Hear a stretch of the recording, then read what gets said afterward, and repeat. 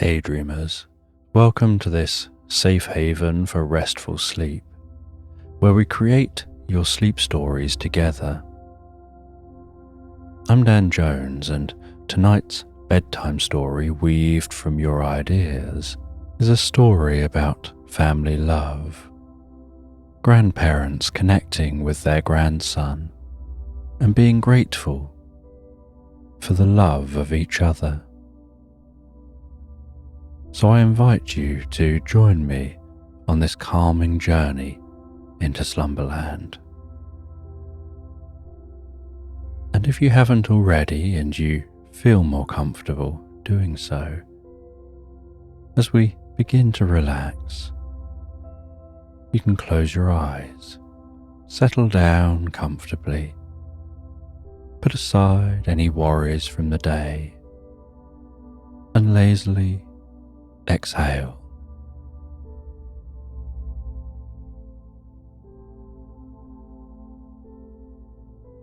And have a sense of gazing at the evening sky, perhaps 40 minutes after the sunset.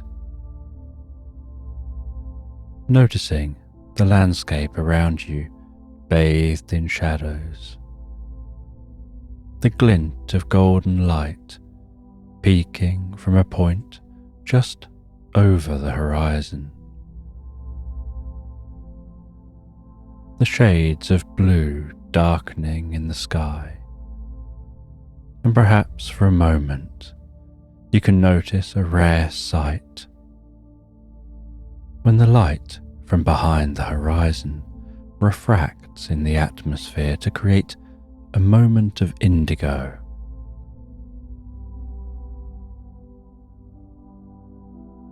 And perhaps you can imagine that indigo light carrying with it the magic of sleep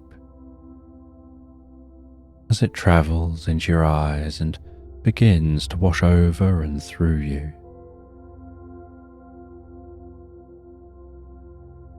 Bringing peace and calm to your body and mind with each breath that you take. As I softly count down from 10 to 1, before we relax into the story. And I'm sure that you have a good reason for wanting to have a good night's sleep. And you've probably had times in the past where having a good night's sleep would have helped. 10. And your mind can find its own way to relax in the magic of sleep. 9. And as your mind relaxes, so too can your body. Perhaps letting relaxation happen from the head down or the feet up. Whatever feels more natural for you. 8. And while listening to this, it's okay to let that deeper part of yourself take over, the automatic process of falling asleep. 7. And while it does, you can say to yourself, when I settle down to sleep, I'll ignore distractions and I'll have a healthy night's sleep.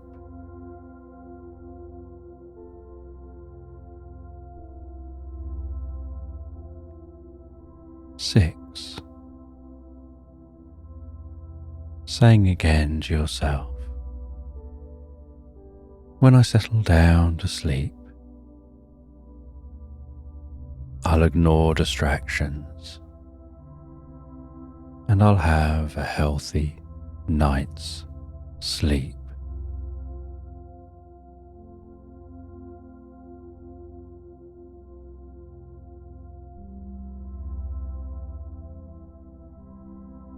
5 deeper and deeper relaxed asleep. And when listening to this story, you don't have to do anything. You can listen along for a while or just drift straight to sleep. Whatever's most comfortable for you.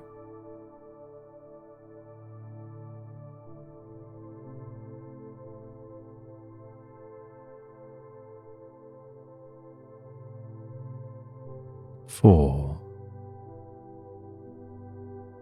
And as the process of sleep is an unconscious one, you can't consciously make yourself sleep. It's something you have to just let go of and allow to happen all by itself.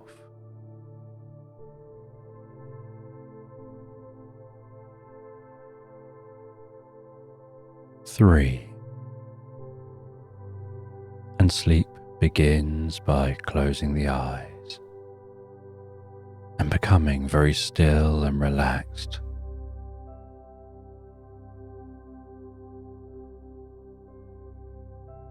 Two. And gradually you can experience a gentle shift in consciousness as your brain slows down and you start to instinctively and automatically fall deeper and deeper asleep, just like toppling the first domino, and the rest takes care of itself. 1. Now, as this bedtime story begins, over the next few minutes you can listen to as much or as little of the story as you like, as you drift asleep whenever feels right for you.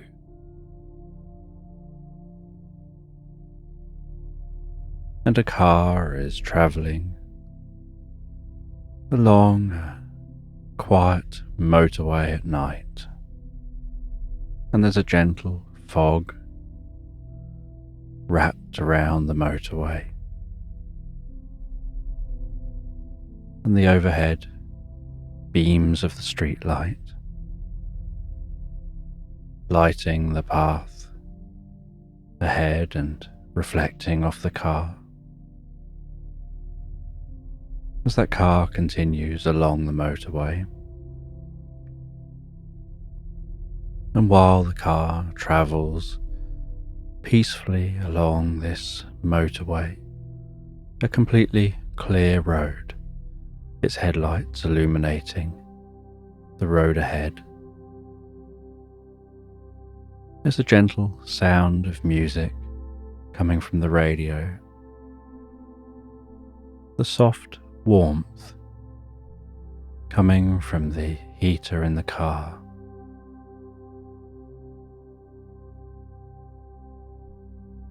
And the driver, an old man, is just taking his grandson back home after a long day in the woods. They've been staying at the grandparents' cabin, and the old man had taken his grandson out fishing on the lake in the woods by the cabin.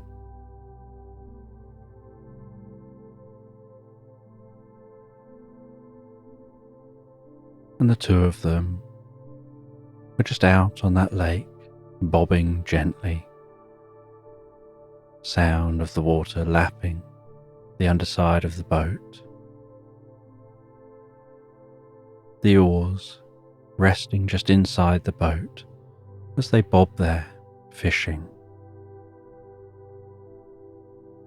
with the old man showing what to do, and the child really too young to understand, but watching and enjoying, just spending time with their grandparent. With the life jacket they're wearing,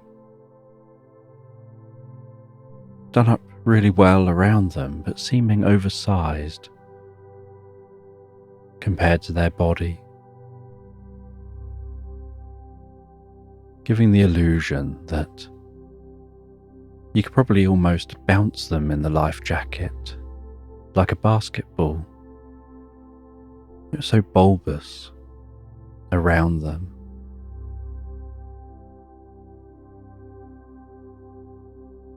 But they just sat in the boat, smiling and watching their granddad as he fished and tried to explain what to do and how to do it.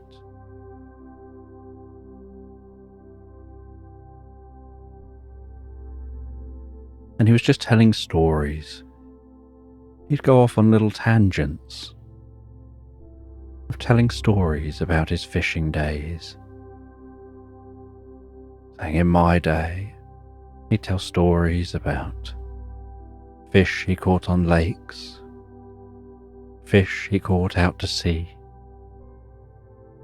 He'd tell stories about the calmest lakes you could ever imagine, where the water reflects almost like a mirror,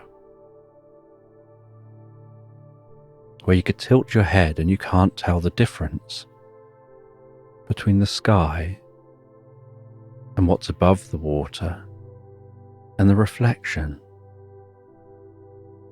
and stories about clinging onto the boat tightly as it rises up and down waves as big as a house. And the young child just smiled and seemed to just be happy to be there. But the granddad just kept on talking,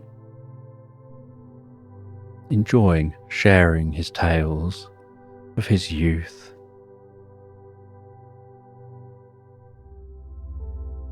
He would gesture the size of some of the fish that he'd caught. He would gesture small sizes of fish his friends had caught as he laughs and sniggers to himself about his memories.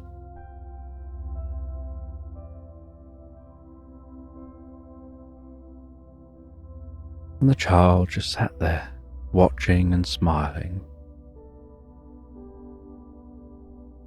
He spoke about catching an anglerfish. He spoke about trying to pull in a swordfish.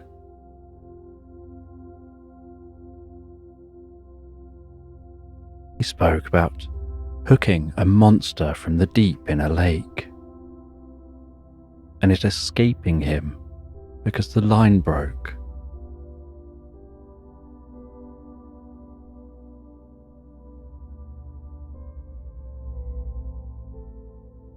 And this child had spent the entire weekend with the grandparents. And after a day of fishing, the granddad was sat at the dining room table. The grandson holding a crayon in their hand. And the granddad had drawn a fish on a bit of paper, and the grandson was trying to draw a fish too, and drew a very angular fish, making the granddad smile, and then drawing some googly looking eyes on the fish, and a mask.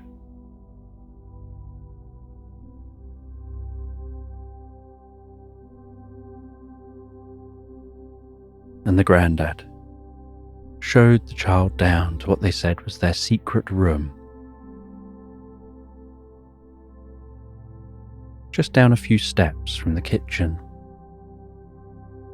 They had to pull a cord to turn the light on, and the light flickered on, and the room had a stillness to it, a gentle silence. And he carried the child down into this room, and the room smelt of wood. And every step was dulled by the wood and the softness of that wood, and by the furnishings. And there was an old, worn chair, and he sat down in that old, worn chair, holding his grandson on his knee. And he took a notebook from beside the chair, and he spoke about how he enjoys noting down his little ideas that he has when he's fishing, when he's walking in the woods, when he's relaxing, his mind wanders. He comes up with different ideas. He likes to come back to the cabin, sit down in this chair, and write his different ideas down.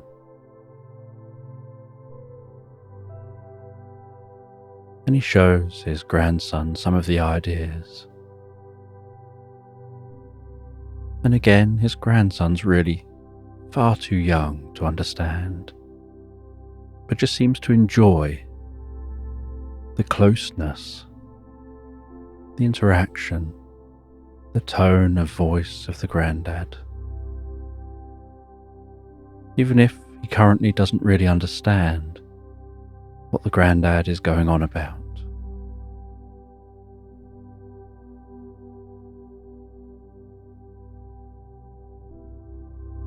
And when it got to tea time, the grandma called them back up to the kitchen and had laid the table. And they sat down for some food.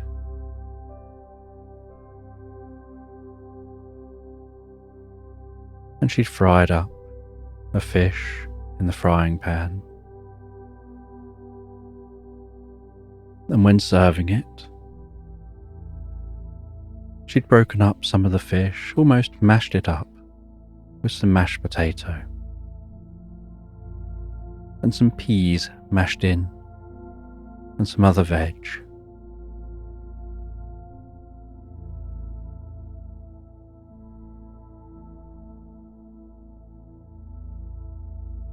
And the granddad helped the grandson to eat the food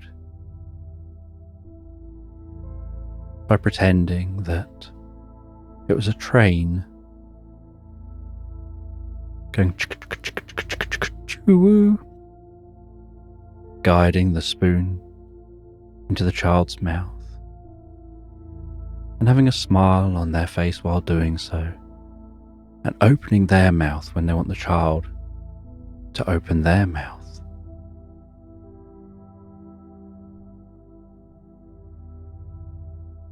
And they enjoy the meal, enjoy their time spent with their grandson.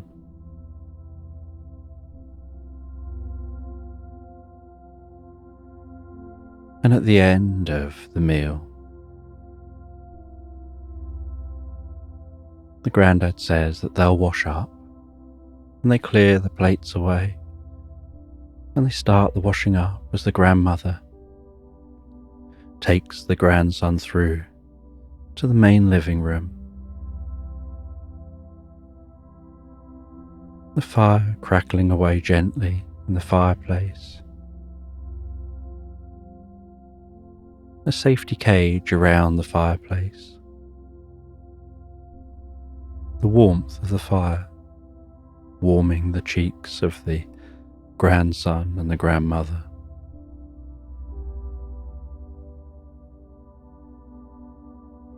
the cat sleeping high up in the cat tree to avoid the grasp of the grandson. The cat enjoys strokes and tickles, but finds that children can be a little overbearing at times, just grabbing at you. And so when a child visits, they climb up to the highest point and take it as their cue to nap, only coming down again when the coast is clear.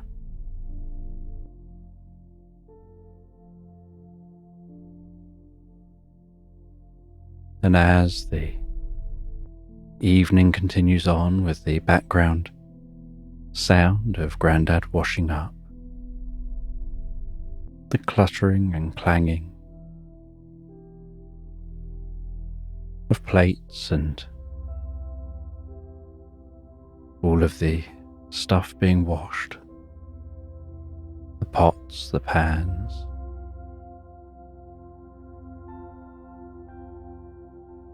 it starts to gently rain outside, initially sounding like someone's throwing some small stones just gently and delicately at the cabin window. And from time to time, a flash of light would be seen at the window. And then sometime later, a distant, long drone of thunder rumbling away. Almost like nature beyond the cabin is breathing in that rain.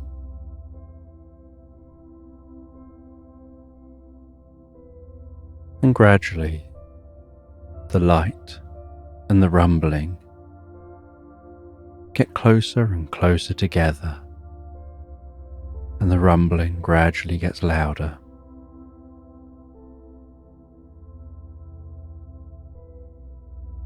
And the cat jumps down from the tree and goes and tucks themselves up under a blanket on the sofa. And the child holds on tighter to Grandma. And the Grandma talks softly and reassuring, and shows excitement and wonder at these sounds around them. And this reassures the child.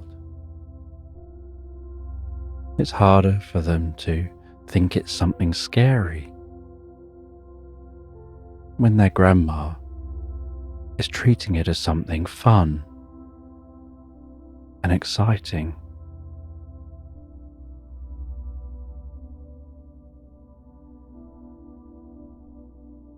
And as the night carries on, so the grandma takes the grandchild up to bed, settles them down in bed, kisses them gently on the forehead and sits beside them and begins to read a book.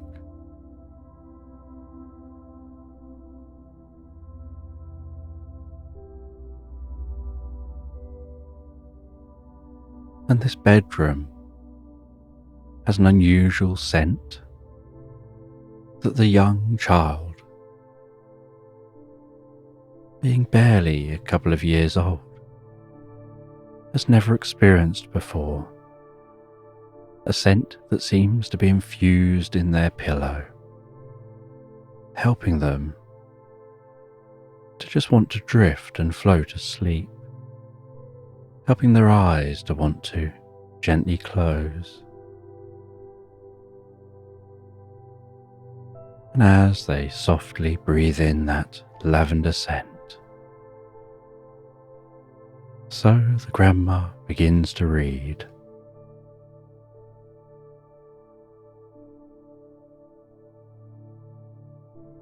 About Jerry the giraffe.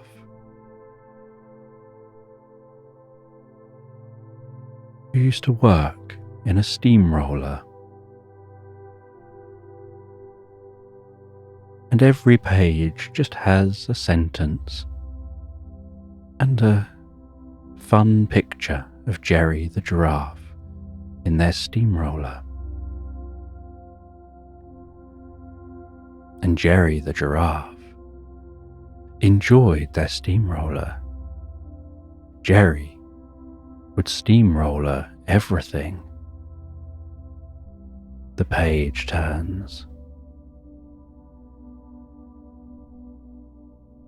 And Jerry was asked, "Can you help me with this road?" And he would turn up with his steamroller and flatten it out.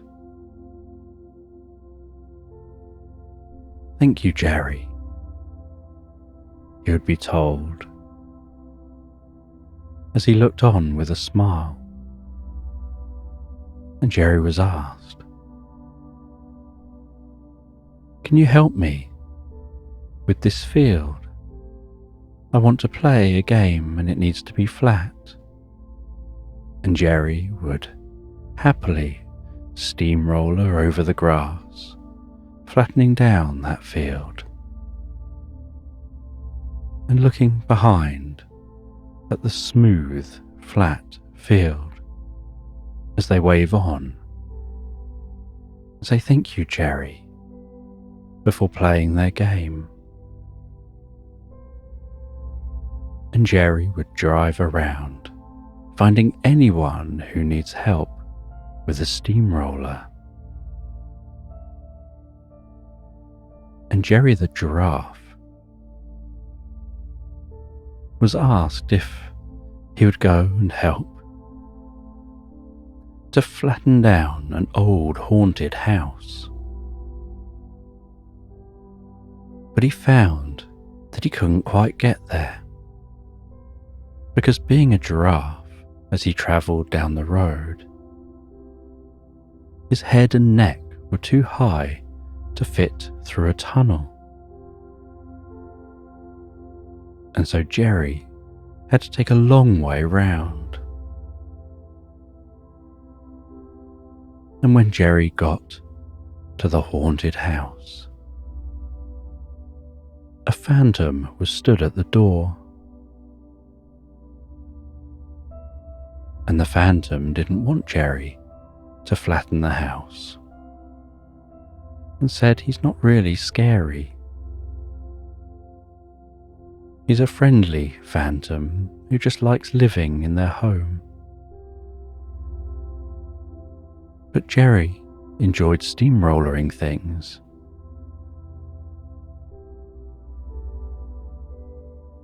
And so the phantom and the person who wanted the house flattened to get rid of the ghosts agreed that maybe they could share the house. But Jerry really wanted to steamroller something.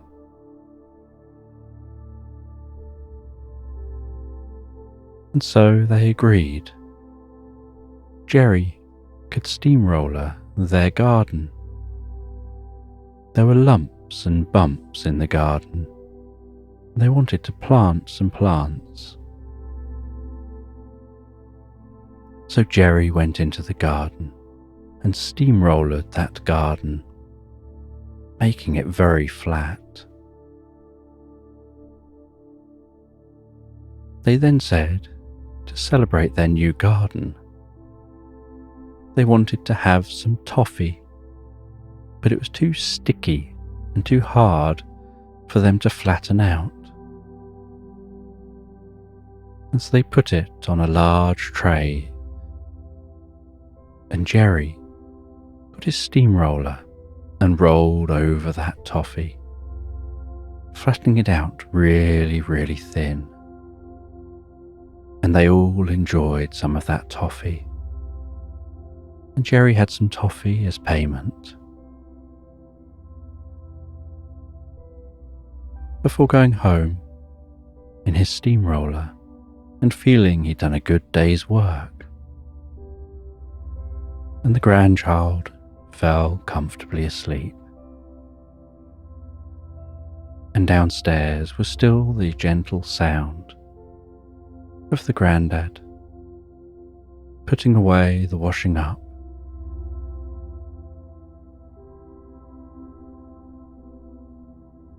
And now the granddad was taking the grandson home.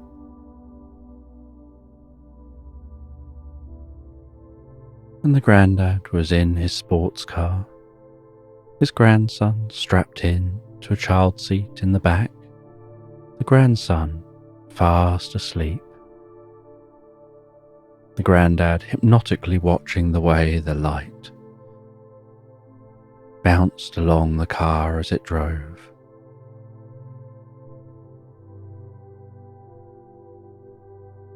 They carried on through this fog, along this clear road, with very, very little traffic on either side.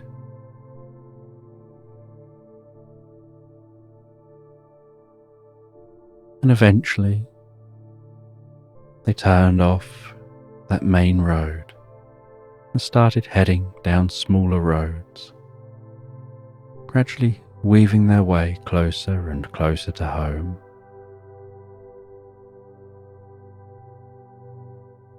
And once arriving at the grandson's home,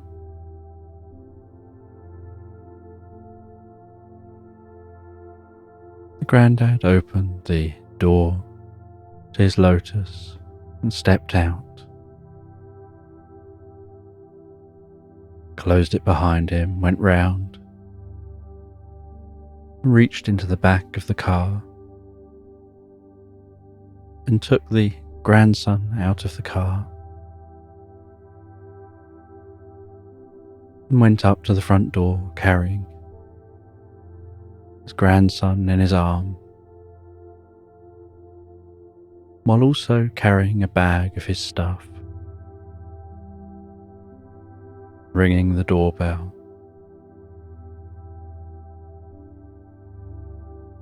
And the parents answer the door, and the child is still gently sleeping. And so the granddad whispers gently, saying that he's been fine all weekend.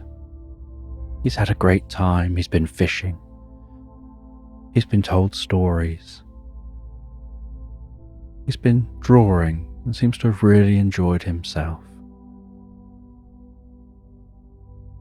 And the parents carefully take the grandchild, and as they take their child, they then take him up to bed, gently tuck him into bed. And the granddad stops for a brief cup of tea before making his journey home.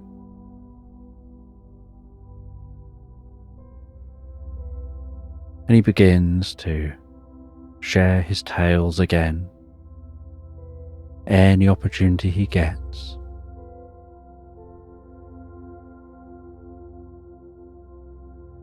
As the parents listen, and eventually he finishes his tea and sets back off in his Lotus, making his journey home. And it's a few hours drive, and while driving he has music playing gently in the car.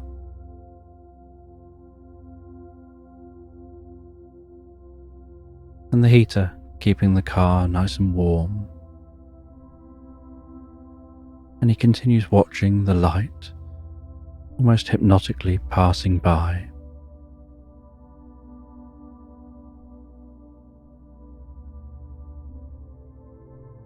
And he thinks about the weekend with his grandson as he makes his journey back to that cabin,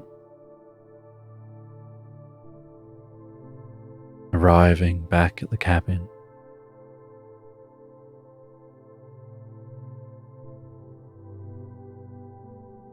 And as it gets later, he heads off to bed.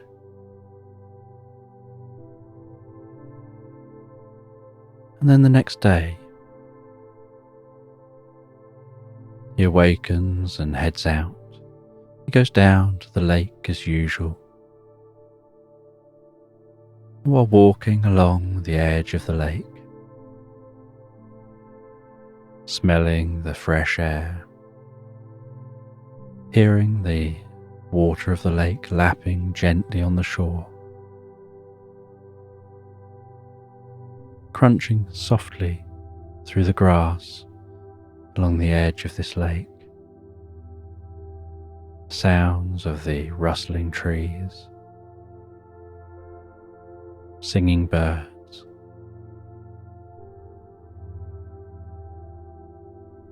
a dragonfly flitting around above the lake.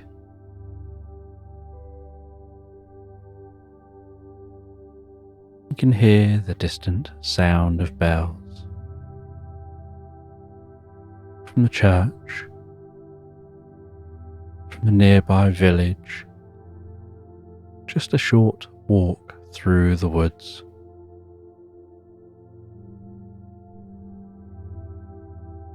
You can hear the distant sound of a train passing by, perhaps just leaving that village.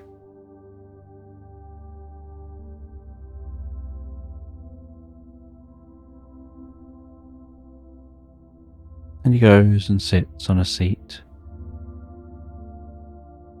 near to the lake, where he can rest back, stretch out his legs, lower his hat on his head to shield his eyes, and enjoy the warmth of the sun on his cheeks. And he rests there for a little while. He doesn't necessarily feel that he needs to recover from having his grandchild come and stay for a weekend, but he does feel that he just needs that slight reset in his mind from being almost like a heightened version of himself while his grandson was staying.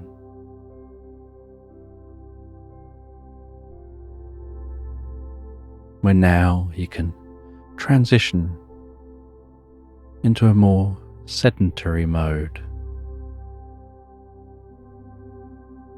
focused on a slow pace of life, of peace and calm.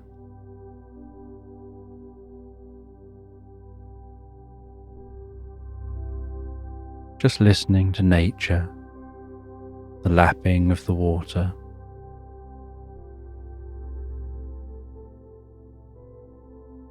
thinking back to his own kids and how fast they grow up. How 1 minute they're a baby you're holding in your arms, and you're young and active. The next minute, they're arguing over every little thing.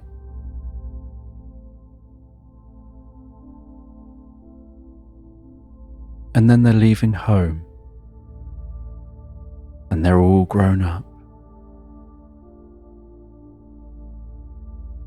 And you're not quite as fit and active as you once were, even though in your mind you still are.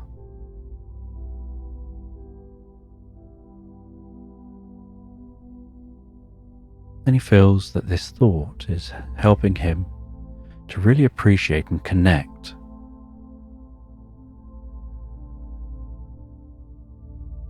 with any moments he gets with his grandson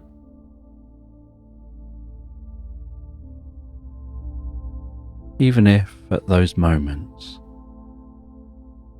his body is saying, "Go and lie down and sleep and rest." Where he listens to his mind saying, "Play, have some fun. Teach your grandchild all the wonderful things you know and have learned through your life."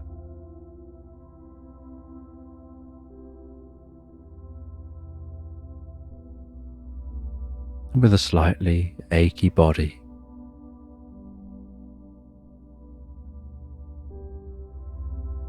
he stands up from that bench, feeling refreshed, feeling almost like he's taken that moment, that time, to center himself, to separate from the person he was over the weekend, to who he is for his wife now. And he heads back into the cabin, and he can smell the most beautiful scent of food his wife has been preparing. He walks over to her in the kitchen, wraps his arms around her, kisses her on the side of the cheek as he holds her tight for a moment, tells her, "I love you." Before she reciprocates and then swats him away and says, "I'm trying to get the food done here."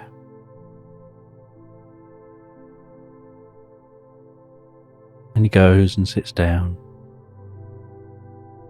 and watches her as she finishes preparing the food, as if his whole world is contained in that single moment, in that single vision.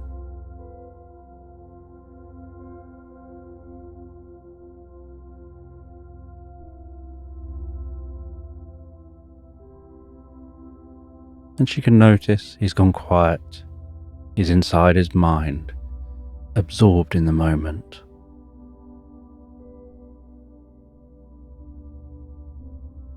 Before she then goes over, carrying 2 plates of food, they sit at the table, quietly enjoying their meal.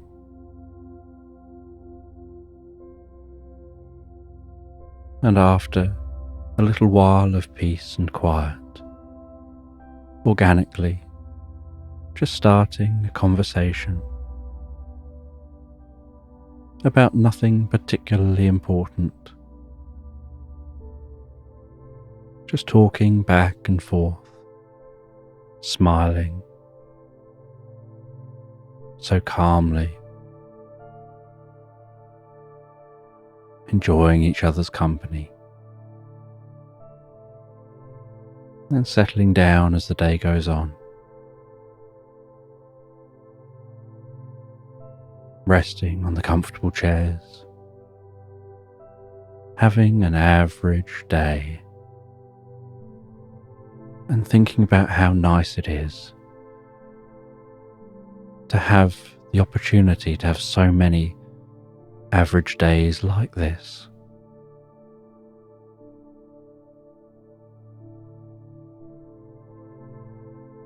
Thinking about how some people think a day's wasted when you don't do anything, but spending time with someone you love every single day, even when you're not doing anything specific, isn't wasted time.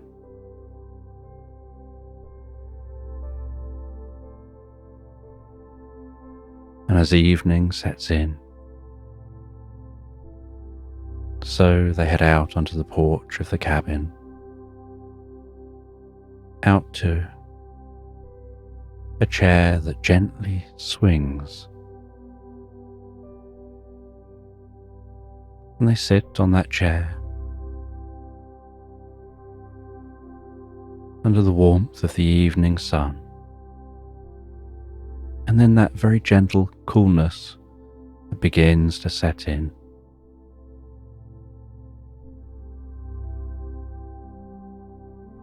That encourages them to grab a throw and pull that up around them. A really nice, fluffy, heavy throw, tucking themselves up together on that swinging seat that's gently rocking them.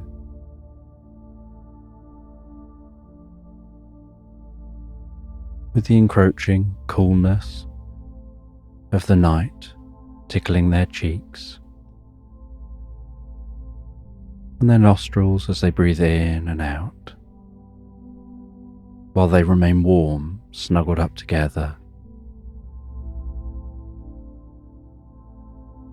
listening to the sounds as they shift from the daytime birds and animal sounds to the sounds of the nighttime animals, birds settling down,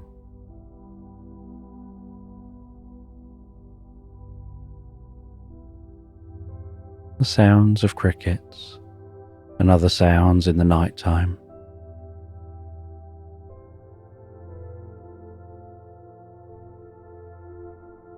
As the moonlight begins to rise over the trees, casting a silvery sheen across the landscape,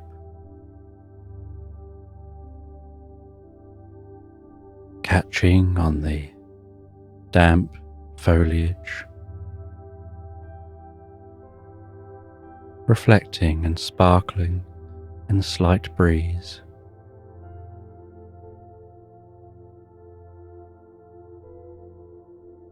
Seeing the stars twinkling overhead, the occasional shooting star go past. Perhaps making a wish or two before it starts to get later. They know it's time now to settle down and fall asleep, and so they get off the chair, fold up that throw, place it down on the chair, and they head back into the cabin. They have a warm, cozy drink before heading up to bed and settling down together for the night.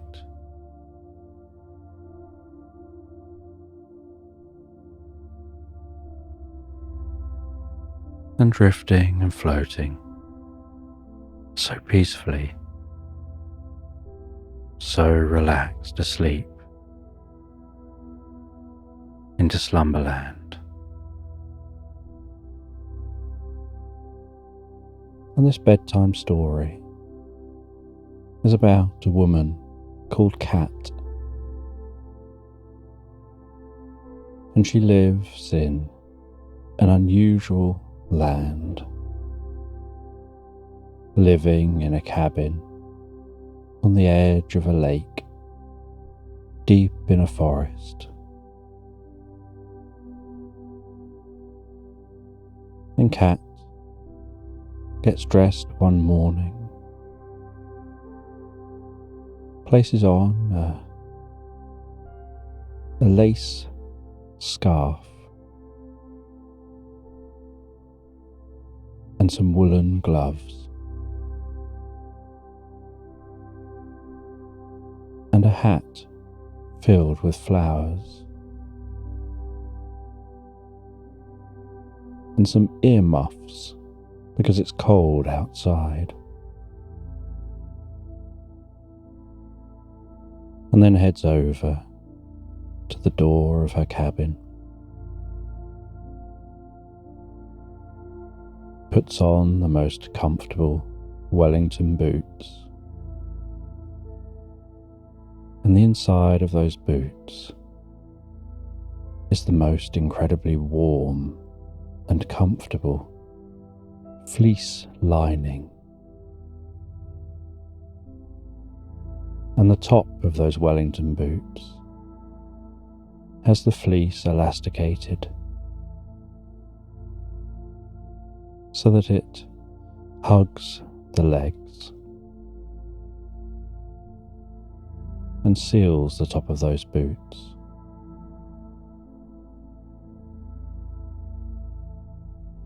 And she prepares herself to leave the cabin, head out into the cold. The windows are frosted, and she can see through the windows. There are long icicles hanging down from the roof. Little occasional drops of water falling from those icicles.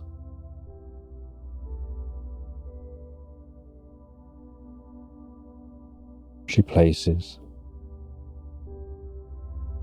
the most comfortable coat on, wraps herself up, almost trapping the warmth from inside the cabin next to her body, before opening the door, feeling that rush of cold air, the way it tickles her cheeks, seeing her breath escape her mouth as she walks out of the cabin and instantly starts crunching on the snow, closes that door behind her. A little bit of the snow falls from the roof as the door closes, and with a soft patting sound lands on the snow by the cabin.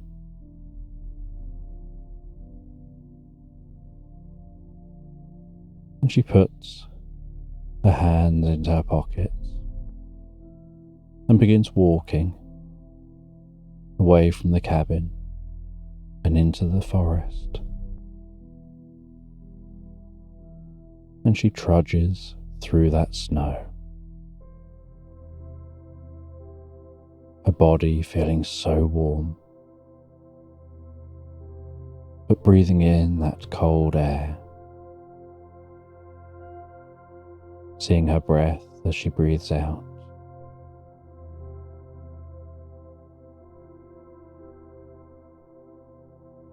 And as she walks through this snow-covered forest, so she can see the way the sunlight dances through the trees, almost seeming to shimmer and sparkle, like thousands of stars filling the canopy as she continues walking.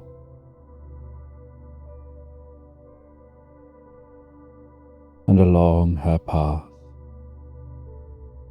is a small stream, and the edges of that stream have frozen. She can hear that bubbling, trickling water and see the bubbles just under the ice along the edge of the stream. And that water seems so clear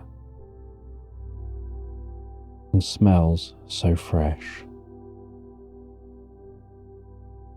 She can hear the occasional bird singing among the trees. As her feet continue to make a dull thud with each step and a slight crunch as they compact the snow, and she walks slowly and rhythmically.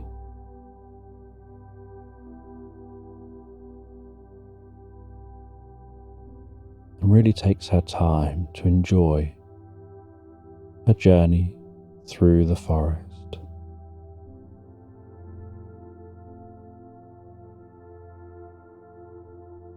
And after a while,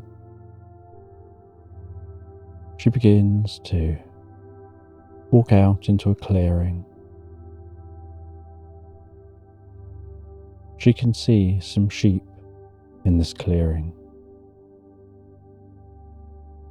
and the snow has been churned up and isn't really settled so much here as the sheep move around and dig down into that snow, revealing the grass.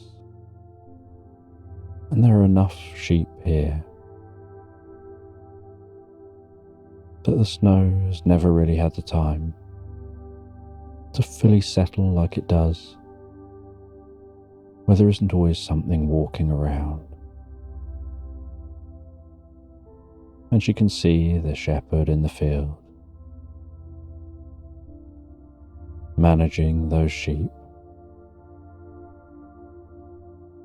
and the dog walking around the back of the sheep. As that shepherd occasionally whistles and calls out to the dog, and the dog understands the shepherd.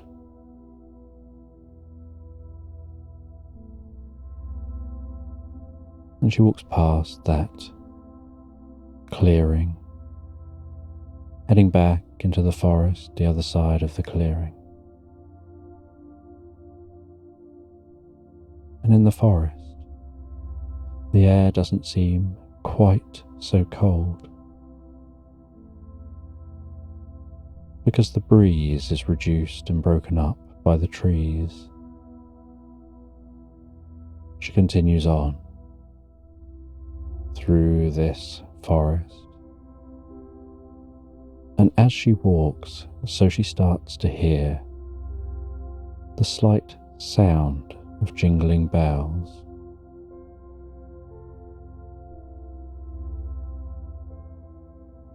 And intrigued, she heads off her usual path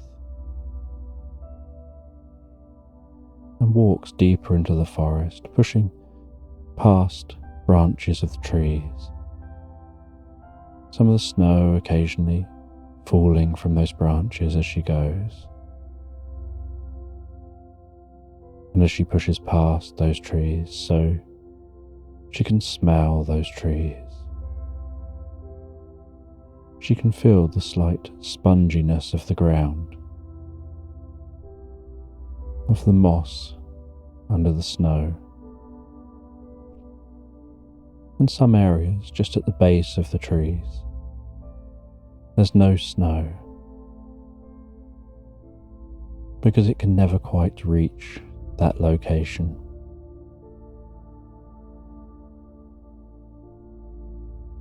And as she weaves around those trees, occasionally resting a hand on a tree, other times resting an elbow on a tree, ducking under branches,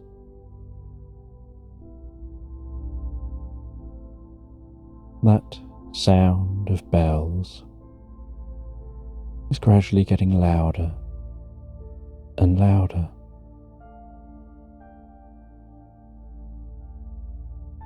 And then she notices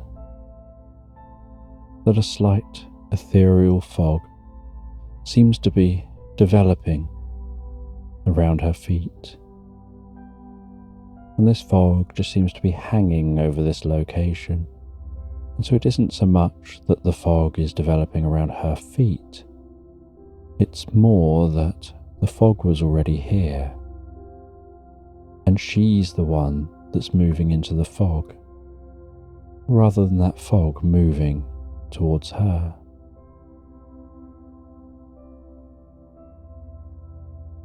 And for a little while, the fog is just circling around her feet, like shallow water on the edge of a coastline. When the sea is incredibly calm, where the water just flows in gently and very leisurely rolls in very shallow and very slowly and rolls out. And as she continues walking, so eventually that fog is up to her knees and then gradually up to her waist. And the fog seems more dense nearer to the ground and more diffuse higher up. But it's still dense enough that once she's fully inside that fog, the trees are like shadows around her. She can tell that they're there, but they almost take on a ghostly quality, as if they're hiding within the fog. Everything turns shades of grey, with no colour, no harsh black, no solid white, just the most comfortable shades of grey.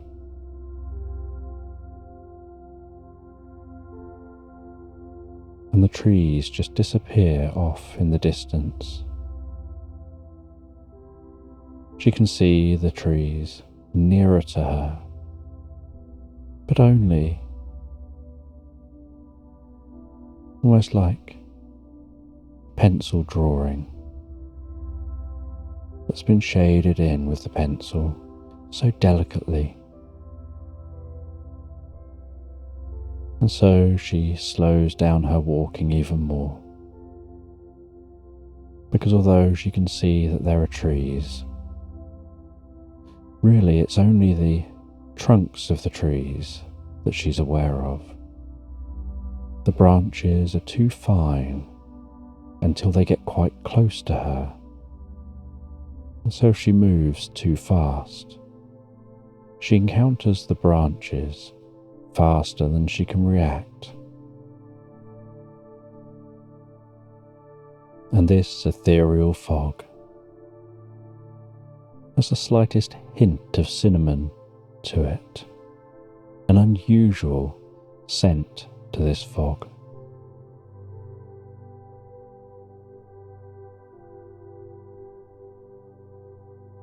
And while walking through this fog,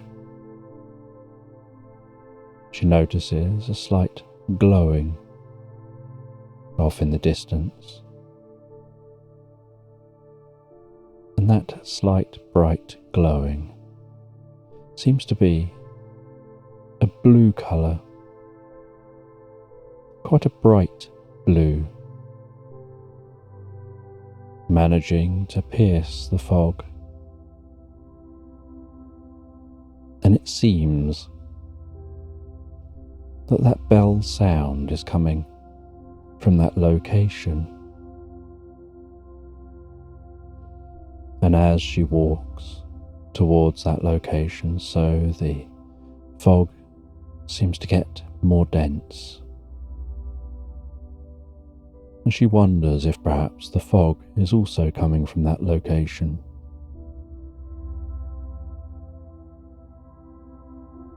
And while she walks towards that bell sound and that light, she feels a deep sense of curiosity wash over her.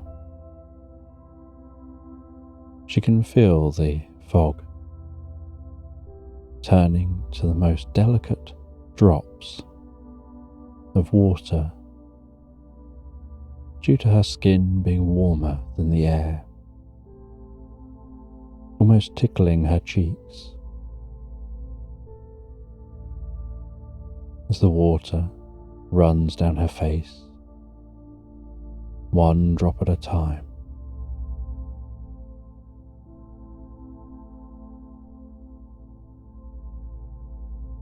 when she reaches that light, she discovers that there seems to be what look like the bones of a large creature. And she walks around those bones, and at first she thinks that it looks like the bones of a dinosaur, except that out of the back of those bones are what appear to be wings.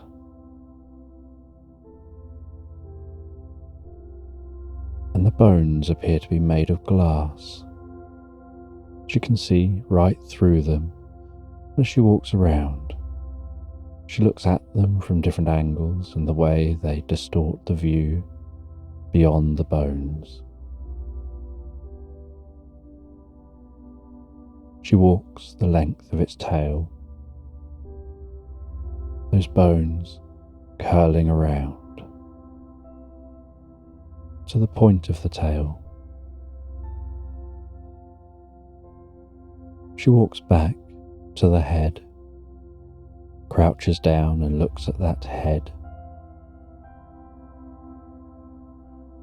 tilts her head a little sideways to peer into the mouth of the bones of that dragon. She looks at the earth beneath the dragon,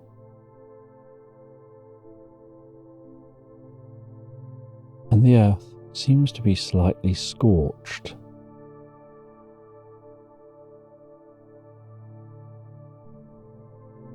And she's curious about these bones.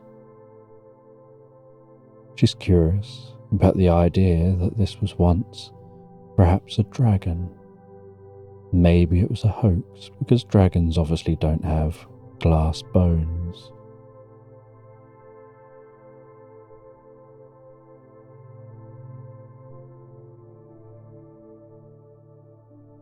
But that sound is definitely coming from this location. And so she walks around those bones, moving her head slightly, trying to work out exactly where the sound's coming from.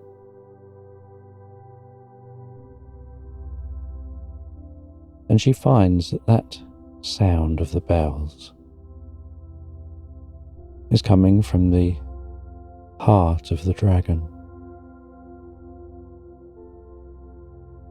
And she crouches down again, this time looking at the underside of the dragon, looking up at the backbone from underneath, looking up through the ribs.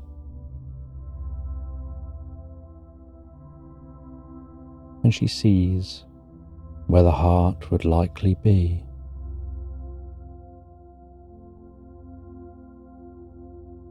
What looks like a small diamond.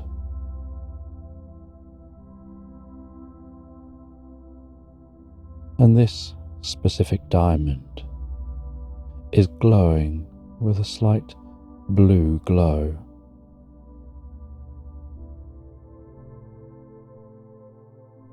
And it's that light from that diamond which is permeating the glass bones, making those glass bones glow, which is what she could see as she walked towards it.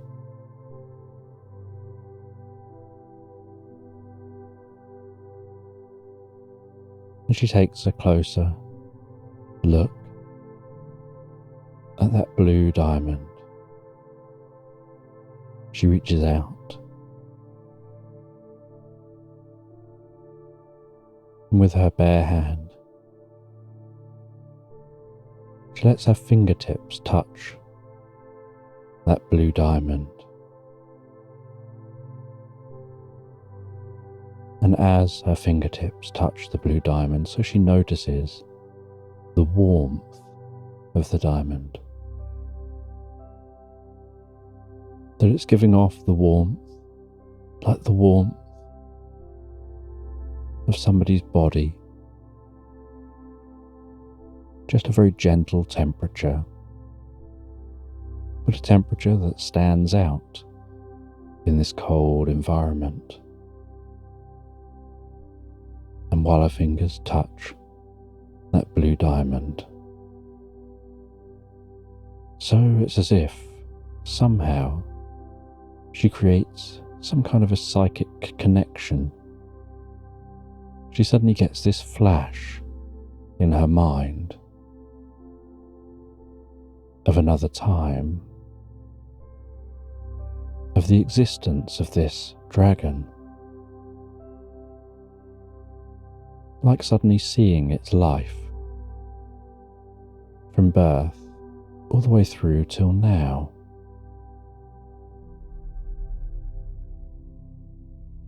And this dragon had lived for thousands of years, until it was time for it to move on to a different plane. And she becomes aware of this dragon's existence, how dragons are born, live, and die.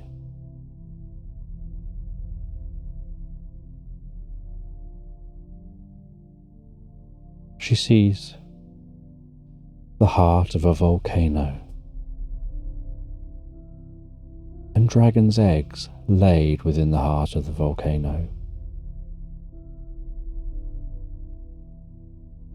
and how they're impervious to the heat,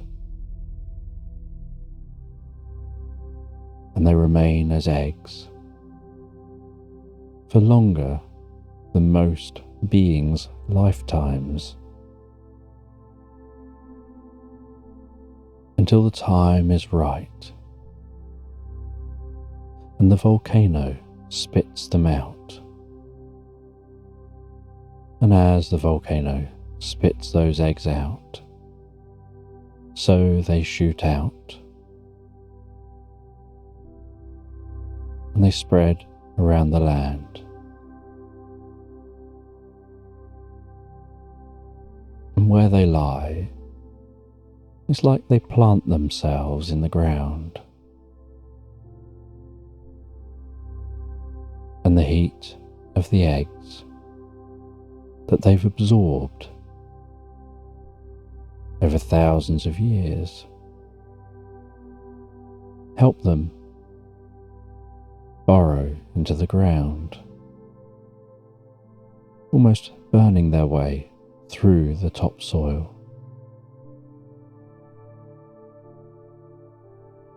And then underground, those eggs hatch,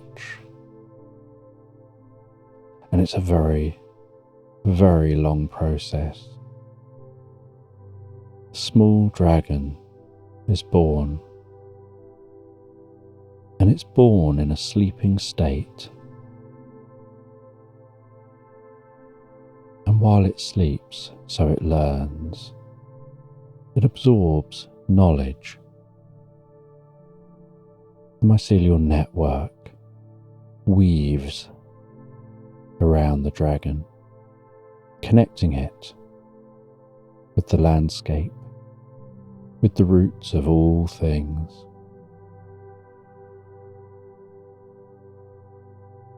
Almost like creating a fleecy cocoon around the dragon that grows with that dragon. And the dragon continues to grow larger and larger, consuming more knowledge.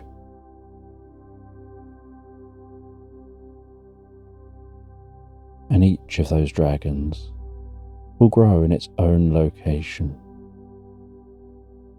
And while they grow larger, so they sink deeper into the ground. And then when they've reached the right depth,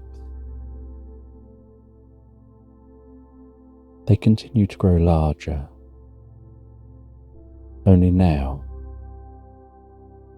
their body becomes warmer again, and it crystallizes the space around them. It imbues that space with their essence, and each dragon is born with its own unique heart. Some dragons have blue hearts, some purple, some red, some white, all different colours. And their heart will turn into a diamond when it's their time to move on. And that diamond is almost indestructible, but it contains all the knowledge from their life.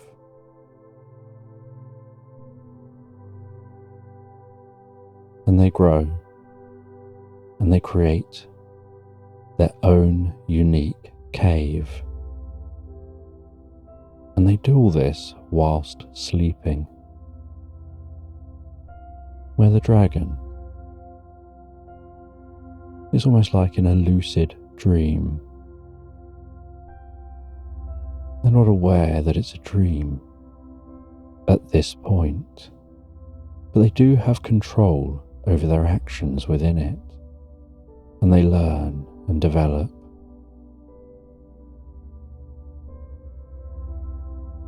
And they live an entire lifetime with the mycelial network, communicating knowledge to them as they build out their cave. And then eventually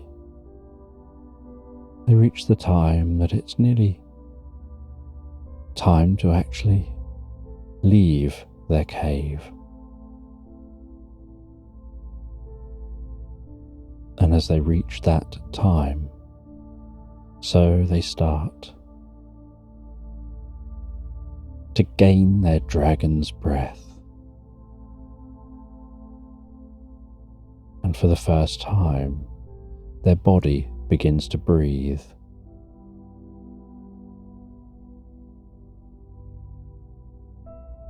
And each time they breathe out,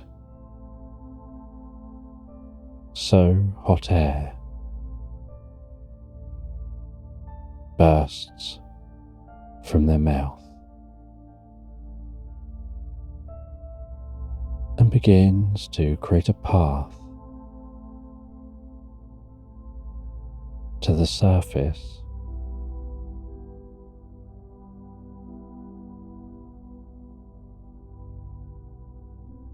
And then when it's time for them to leave their underground lair, they become consciously aware of their existence. Their eyes open and they're in darkness. But they have this deep feeling, this deep desire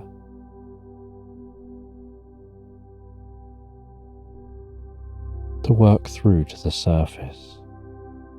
And so they push from their cave, pushing through that tunnel they've been building, widening the tunnel with their body as they go.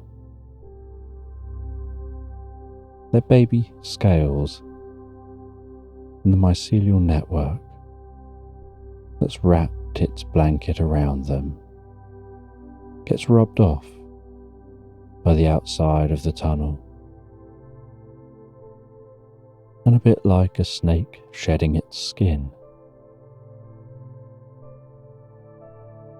that becomes infused with the inside of the tunnel, holding the tunnel open and reinforcing that tunnel as they push forward. and slightly upward, until eventually they break free through the surface and rest on the surface for a little while as their wings prepare for their first flight.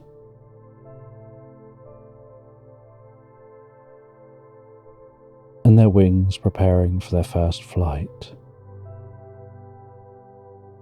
are a bit like butterfly wings. The way a butterfly will have to puff up their wings and prepare their wings for that first flight after exiting their cocoon.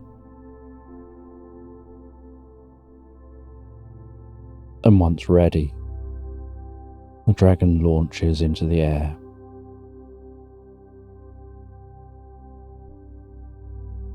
And it can take a few beats of those wings to really be used to flying. But they've experienced flight in their mind's eye, in their dreams, while deeply asleep underground.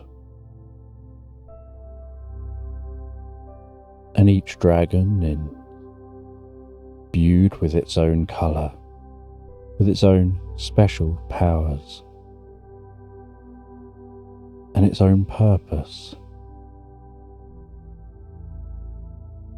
will do what it can to remain undetected, remain in the shadows, flying high above clouds, flying so silently.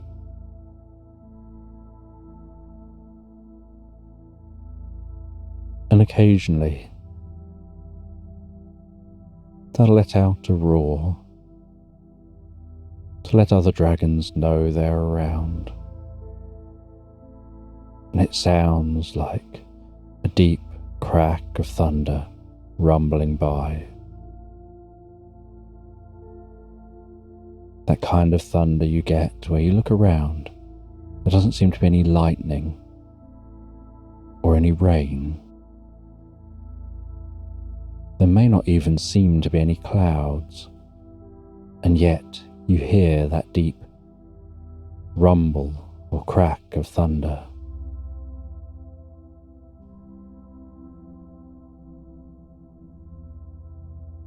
And they live their life, generally just protecting their environment, the area of the land they were born in, sometimes travelling to neighbouring land to protect that area.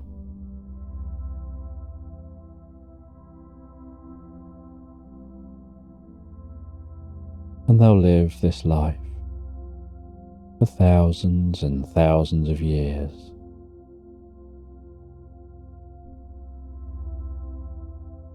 Until eventually they get a deep urge to prepare for the next generation.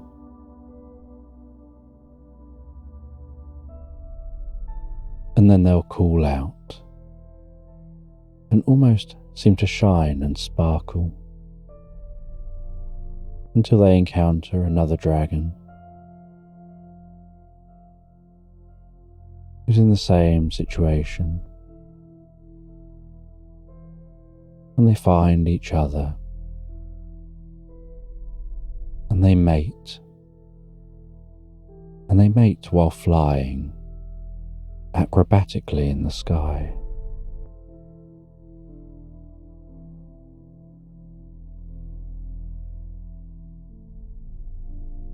And then they go away.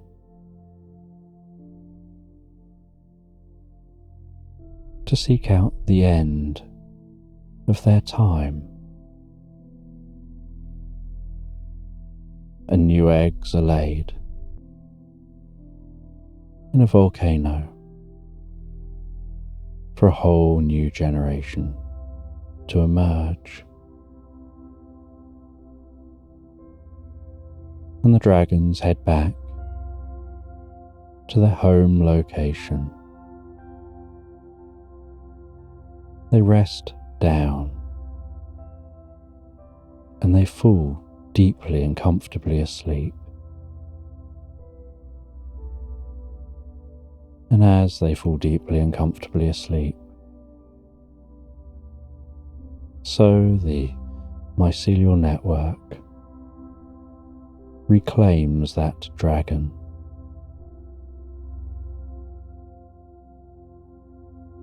Leaving just the essence of the dragon behind, turning its bones to glass, infused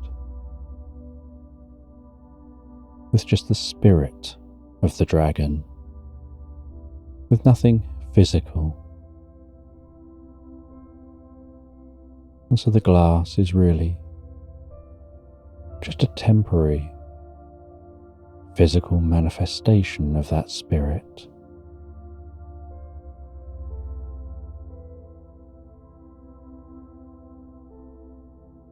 That's only there temporarily.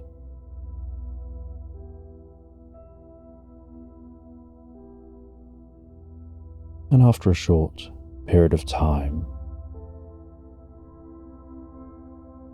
the glass itself shatters, sprinkles,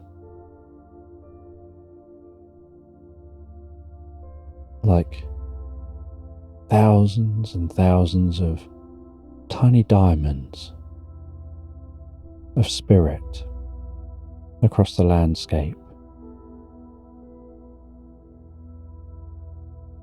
The heart of the dragon lands on the ground and usually just gets buried in place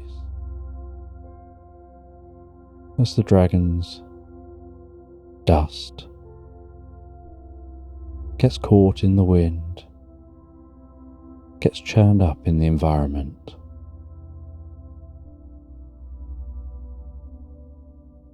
And spreads around, spreading the spirit of the dragon back into the environment, filling that environment with the experiences of the dragon, the consciousness of that dragon.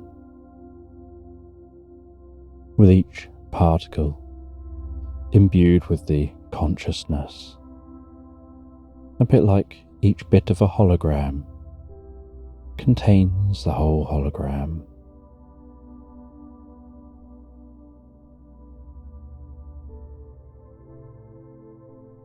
And these dragons come from an otherworldly place. At the end of their life, they go back to an otherworldly place, similar to the life of an octopus, or a squid, or a cuttlefish, of living, of giving birth, and then moving on.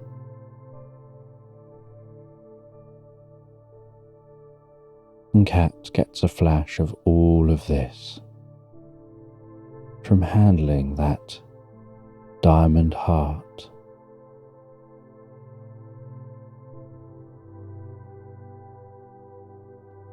And the diamond heart is still attached in place, and she moves her hand from it. And she knows one day in the near future it'll just fall to the ground. The glass bones will shatter into thousands and thousands of dusty particles that will absorb into the ground, blow around and be absorbed back into nature.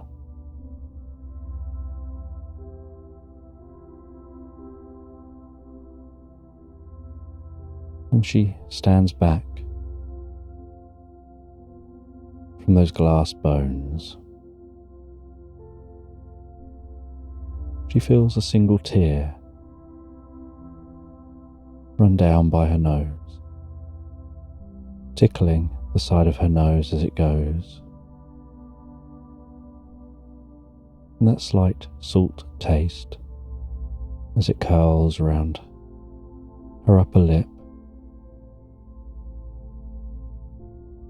And she dabs that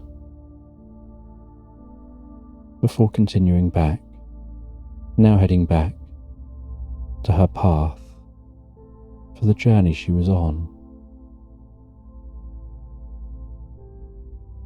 But now, while she walks back to her path, gradually walking out from that ethereal fog, now realizing what the ethereal fog was, she feels that the experience has somehow changed her, somehow transformed her thinking about the environment and how interconnected everything is. And the times when she's heard the sound of thunder and yet hasn't seen any evidence of what caused it.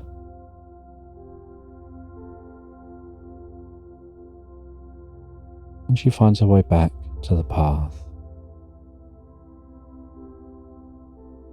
continues along that path through the forest until she finds her way to a country road that veers off from the forest and heads down into an orchard.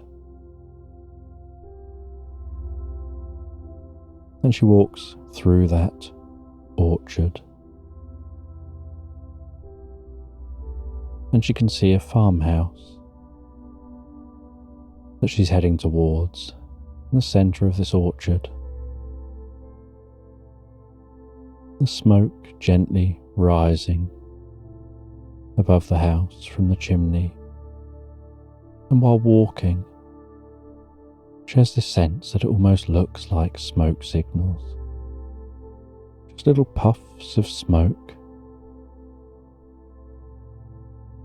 As the wispy smoke is interrupted by gentle gusts of breeze.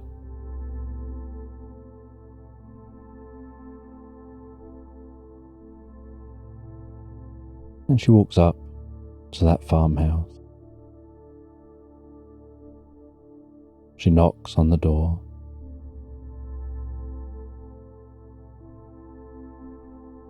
And a farmer answers the door with a smile. And they know what she's here for. And they let her in. She heads into the warmth of the farmhouse.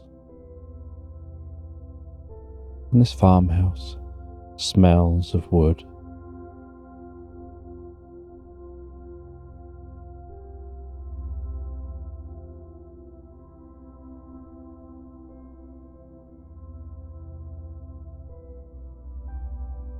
And she enjoys that sweet smell of the wood.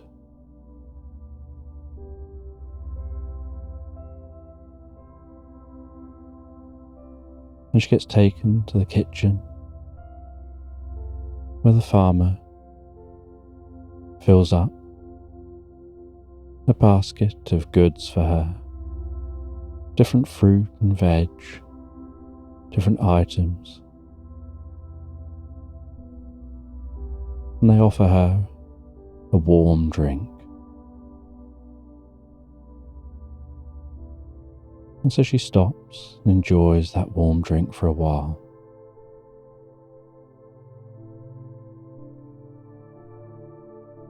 And after enjoying the warm drink,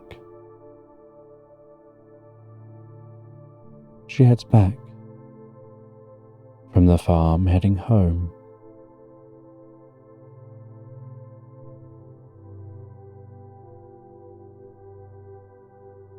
And she walks back the way she came, back through the orchard, back into the forest, and this time just taking a direct route, following the path, not veering off to that sound in the distance.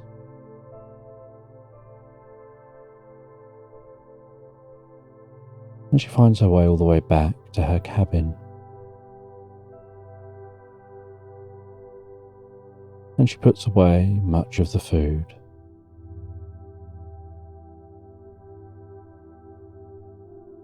And has some items she leaves out. And with those items,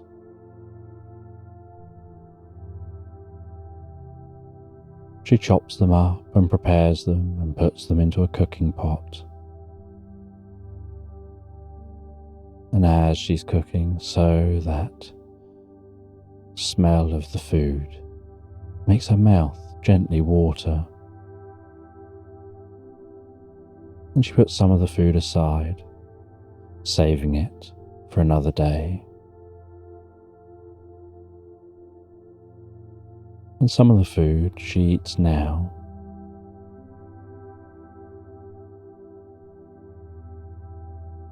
And after eating that food, she settles down in front of the fire. Just take some time to relax. And as she relaxes in front of the fire, she thinks about the experience she has. Her mind is filled with a lifetime of experience of that dragon.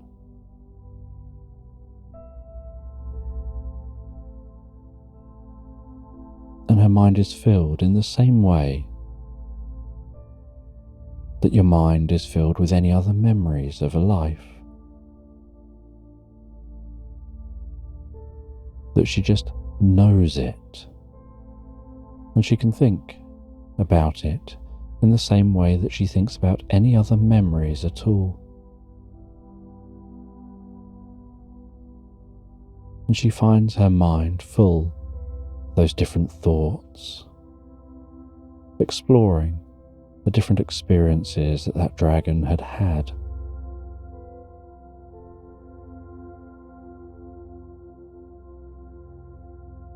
And as she thinks about the dragon's lifetime, she finds her eyes gazing over to some plants on the windowsill.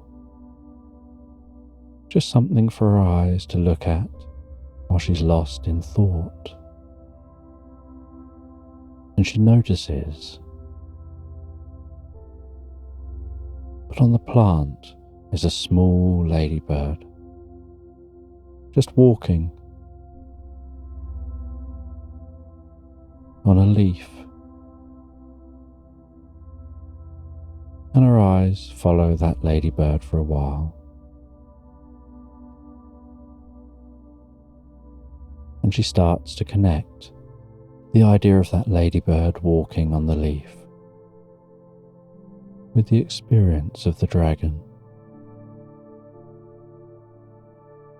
The idea of all things being connected, from something as small as that ladybird to something as big as that dragon.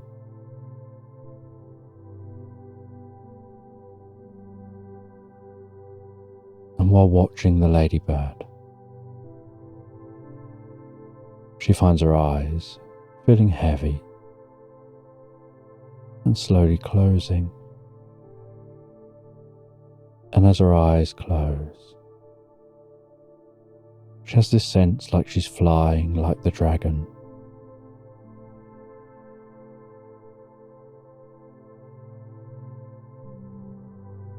And she imagines flying like that dragon, deeper and deeper into the experience.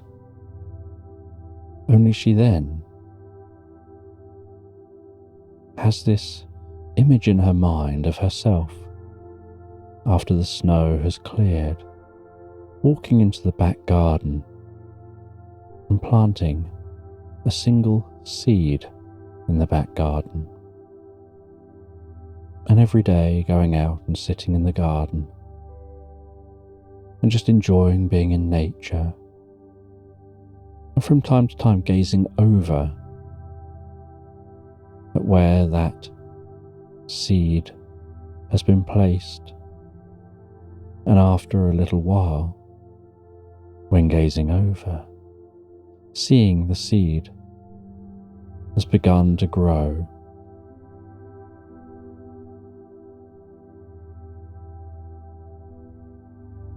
And that seed continues to grow until there's a plant that's breached the surface of the ground. And then one day she goes outside, and there wasn't just one seed and one plant.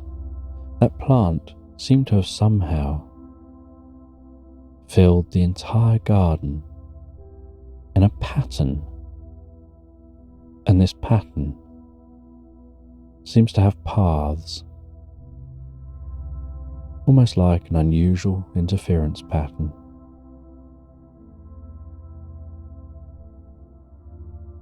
That seems to create areas where the plants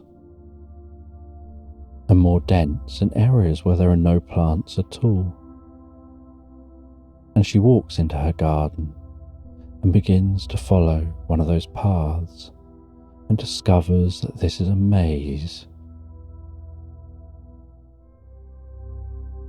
And she walks around this maze exploring. And she can't find her way through the maze, so each day she starts again. And after a number of days,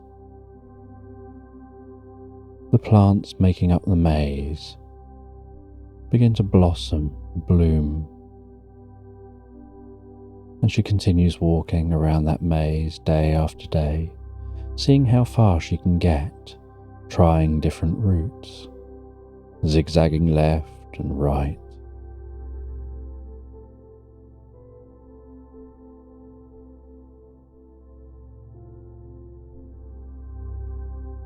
And then one day, having failed to find her way through the maze, day after day after day,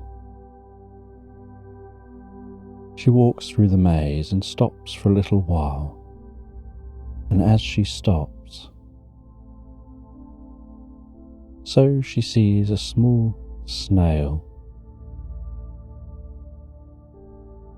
gradually working its way up one of the plants, and she watches that snail as it slowly works its way up the plant. She sees the trail of the snail,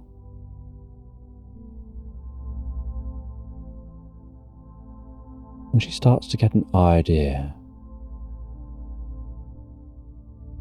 And the next day, when she heads into the maze, she brings with her a pot of pink paint. And while walking through the maze, every route she takes, she marks it with that pink paint. And it takes her quite a while. But after a few weeks, she finds the route she's not yet taken.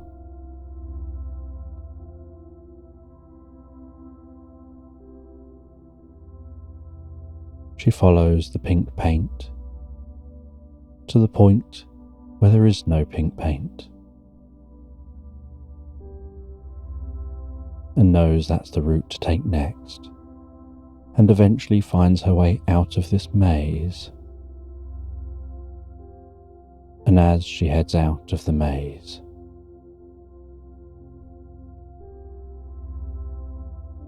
so she finds that she's on the edge of a cliff looking out over a vast ocean. And as she looks out over that vast ocean, she can see an area of the sea turning an electric blue, shimmering, bubbling.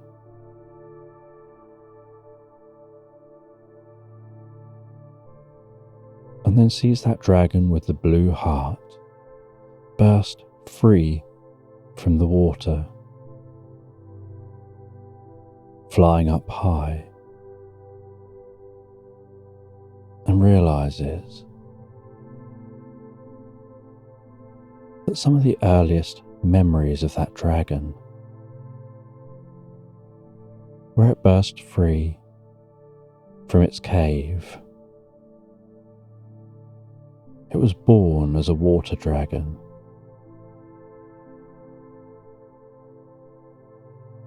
And it was because it was going to be a water dragon that it was imbued with a blue heart.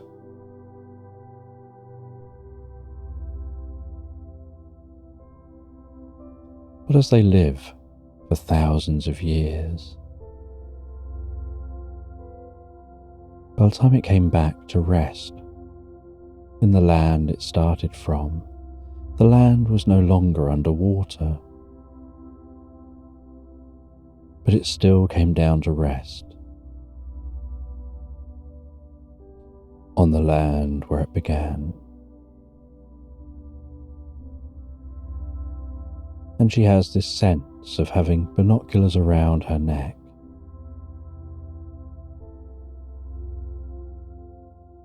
and gazing through those binoculars to look closer at that dragon,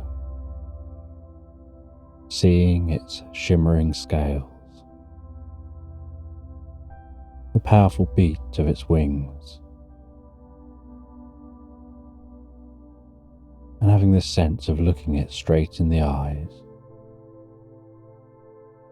feeling a deep connection.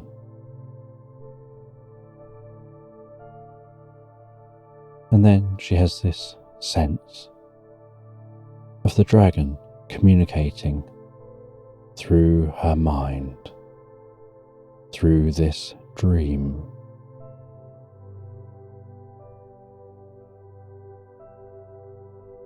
Explaining how, as she has touched its heart, she's imprinted upon herself its entire lifetime. She's created a connection with it.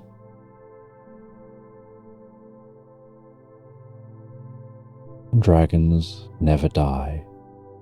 They just transform and go through different stages of existence.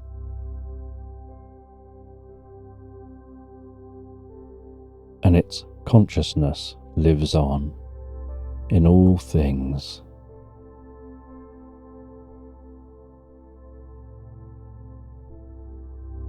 And now more of it lives on within her.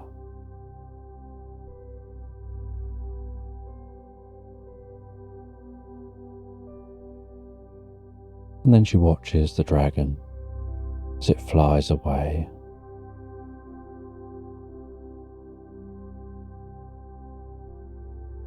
And the next morning, she awakens, feeling lighter than she had the day before, as if something had shifted gently inside her.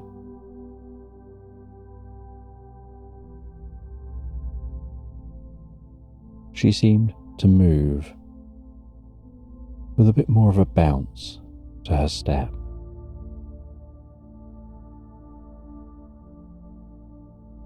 And the next day, the snow had started to melt. She enjoyed going for her daily walk. She could see the now broader footprints in the snow from the day before, as no more snow had fallen.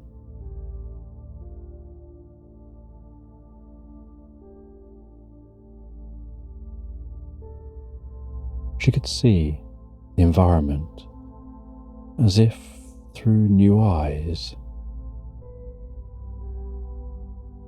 She had this deep sense like she could almost feel the environment breathing around her, almost tingling with life.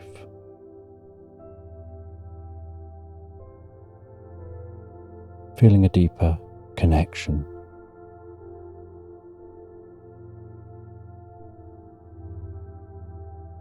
And as she followed that path again this day,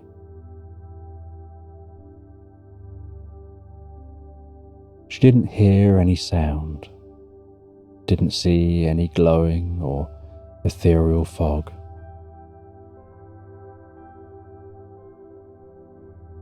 Just felt like it was a whole new day and the start of a new beginning for her and the world around her.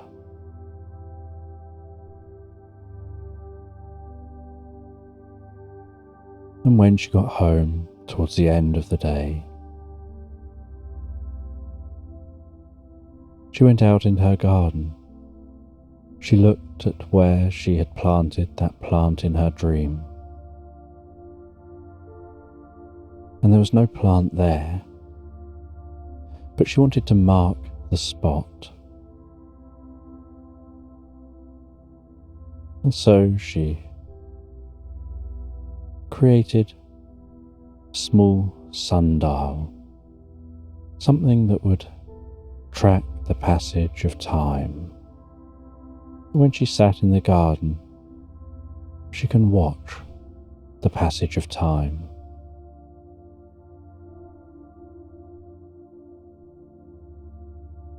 And she enjoyed working in her garden. And over the coming weeks, she saw the way the garden integrated the sundial with itself.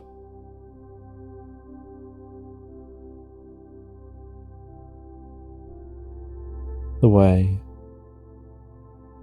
tendrils of the different fungus wrapped around the base of the sundial, almost attaching it to the ground, like it was trying to pull it into the ground, giving it a firm foundation.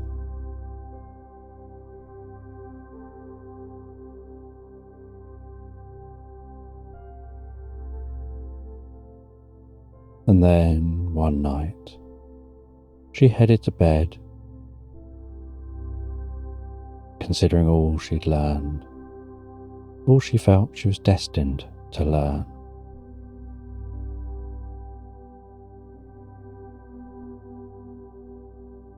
And while dreaming about when she's an old woman, trundling along with her walking stick, watching how life around her has changed and what she's gained from that connection with the world. And curious whatever happened to the dragon's heart. She drifted and floated so peacefully, so comfortably, asleep into Slumberland.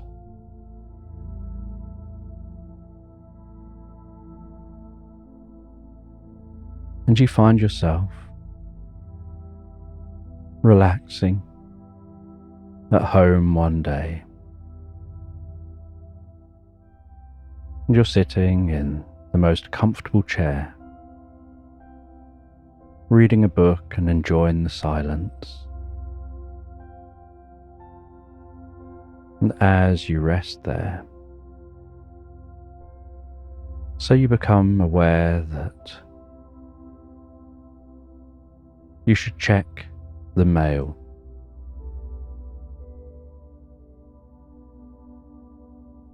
And you check on the mail, and you go out to a mailbox. And this mailbox is only for special mail. Mail from another time and place. And you head to that mailbox. You carefully open the mailbox. And inside that mailbox, you see an unusual sight. Instead of just having a stack of letters, or as is most common, the mailbox being empty, there's a crow, and the crow's wearing a fedora hat.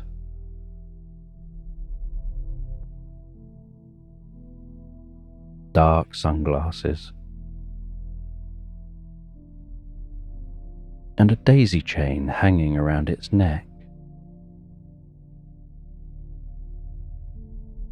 And that crow squawks at you, and you can hear its feet on the inside of the mailbox, the sound of its claws tapping as it moves, its head moving in small jerky movements as it eyes you up, almost as if it's sizing you up before it begins to talk.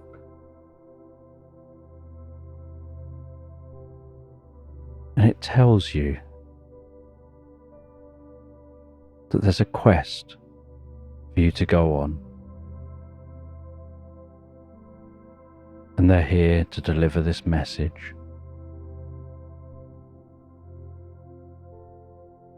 And they nod their head forward as if trying to shake the glasses from their face, and the glasses fall to the floor of the mailbox. And they tell you to pick those glasses up and to put them on. And you look at those glasses and you see how small they are. You know there's just no way they'd fit on you. But it tells you again to pick those glasses up and put them on. And so you reach into the mailbox, and with a thumb and a finger, you carefully lift those glasses, and you begin to pull them towards your face. And as you pull them towards your face, so it seems like those glasses are getting bigger and to a more natural size for you to wear. Only you notice that actually you're getting smaller at the rate and speed that you pick those glasses up and move them to your face, so that as the glasses reach your face, you're about the size of that crow. And yet you're stood on the ground, surrounded by grass, which you would now describe as tall grass. But moments ago, you would have said it was a perfectly mowed lawn. And as you put the glasses on and look around you, you see that the landscape has changed. The mailbox is still there. You're stood among what is now tall grass. You can see towering trees. And yet, the street has vanished. and you didn't even notice that happen. It seemed to happen somehow all by itself. Just the process of handling those glasses, placing them on. And the crow jumps down from the mailbox, gently flaps its wings a couple of times to slow its descent, lands gracefully before you, and carries on talking, and tells you that these are magical glasses, something you were able to figure out for yourself. But that what these glasses do, one of the bits of magic, is they're able to direct you and guide you. They use your thoughts to create paths through space. They tell you that you have to go and find the mouse, and that mouse will guide you further on your journey. Because the mouse has something in the house of importance and use to you. And then the crow flies away. And so you think about that mouse. You don't know who the mouse is. You don't know where the mouse is. But somehow the glasses know the mouse you need to think of. So as you think of that mouse, you see this gentle blue glowing light seeming to almost emanate from within your body, weaving across the countryside. And so you start to follow that weaving, gentle blue light. And you follow the blue light through the tall grass, past the giant towering flowers, seeing the butterflies and the bees flying in and around those flowers, almost like giant flying creatures, and birds flying high overhead. And you follow that blue light until you arrive at the edge of the woods, and you head into those woods, carefully, slowly, walking through the undergrowth. The leaves crunching underfoot, having to climb over what would ordinarily be twigs that you would just crunch your way through. And that blue light just continues weaving through this woodland. And there's something magical about walking through this woodland, the way the light dances around you, almost like walking deep underwater and seeing the beams of light dancing around overhead. Only these beams of light are dancing because of the breeze blowing through the trees, that gentle rustling of those leaves. And there's something deeply peaceful and calming about this walk on your own, about the solitude of the experience, time to be lost in your own thoughts, pondering about nature, about reality, about these glasses on your face.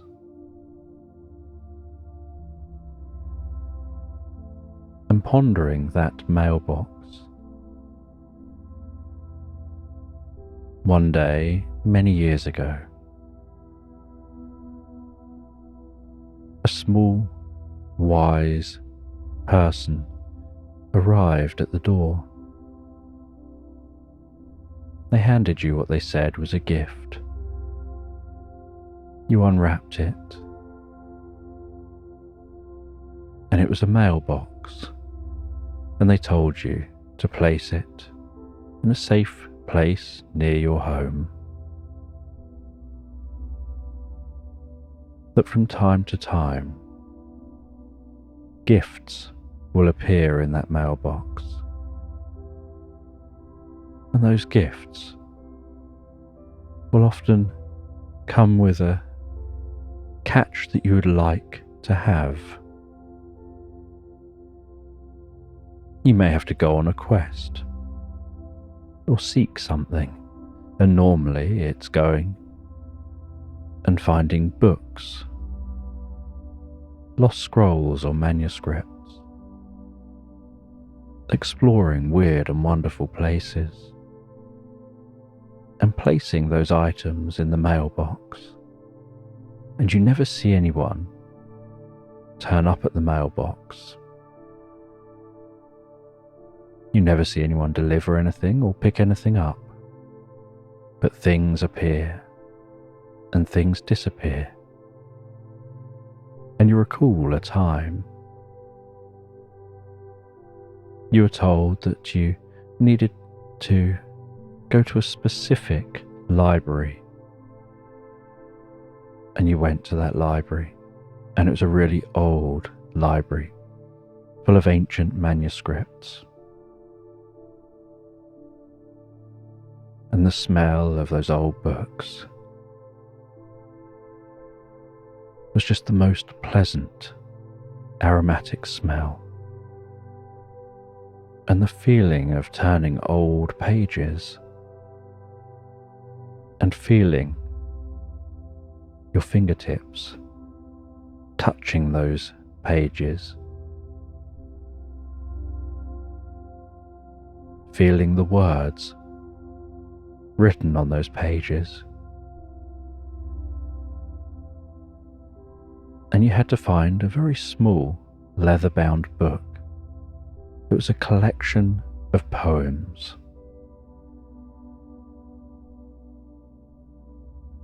And there were poems about sacrifice, about one person's journey through life.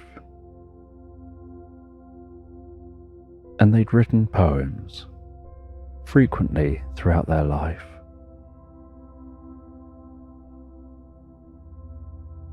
And that poetry book showed that this person had a dream fairly early on. But then something happened. Someone needed help. And so they put aside their dream to help.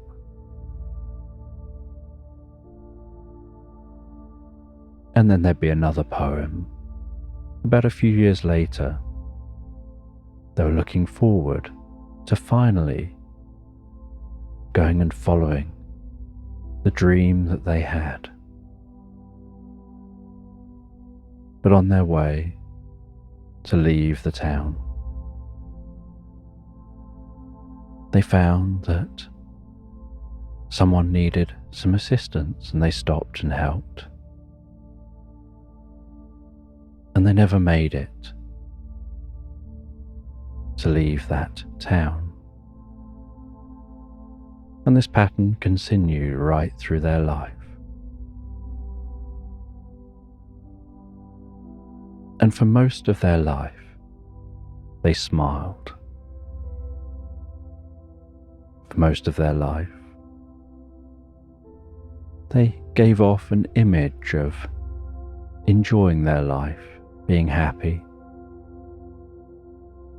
But deep down, there was a different life they wanted to lead. Until one day, they encountered somebody who helped them to see that life is rarely about the destination, but the journey that you take. And they started thinking about the life they'd had in a different way, and discovered that their life wasn't actually so bad. There was lots that had happened that they'd liked. It's just that they'd filled their mind with focusing on the one thing they didn't have, and not focusing on all the things they did. And you retrieved that old book.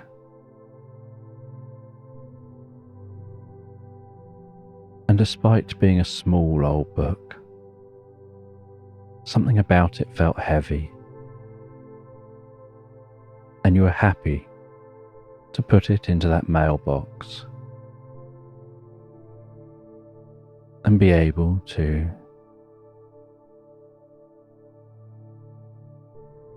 let go of that weight.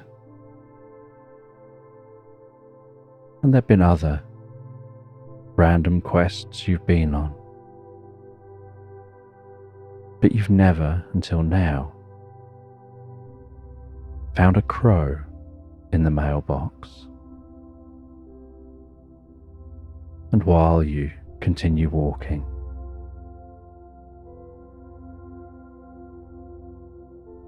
this woodland seems so much larger when you're this small. You don't know how large this woodland is, you've never seen it before. But you know how large these trees normally are. And you know it doesn't normally take 30 steps to get from one tree to the next. With trees this size, they'd normally be just a stride or two apart.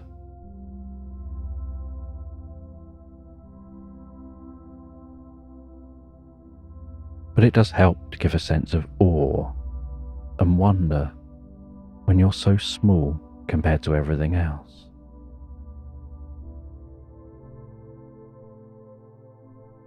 And as you journey, so you reach a point where you're aware of the sun setting, and that you're going to have to camp the night. And you find a few broad leaves, and you make yourself a hammock with those broad leaves. You climb into the hammock and gently rock asleep. And the next morning, you carry on journeying, following that path with those glasses.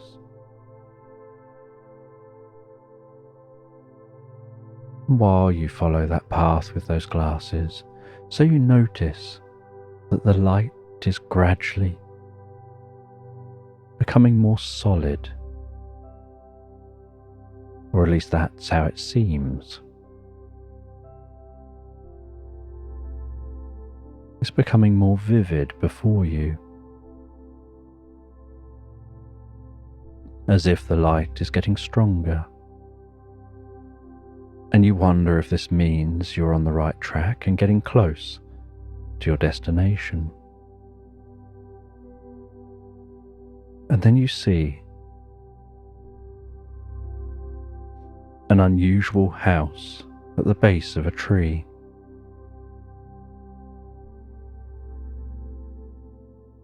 And you think to yourself, this house is the size of a mouse. It's probably a little too small for you to get inside. And as you walk, towards that house. So you see, in the back garden behind it is a mouse. And the mouse truly is the size of the house. And you walk around the house. And you ask the mouse if they're the mouse you seek.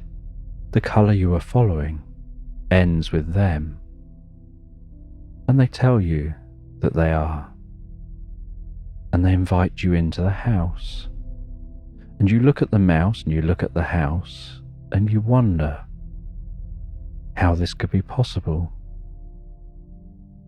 And they introduce themselves as Klaus. You think this is Klaus the mouse who lives in this house. And the house that Klaus lives in is as big as the mouse.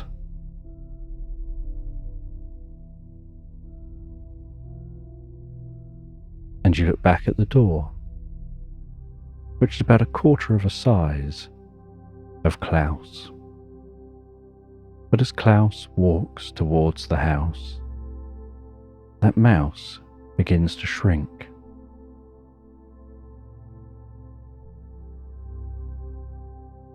And as the mouse begins to shrink while walking towards the house, Klaus calls you into that house. And as you hear the voice of the mouse calling you into the house, you follow Klaus. And as you head towards this house, very confidently, because you're wearing these glasses, you just trust that something must allow you to be able to follow Klaus into his house and shrink, just like the mouse. And so as you begin to walk towards the door, so you begin to shrink and get smaller. And the more you walk, the shorter you become. And you follow Klaus into the house. And this house is such a cosy house, with a soft light passing through net curtains over the windows. Soft furnishings, and you sit down on the most comfortable settee in the living room.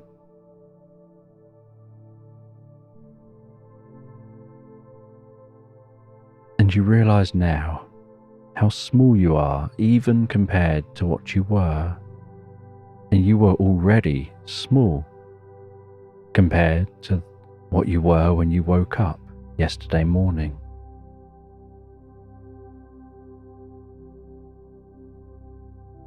And Klaus offers you a drink and says that they'll tell you a story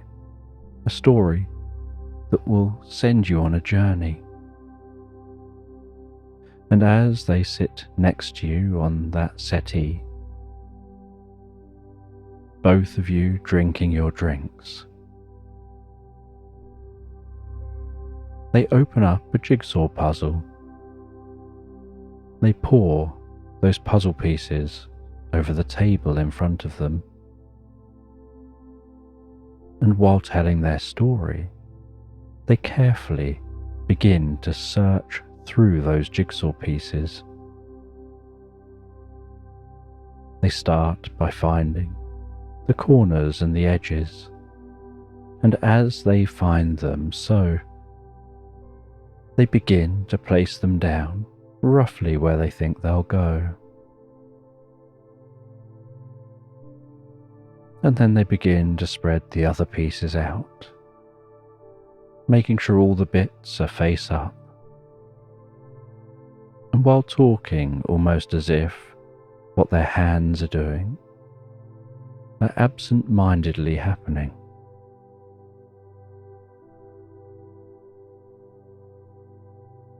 They continue to sort those jigsaw pieces,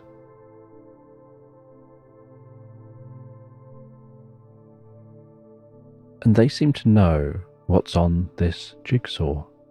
They seem to have an idea based on where they're organising the pieces. And yet, the box just says jigsaw on the front. It doesn't give any clue to the image.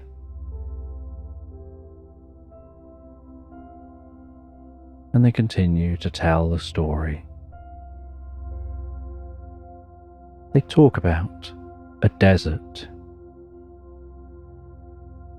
and how you're going to have to find this desert.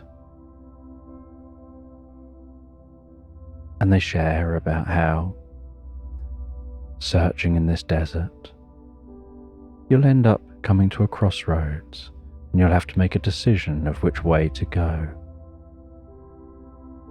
And one way is left and one way is right. And you want to make sure you choose the right path, because the one that's left will be wrong. And you don't want to be left making the wrong decision. It's important that you make the right decision and choose the right path. And you wonder if this was a little vague, and so you ask them, could they be more clear? Do they know which path to take? And they say, yes, you've got to take the right path. If you take the wrong path, you'll go in the wrong direction. So make sure to take the right path, because the one that's left is going to be the wrong one. You don't want to have taken that. And you think you understand them, but you don't think they've been as clear as they perhaps could have been. And they continue telling this story about stargazing in the desert,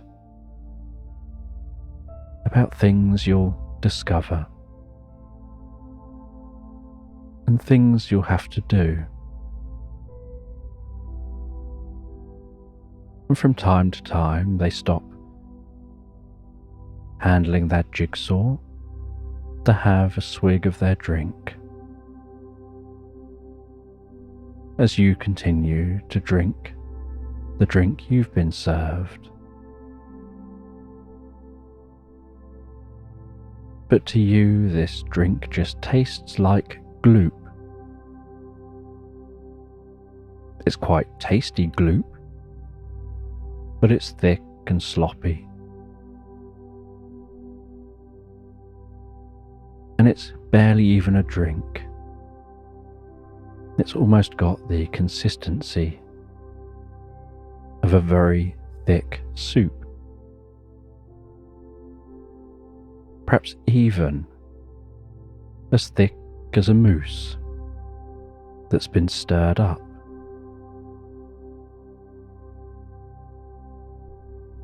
And after what seems like no time at all, they complete that jigsaw puzzle. They tell you that they're going to have to give you a tattoo, and the tattoo won't last forever, but it will identify you.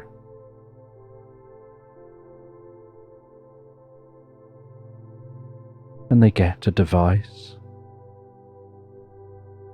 They place it on the inside of your wrist, and in what's almost a single punch, like when you do a hole punch or stamp, you feel a slight prick,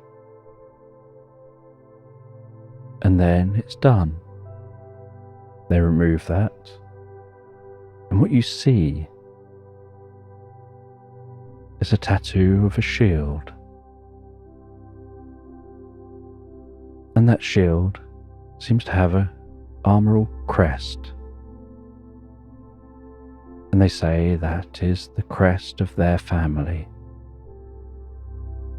But if you show that, people will instantly know that you're on a quest and that you've encountered me.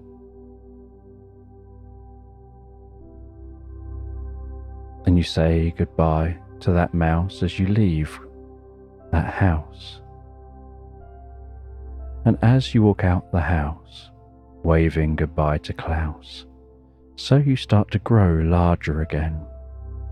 But you only get as large as the crow size you were before. And you continue on your journey. And you've got the thoughts in your mind of the directions you were given, but your glasses mark the way. And so you follow that path your glasses line for you, weaving through this woodland. And way off in the distance, you can hear the sound of flowing water. And you can notice that that light is directing you towards that sound. And so you continue following that light as it weaves through this woodland, over the gently undulating landscape, the soft sounds of nature, the rustling of the leaves, and the tinkling of the distant water.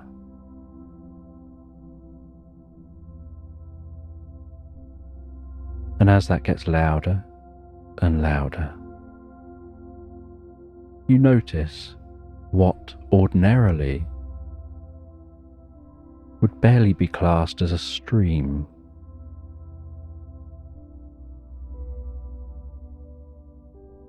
Some trickling water crossing through this woodland.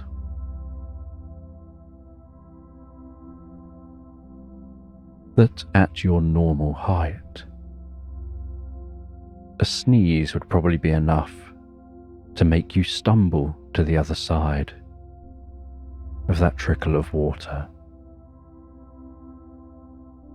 But here, just for you,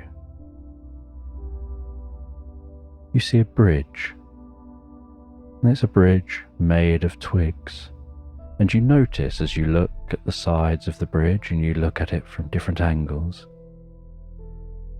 that it's been made just by resting the twigs upon each other, interlocking them.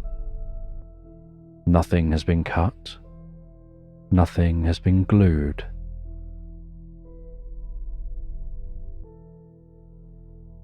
They're just resting there. And you walk over that bridge, and it gives the most gentle creak as you do. You walk down the other side, and you follow this water on the other side. And the sound of water gets louder and louder before you as you head to the main stream. And as you arrive at the main stream, you can hear the sound of a frog croaking.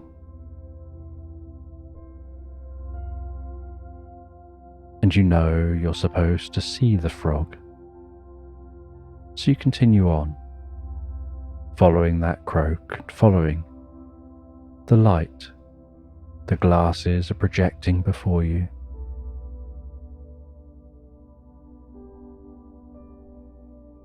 And as you arrive near the frog, so you discover that the frog seems to be in some kind of a wheelchair. But the wheelchair seems to have tracks instead of wheels. And in a deep and gruff voice, they tell you that it's an off-road wheelchair They're in Woodland after all. And you ask, what happened? And they say that they were larking around. They were diving from different heights into the stream. And there was a fish that was acting a bit coy, and they were trying to get its attention. And they were doing backflips. They were doing all sorts of different acrobatic dives. And then eventually they did one big dive and just landed wrong on a leg.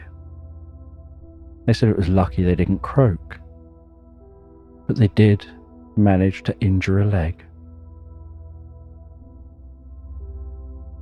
But luckily, their friend Toad from down the road, he was very clever with making inventions designed for them. This unique wheelchair. And they said they're actually having more fun in the wheelchair, as it's something novel and new, than they were diving and jumping around. They've had a lifetime of diving and jumping around. They haven't had a lifetime of having wheels for legs. So while they do, they're making the most of it.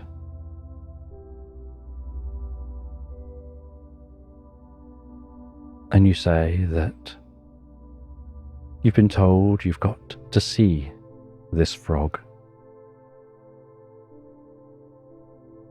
And you show your wrist, and they instantly recognize that tattoo.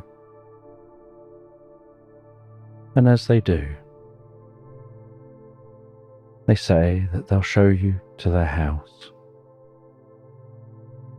And so you follow this frog as they speed across the undergrowth, travelling much faster than they perhaps should. They take you to their home, which is like a small hole in the side of the riverbank. And you head into this home, and they take you to a room through a few doors, and they tell you there's one door in front of you, and you're going to have to carefully open the door, walk through that door, and you'll find a corridor. And as you walk down this corridor, you'll notice there's multiple doors, and those doors open to different places. And one of them is right.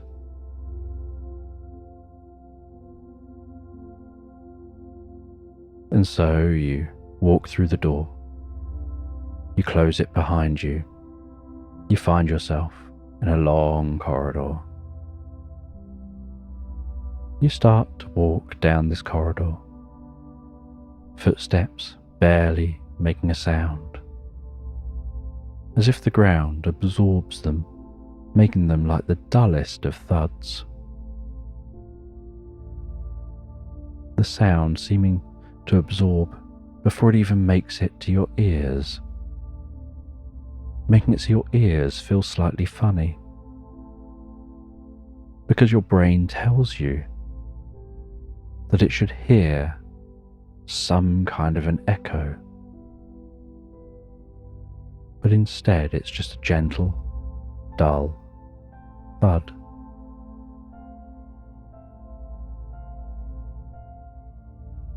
and with a slight creak you open the first door, and you see through that first door a child having a party. You see them swinging a bat at a piñata, family having fun. You see different animals around the garden, watching on with intrigue at these humans and the unusual customs they have. You head through another door,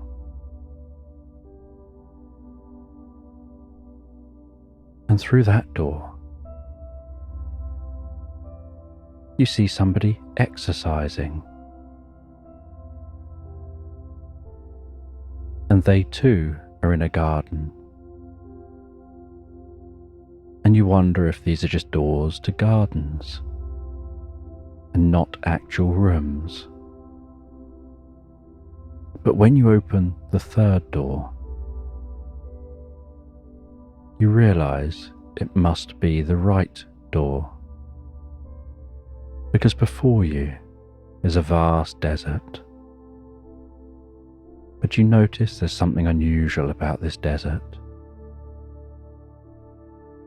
It looks like a desert, except it's whiter than a desert, and the magical glasses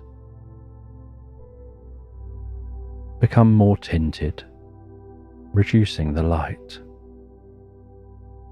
and they do so instinctively.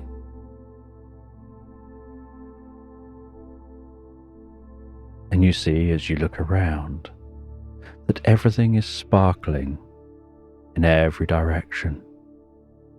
You reach down, you scoop some of that sand up, and notice that you've got a handful of thousands and thousands of tiny diamonds. And then as wind gusts through this desert, so it blows up glittery clouds of dust, with sparkling dust flying through the air, looking very beautiful but uncomfortable when it bashes against your face and your skin.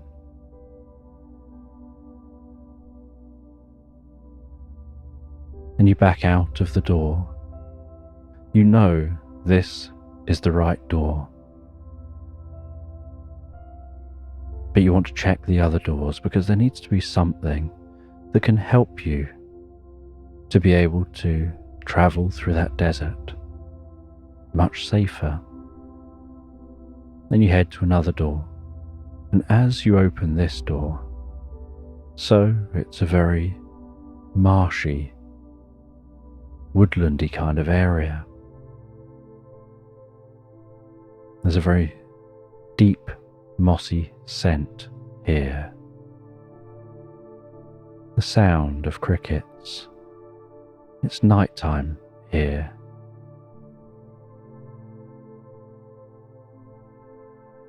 And as you walk around in this area, so you notice a glowing mushroom sticking out the side of a tree, and you snap that mushroom off the tree, and it feels so soft in your hands.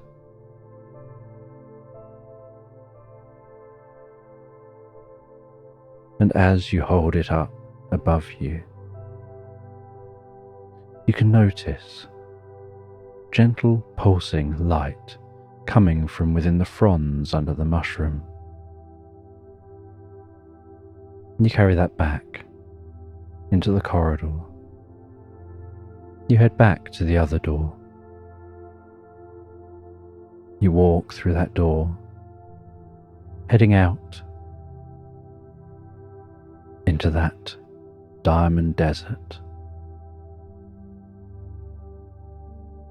And you hold that umbrella at an angle between the sun and partially in front of you, with that glittering cloud of dust worming its way around the outside of the umbrella, protecting you.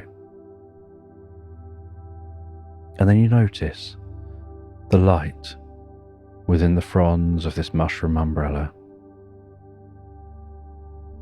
begin to get stronger and brighter. And they seem to be emitting something. And it starts to form into a shield around you, like a force field emanating from the underside of the mushroom, with the faintest hum.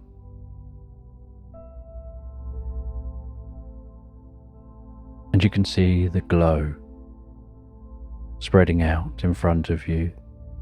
You continue following that glow through this diamond desert, through the glittering cloud of dust.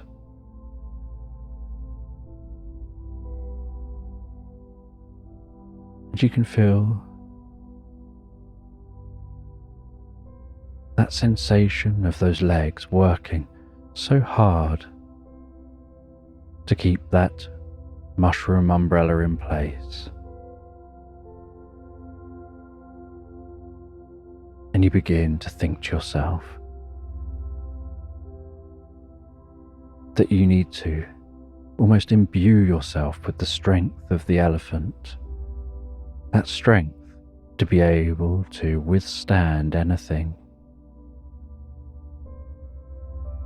And the magic glasses make that so. You suddenly find your legs gaining the strength of an elephant. You notice your legs feel heavier, but the muscles feel stronger. Almost like you're planting yourself as you walk. And you push on through this desert. And as the sun begins to set, the air is still warm, but the wind starts to die down. The glittering dust cloud starts to dissipate, and a reddy orangey glow dances around the sand dunes as the low light reflects off the billions of diamonds in this desert.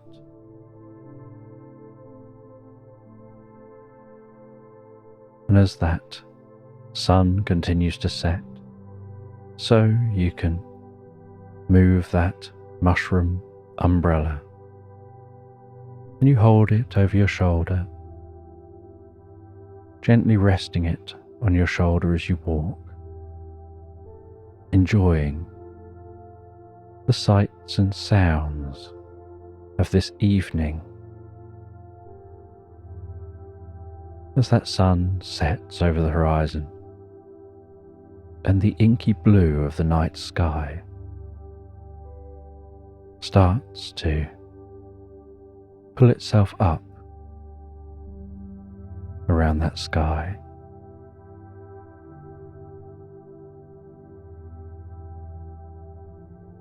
As if the stars overhead are diamonds sparkling down, almost talking to those diamonds underfoot.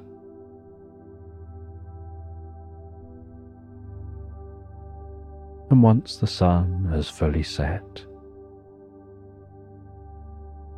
so the last rays of light settle down for the night. And in the darkness, with that inky blackness, it's as if you're surrounded by diamonds, almost like a cocoon of diamonds overhead, in front of you, behind you, off to the left, the right, beneath you, anywhere you look. It's just glittering light.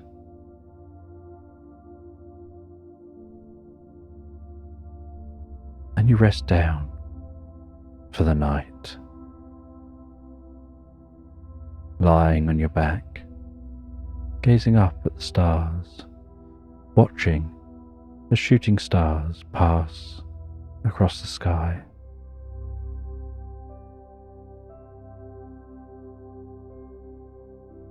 Noticing the stars twinkling, recognizing certain constellations,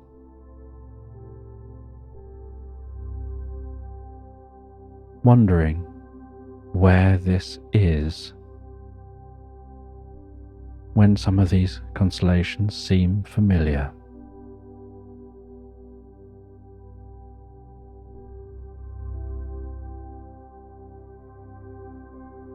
And as you look at those stars,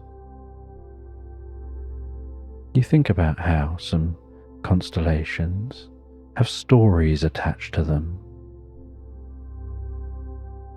Usually stories of warriors or of gods. And your mind drifts to those stories.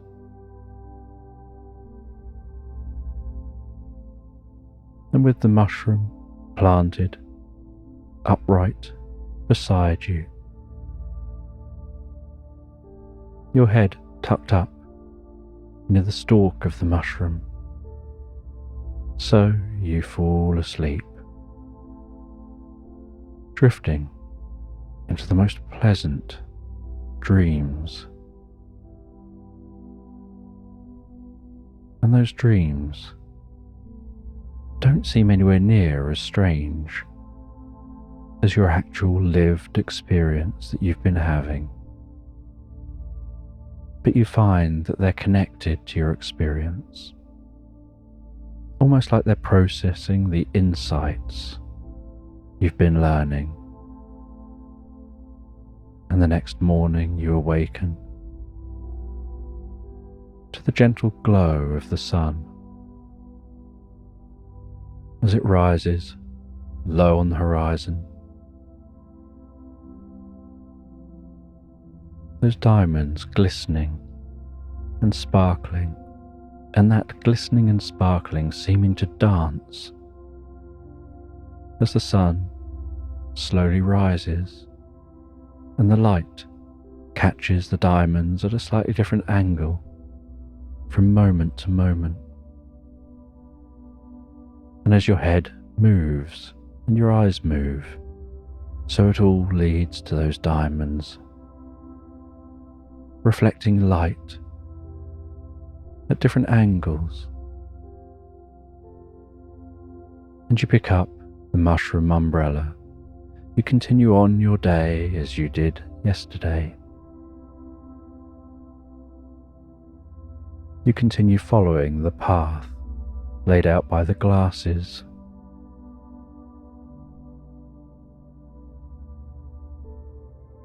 And it isn't until the afternoon, when the sun is right overhead, that you find that the path seems to stop. And you look around you, and you can't figure out where you're supposed to go or what you're supposed to do. You look left and right. You look straight ahead and there's no other path. And you plant the mushroom down into the ground again, sitting down under the mushroom umbrella. keeping yourself cool under the shade of that umbrella. And you wait, and you wonder, trying to work out where you should go. And as the hours pass, you watch the sun continue its journey across the sky. You hear something approaching, and you look around the stalk of the mushroom, and you see a fox, and it's just ambling its way in your direction, and it seems to be riding a bicycle. And on the back of the bicycle, it's got a piano tied to it. And it seems to have an unusual contraption attached from the back wheel to some bound together bits of wood that are arching over. And as that fox is cycling, so the bits of wood are moving up and down. And as they move up and down, the ends of them tapping down onto the keys of the piano, playing out a tune. And as it gets nearer, so you can hear that tune. And then it slows down, and the fox comes to a halt near you. And as it slows down, so the tune slows down. And the tune stops as the fox does.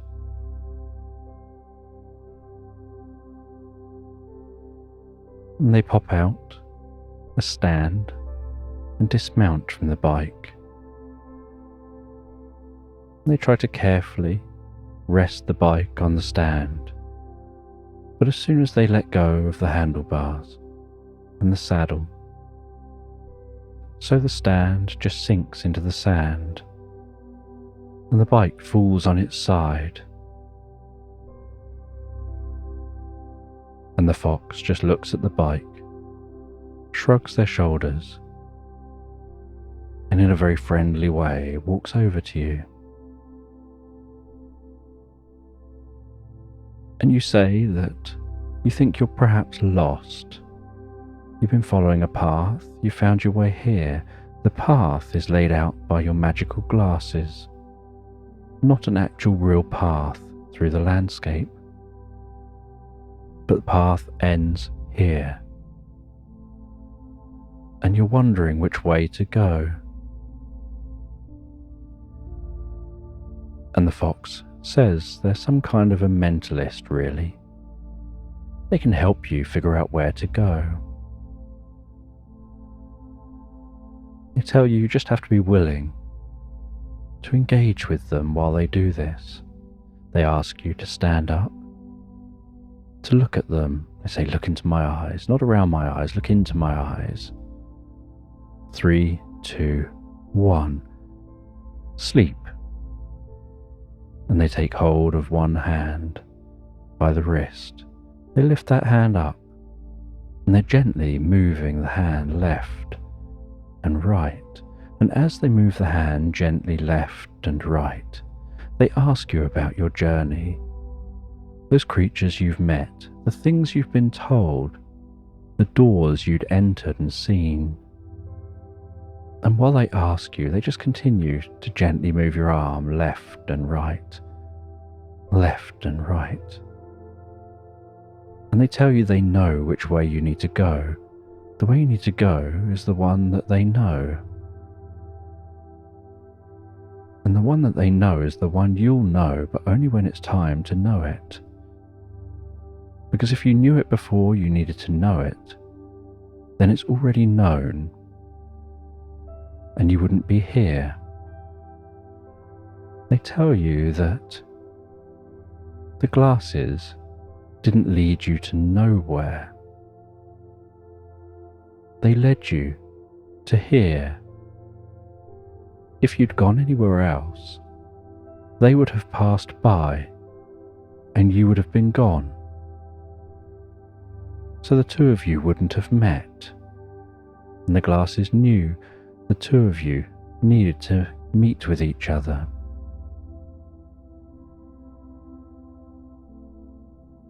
And as they talk,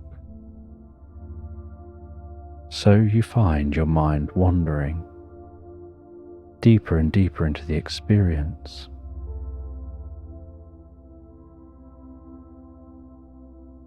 They tell you that you need to take the right path, because the wrong path, which is the one that's left, isn't the one to take. And you think to yourself, you already know that because you've already been told that, but there is no path.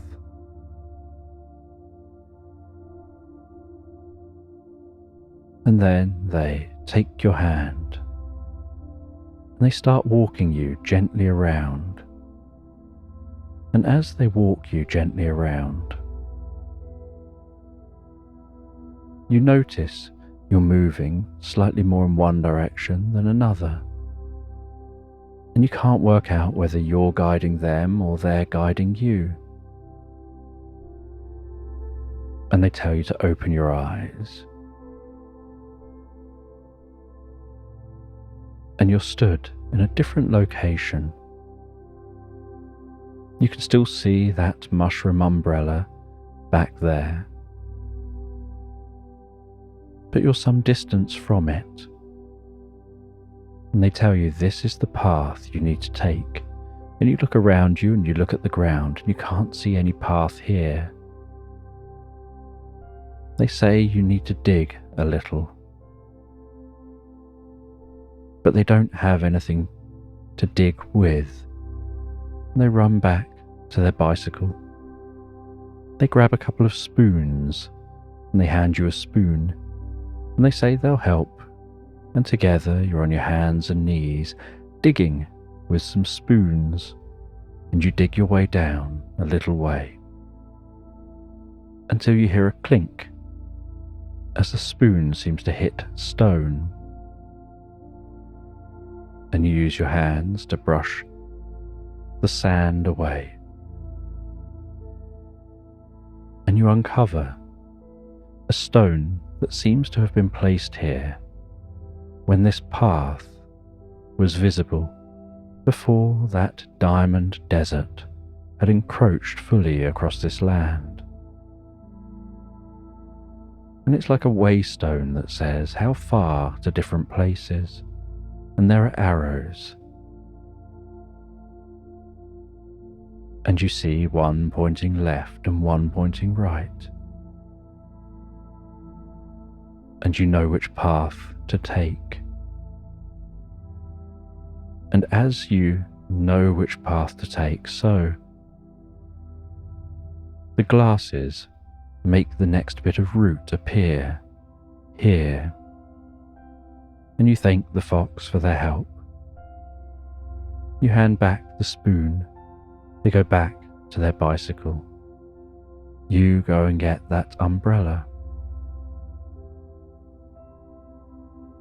They pull their bike up out of the sand. They say to you, their contraption that plays the piano on the back of their bike gives them some music to listen to while they cycle, but it also helps them to cycle at a right pace. They have to cycle at the correct pace for the tune to be played correctly.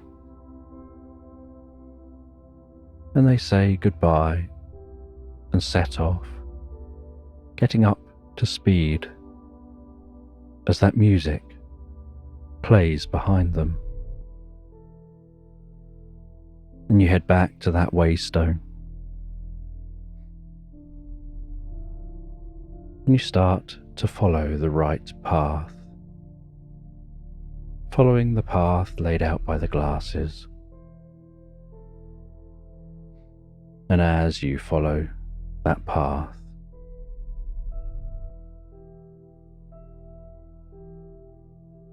so the day continues passing on overhead, and the sun is travelling in the same direction as you. And as it begins to set, something glistens in the distance. And it isn't just this diamond desert, because this glistening is a very different type of glistening.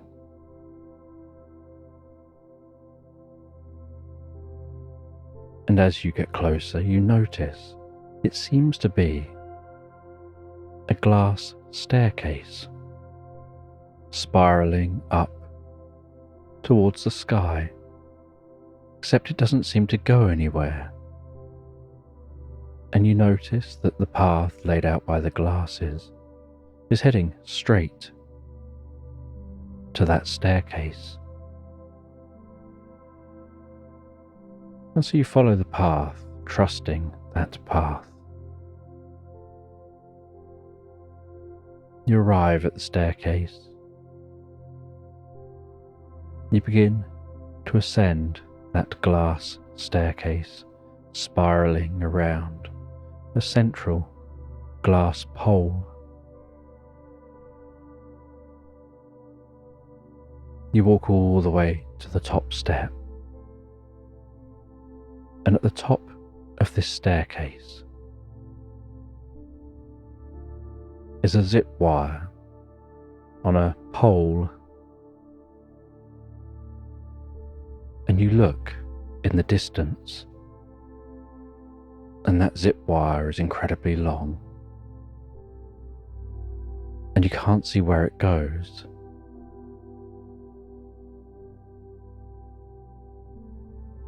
And so you grab hold of that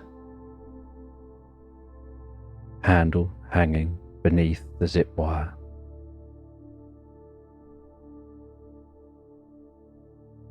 and you lift your feet off that top step, and you can hear as that whirs above you. Feel the breeze against your face, see the desert below sparkling away the setting sun. As you travel along that zip wire, and a part of your mind tells you this is a bit of a risk to be following a zip wire just randomly situated at the top of a random staircase in the middle of a desert full of diamonds. And it feels like you have all the time in the world to think, because this zip wire seems to just go on and on and on, until eventually,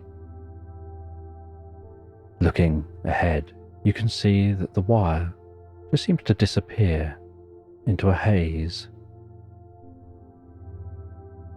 And as you rapidly pass through that haze, you come out the other side of the haze, almost like passing through mist. And your surroundings have totally changed. All you can see around you now is snow, and the zip wire strikes a padded area at the end, and you fall comfortably down into a bank of snow, landing like a snow angel, scrambling up out of that unintentional snow angel, crunching through this snow, noticing how tall everything still is around you, and being aware that when you're in the desert, You had nothing really to compare yourself to know that you were this small, apart from your encounter with the fox. And yet here, you can see the snow-covered trees, and you can see that path still laid out by the glasses. And so you crunch your way through this snow. The surface of the snow glistening a little bit like that diamond desert, only it's freezing cold here.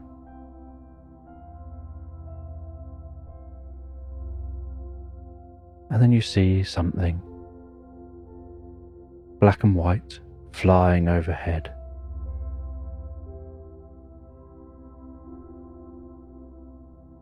And it crashes down and lands in front of you, skidding to a halt. And it seems to be a penguin. And it takes off some wings from its arms. It says that it's designed these special wings because its own wings aren't suitable for flying. They're barely good as arms, but they're very good for swimming. But as a bird, they've always wanted to fly. And so here, they've made an invention that allows them to experience that. And they tell you the invention was only made possible because of an item that they own. And they pop a backpack off their back.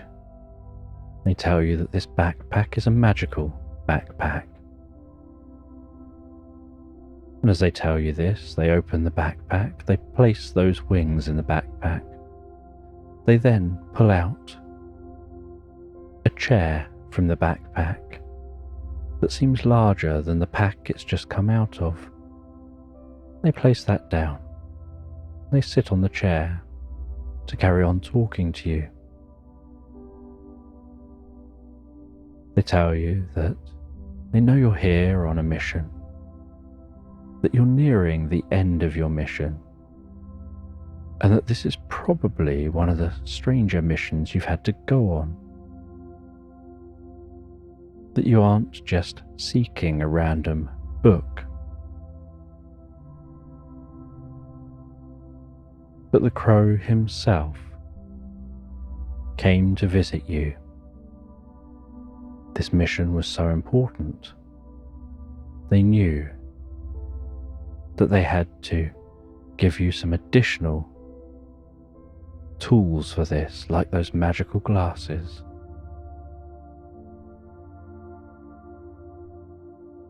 And this mission, which is nearing its end, requires you to head all the way to the coastline.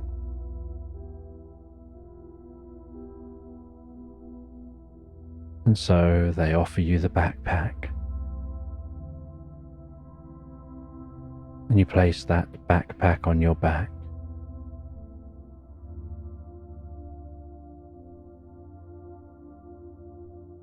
They tell you to head to the coast. And the magical glasses begin to guide you. And you crunch your way through the snow, passing through snowy woodland.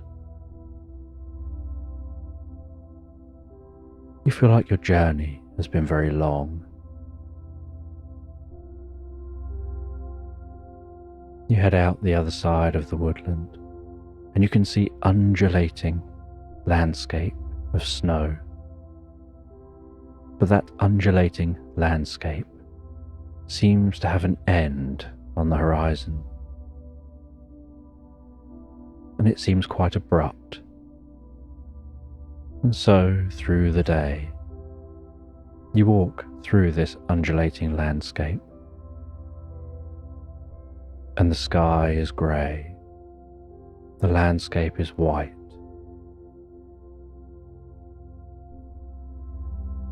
The sun barely seems to change.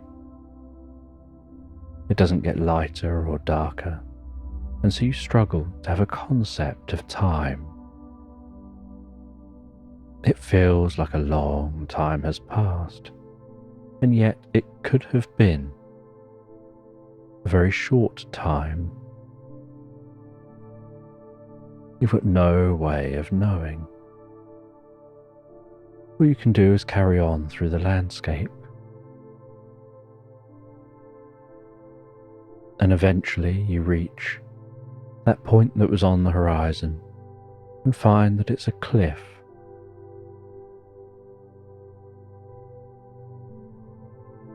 And you think, I think I can see something shimmering out to sea. And you can hear those waves crashing against the cliff below. And you stand a good distance back from the edge. You can see the deep blue colour of the water contrasting with the white of the snow, the grey of the sky. You can see giant floating icebergs standing out against the deep blue of the sea. And you think, if only I could get a closer look. And you reach into the magical backpack and you pull out some binoculars and you look through those binoculars, and there's definitely something out there.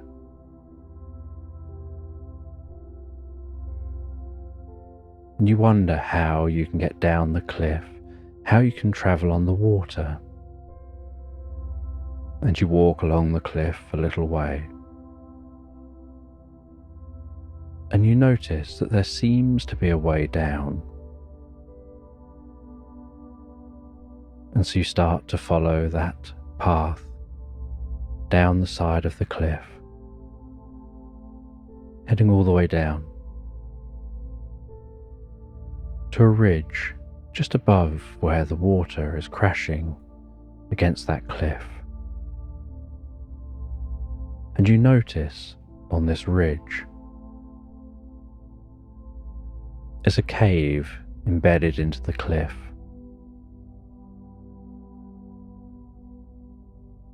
And in that cave, you see a chipmunk just enjoying eating some food by a warm and comfortable fire. And they invite you to sit and enjoy too.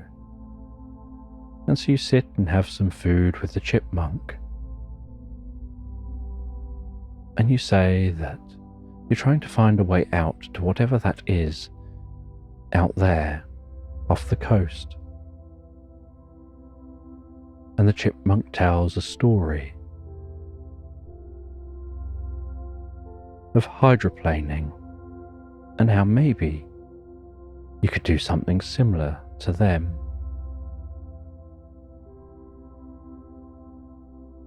And they tell you a way to invent something that could allow you to almost skim across the water. So it's like flying, but just along the surface.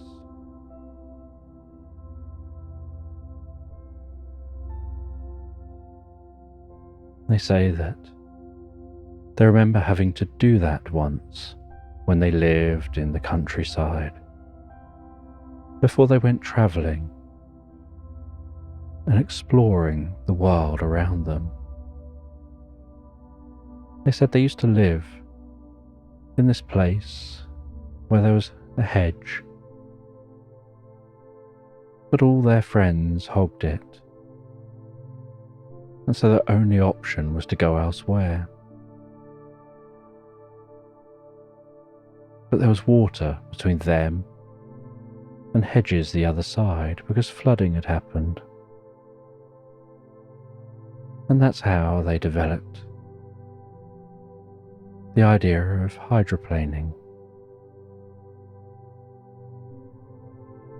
But then they decided, when they got to the other side, to carry on going. They'd reached a crossroads in their life, and they took the right option. And now they're here, camping and travelling, and here to meet you.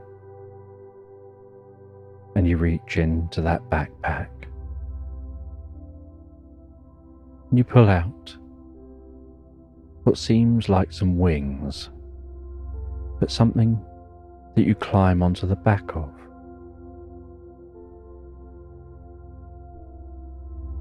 And so you finish eating the food with this chipmunk. I tell you, many years ago,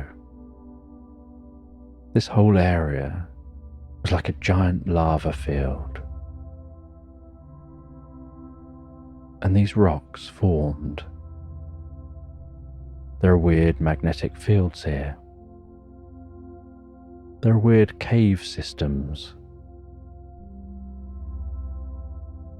Maybe something about that is connected to what you're about to discover. And they wish you good luck. As you then head to the edge of the cave, walking through the cave, back out, over to the edge, and then you jump, and on the device you've pulled from the magical backpack, it heads down to the water and then skims, almost like skipping a stone across the water. It skims across the surface of the water, and just a very slight lean to the left or right keeps you on track as you keep your eyes fixed on your destination. And as you reach your destination, you see that it's the top of a pirate ship that's obviously sunk here at some point a long time ago. And you reach into the backpack again, and you pull a small device out of that backpack, and it's a breathing apparatus. And when you put it in your mouth, so it suddenly expands like a suit around your whole body, and you roll off the side into the water, splashing down in the water, hearing the bubbles of each breath, feeling the weightlessness of being in the water as you start to descend, noticing on your diving gear some lights light up around you, illuminating the area around you as you dive down towards the ship itself. And you can see that there's damage to the side of this ship, and you notice that the rocks around here are black, like within the cave. And you swim into the base of the ship. You start to explore the inside of this pirate ship. And as you explore, you find your way to a small room, and you can see a compass in that room and the needle is still spinning erratically. And you notice this ship probably sunk because of being unable to successfully navigate.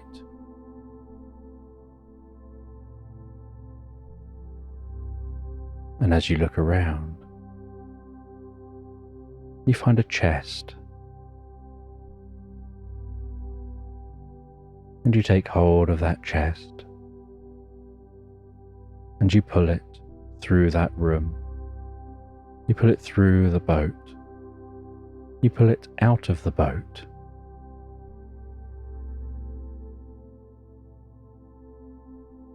You then reach into the backpack again. You pull something out of the backpack which you place underneath the chest, and it inflates in all directions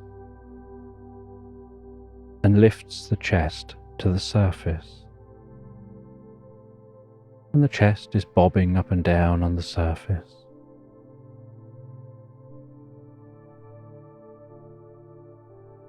And you climb back on to that hydroplane. And as you sit there, you take the breathing apparatus from your mouth, and as you do, so the suit from around you disappears.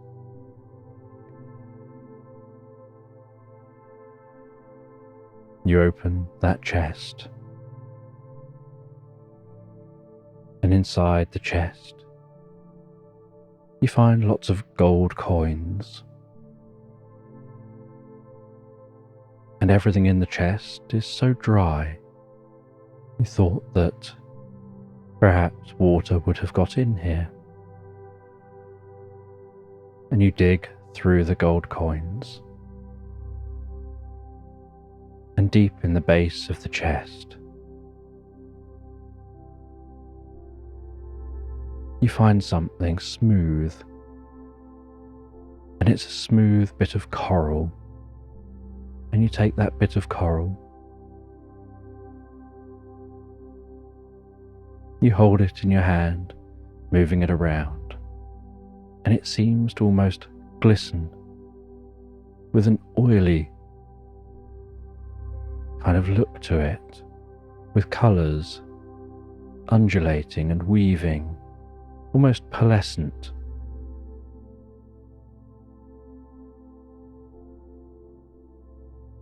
And you find, attached to that bit of coral, is a small note, and you can't read the writing. And as you think about how you can't read the writing, so the glasses reinterpret it. And it says where this coral came from. And then you learn that this is what you've been seeking. You just know that, as if the glasses are communicating that with you, as if they're symbolizing, just as they have for your whole journey, that you've reached your destination, you've found what you're looking for.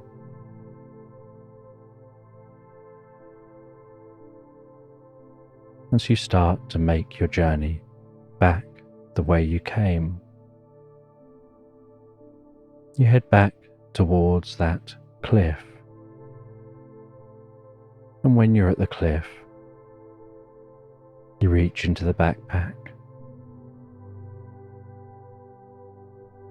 and you pull out some rope and a hook,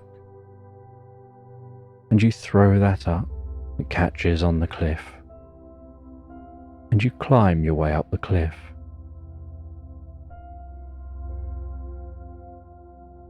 And you see the chipmunk still sat there. They ask you, did you find what you were looking for? And you say that there was treasure out there, lots of gold in a chest. And their eyes light up. They ask you to show them, but you say you left that there. That's not what you came for. And then you take out that bit of coral, and they don't show much interest in the coral. And you continue your journey. You head through the snow until you encounter that penguin. And you wonder how you're going to get back. You can't go up a zip wire.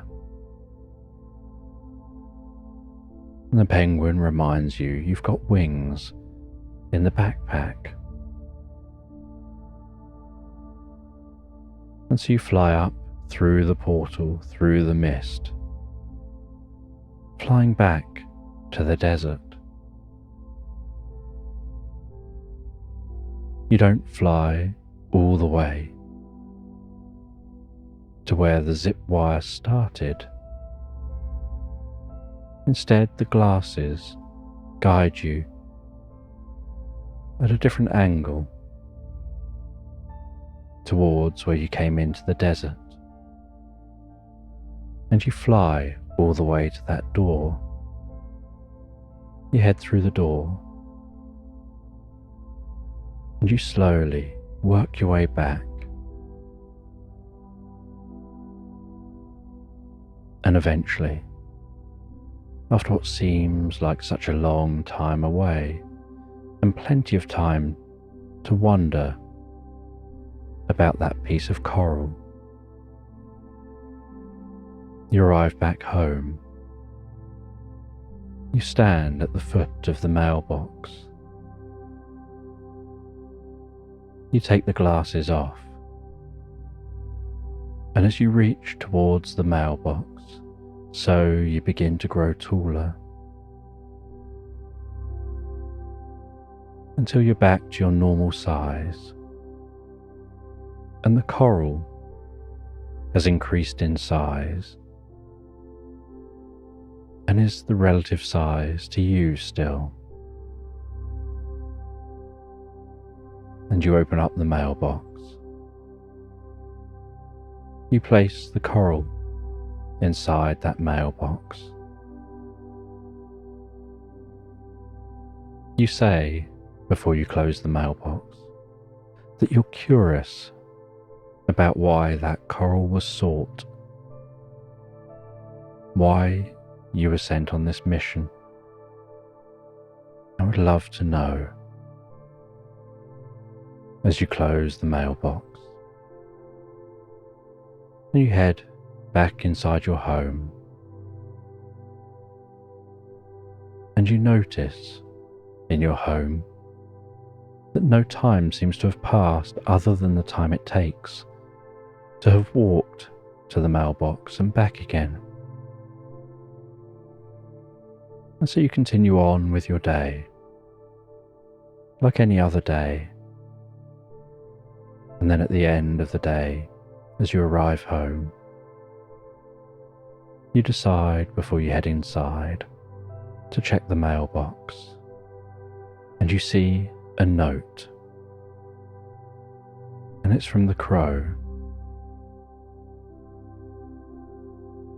and it talks about the importance of that bit of coral, that bit of coral was taken from a specific coral reef by those pirates hundreds of years earlier. And it was from a magical coral reef that brings life to the oceans. And the rest of that coral has now gone. And so the only bit left was the bit on that ship. And so it was important to go and find that bit of coral so that the magical beings could take that coral and replant it and help it to regrow and bring life back with a sprinkling of magic.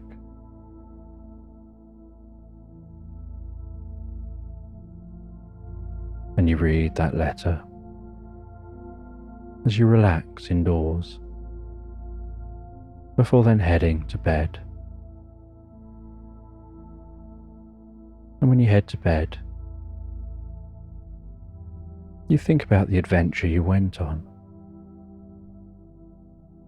You wonder whether you'll ever find out why you were chosen to be the one that goes on these adventures, the one who has that mailbox. You wonder whether there's a portal or something within the mailbox, and how that mailbox works. And all these thoughts fill your mind as you sleep, and so you drift into the most pleasant dreams, drifting, floating peacefully asleep into Slumberland. And a mist permeates through the undergrowth within a bamboo forest. And as the bamboo gently sways and the mist undulates peacefully, so you find yourself walking and weaving through the silence. And as you walk and weave through the silence, leaning against bamboo as you go, hearing it creak under your arms or under your back, or as a hand pushes it aside. So maybe you notice each step that you take, the sensation of your foot on the ground, and then the next foot and the next foot.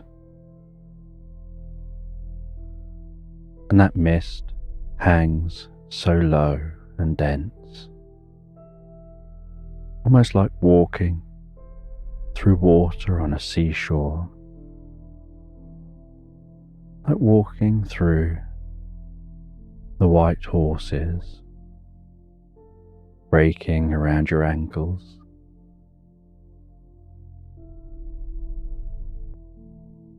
And as you look around, and the moon shines into this bamboo forest,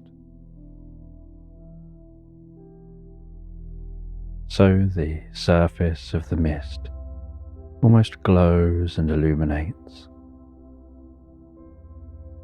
standing out white against the background.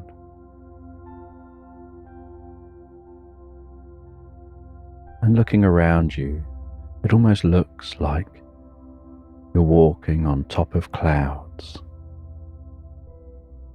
with the bamboo poking up through those clouds high in the sky.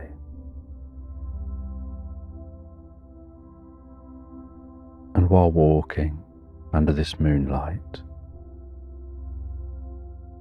aware of the silence, just the occasional creaking of the bamboo, a slight rustling, and the sound of each footstep. So you notice, while walking through this space, that suddenly each footstep that you take seems to give off a pulse of light, and that light seems to pulse out in a direction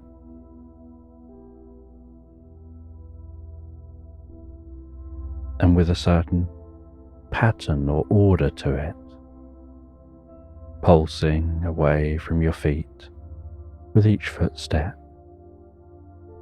in a straight line before you. And you notice as you walk that that pulsing light with its regular rhythm and that pattern seems somehow familiar to you, and you're unsure exactly why that seems familiar at first. But as you look down towards your feet and you watch the light within the mist pulsing off from your feet with each step, you suddenly recognize that the pulsing light, that pattern, is Morse code. And you recall learning about Morse code a long time ago. And so you go searching the library of your mind, scouring the different recesses, following wisps of connections to try and find what this Morse code means. And you notice each step is making the same pattern. And you start almost humming or beating out that pattern with your mouth, trying to memorize it in case it stops.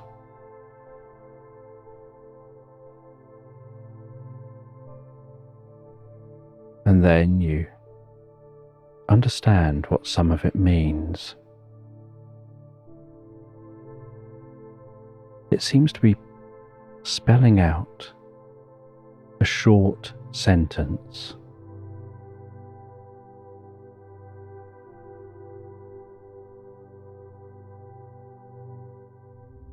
And the sentence doesn't really seem to make any sense, and so you're unsure whether you're correct about your interpretation.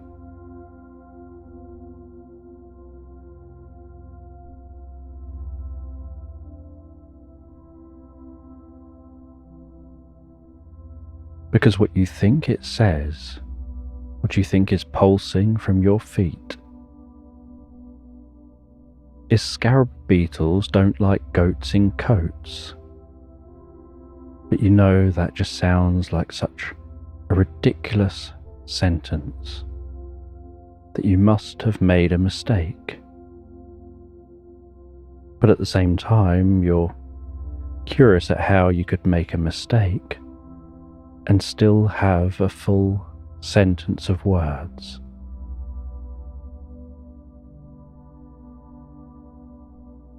And you watch that Morse code beating out from your feet. And again, you work out what it's saying, and each time you get the same answer. As your feet keep pushing through that mist.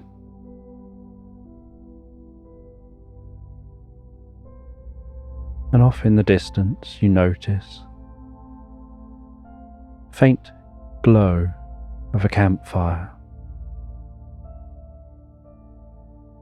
And before you can even hear the crackling, you start to head towards that campfire. And as you near that campfire, you see that there's somebody sat down by the fire. There's a slight clearing, and the warmth of the fire seems to be pushing back the mist in this area, thinning out that mist around the fire and the clearing.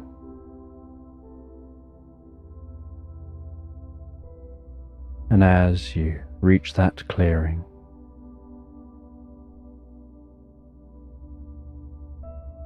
a wise old man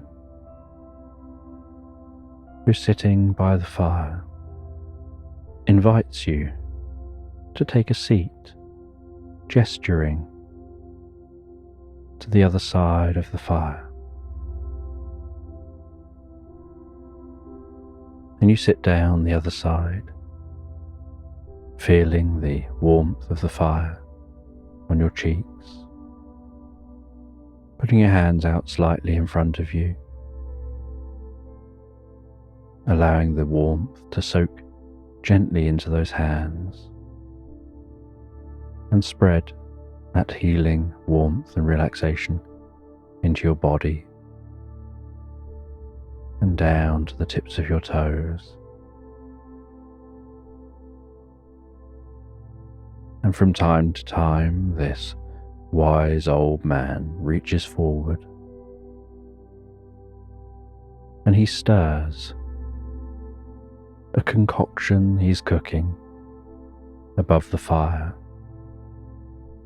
and you're unsure exactly what this concoction is, whether it's a soup or something else to eat or drink, but it has a sweet, delicate scent to it.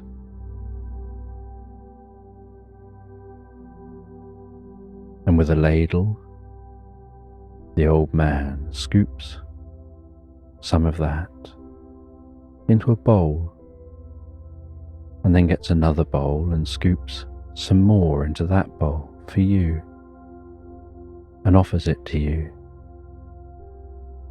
And you accept it, but are unsure what it is and whether you're going to actually consume it.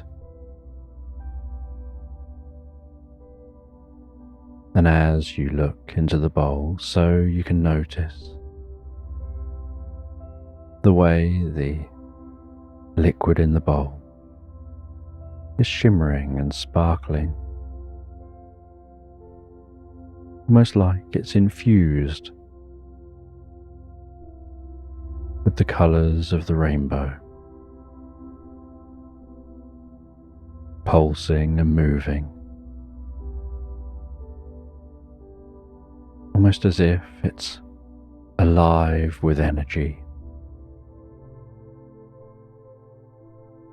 As the convection within the liquid churns and moves the contents of that bowl, and in such a friendly voice, the old man turns to you and says that it's perfectly safe to consume. In fact, you might quite like it.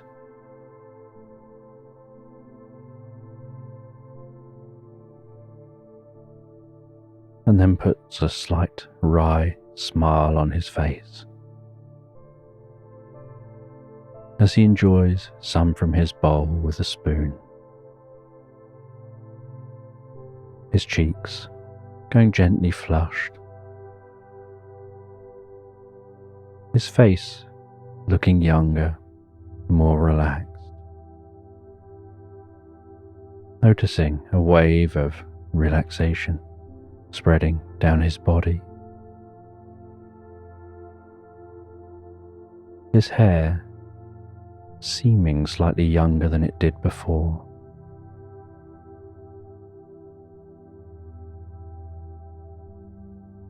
As if somehow that liquid had some kind of healing properties. From walking all day until very late at night,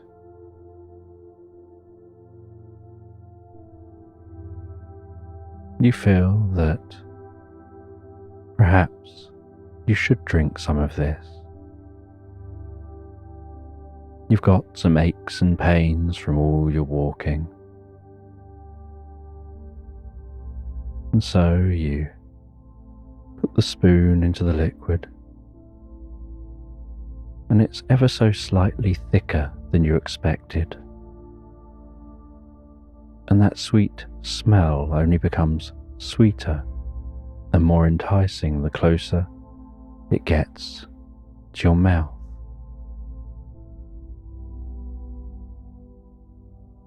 As it wafts gently, tickling your nostrils.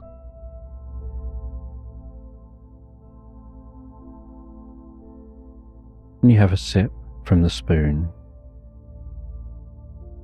and almost in an instant you can feel the way that liquid caresses the inside of your mouth, dances on your tongue,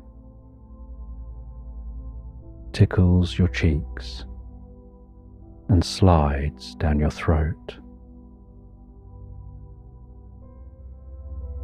And a certain warmth and numbness sets in around the inside of your mouth, your jaw, as deep comfort begins to spread with an in-breath, filling your body, almost like that comfort is breathed in and consumed with the liquid, as any tension or stress seems to fade and be breathed out.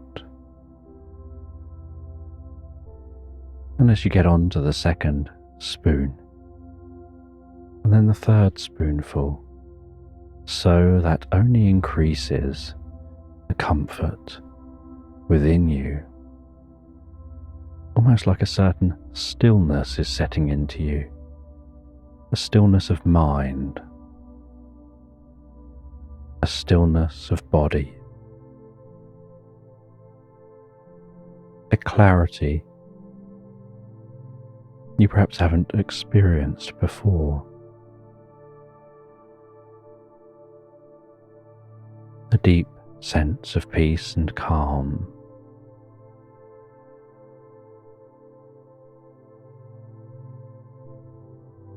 And you work your way through that bowl of food or liquid, perhaps a soup for want of a better description.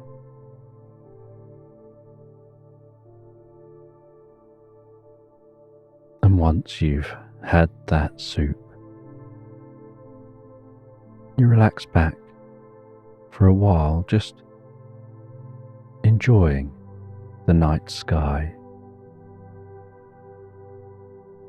enjoying the distant rustling and creaking sound from that bamboo forest, enjoying the occasional shooting star overhead,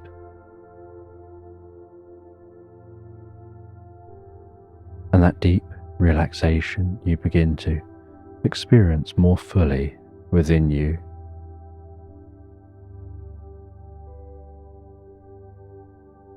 And you realize you still don't know the name of this person, who they are. They are as relaxed as you. And so you ask them who they are. They say that their name is Cogsworth.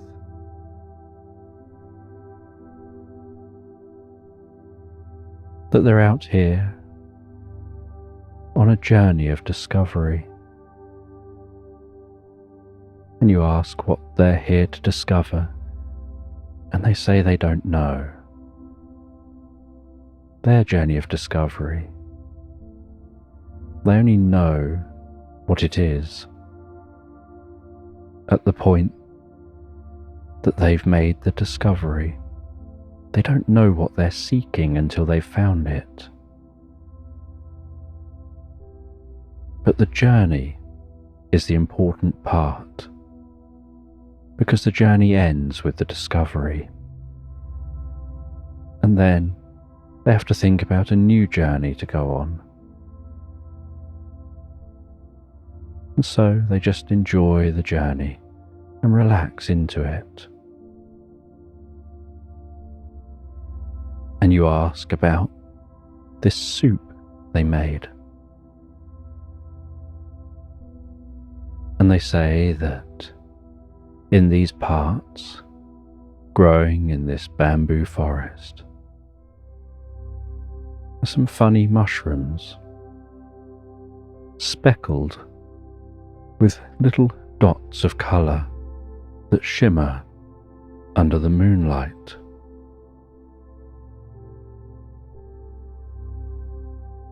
And those mushrooms help to guide you onto the most incredible trip in your mind. And it takes a little while for that to work through your system. But once it does, it helps you to see the world clearer, to see connections within the world that you otherwise overlook.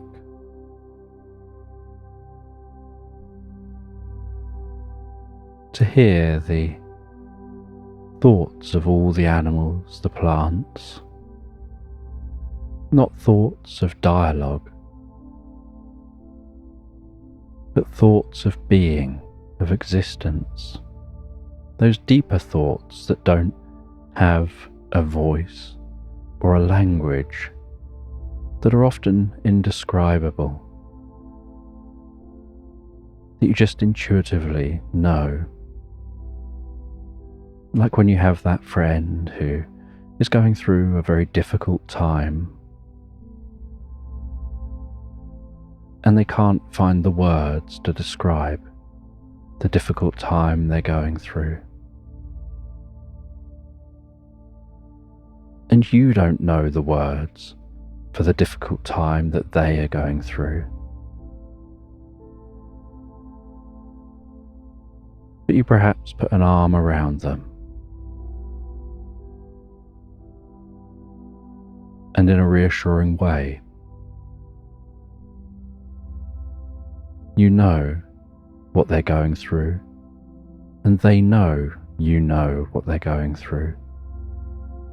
And you both know that neither of you could put words to the experience. All you could do is just be, and just being present and supportive.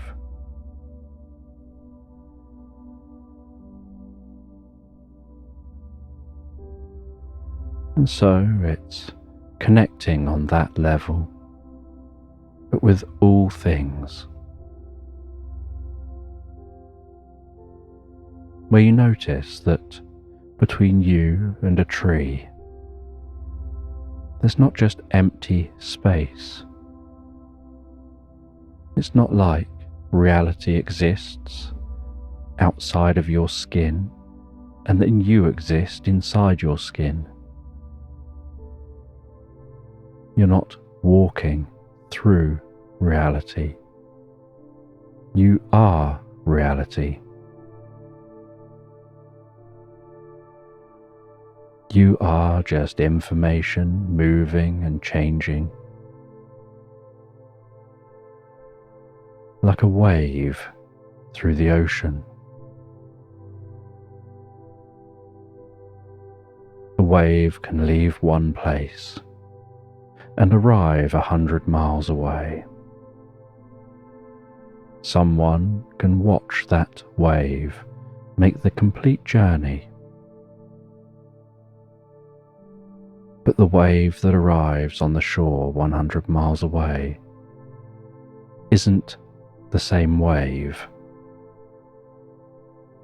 that was present at the beginning. The water, all of the particles that were present at the beginning are still there at the beginning. The water and the particles that are present at the end were never present at the beginning, but you watch the wave move from one point to another. And so it's the same with you. That deep connection and understanding of reality that you're not separate from it. You are it. You just develop certain ways of processing and viewing the world that make you convince yourself that you're somehow separate. And yet, this soup can help to open the curtains on that illusion, revealing the fundamental nature of the reality.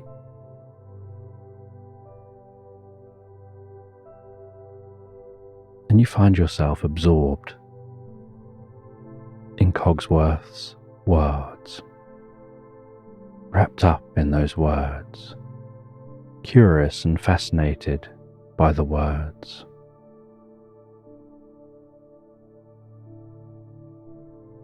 And as you find your mind drifting with those words, so you have that Morse code in mind, and you start to hear the Morse code like the sound of gently tinkling bells jingling in your mind. As you also find yourself feeling more relaxed and drifting peacefully asleep by that campfire, relaxing down and drifting asleep, enjoying the cool air on your cheeks and the warmth of the fire as it burns down to embers, to the most gentle glow.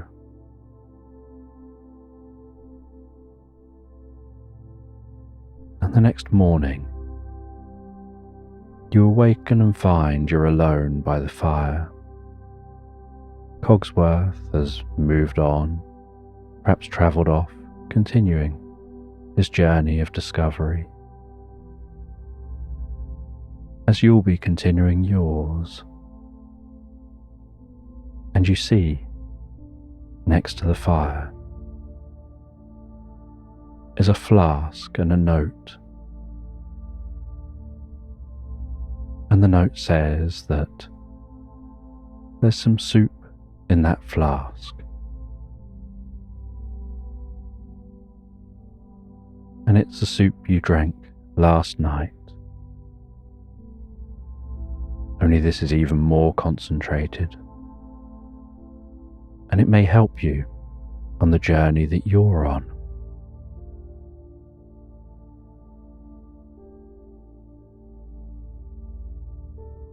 And you stand up, and you stretch in the morning air, listening to the morning sounds of nature around you. As you start to walk from the clearing back into that bamboo forest, continuing your journey, as the sun continues to rise, the most beautiful golden yellow light permeates through the bamboo around you, giving everything a slightly green hue as it shines onto the bamboo.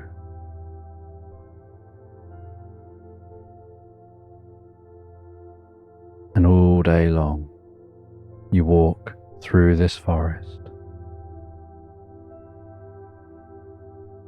until eventually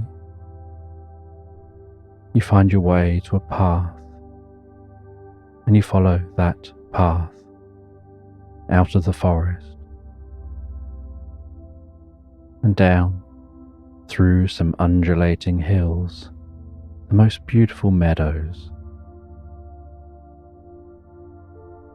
with the sky looking so calming overhead, the grass seeming to move in waves with the breeze.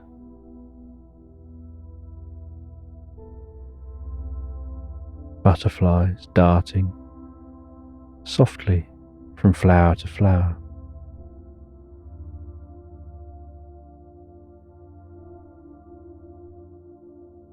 As you continue walking,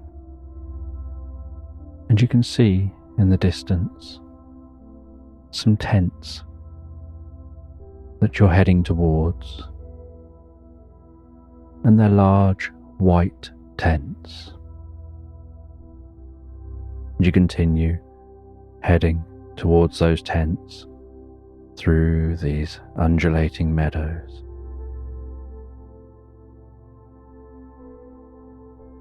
You find yourself approaching those tents, and as you do, so you can hear the clinking of a hammer and chisel and other gentle working sounds of an archaeological dig.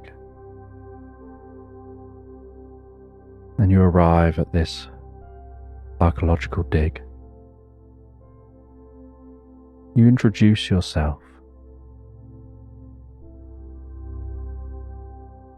You get shown to the person in charge, who's excited to greet you and begin to tell you what they've been finding so far.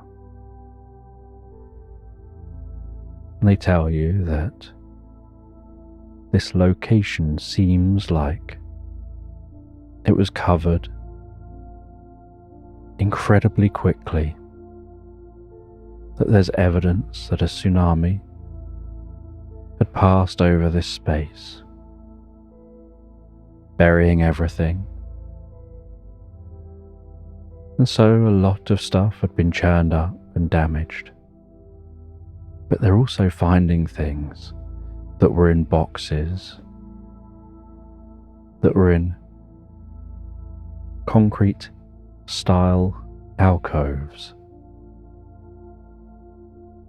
that have managed to survive damage.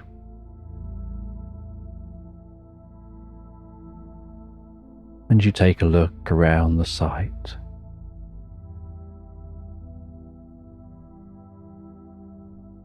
And you see trays of things that have been found.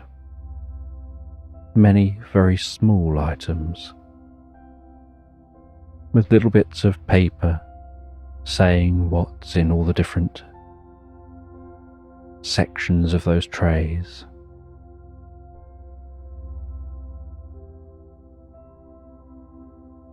And they take you over to a larger box.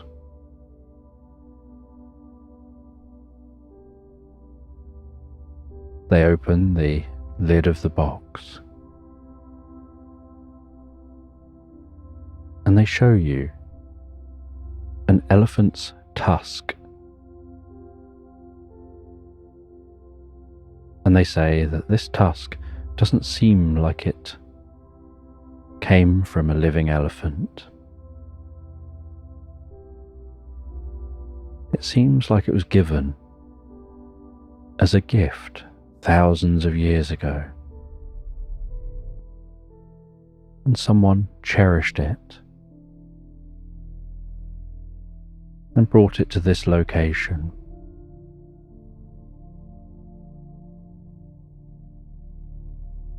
And you take a very close look at that tusk,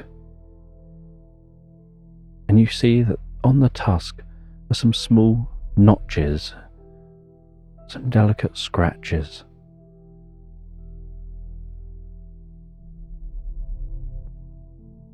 And you realize that the scratches seem to be some kind of language, some kind of pattern,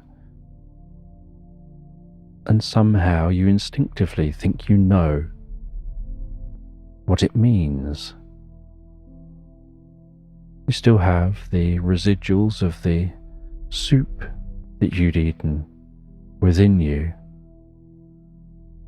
and you realise that it seems to be creating a connection that allows you to understand those scraped notches.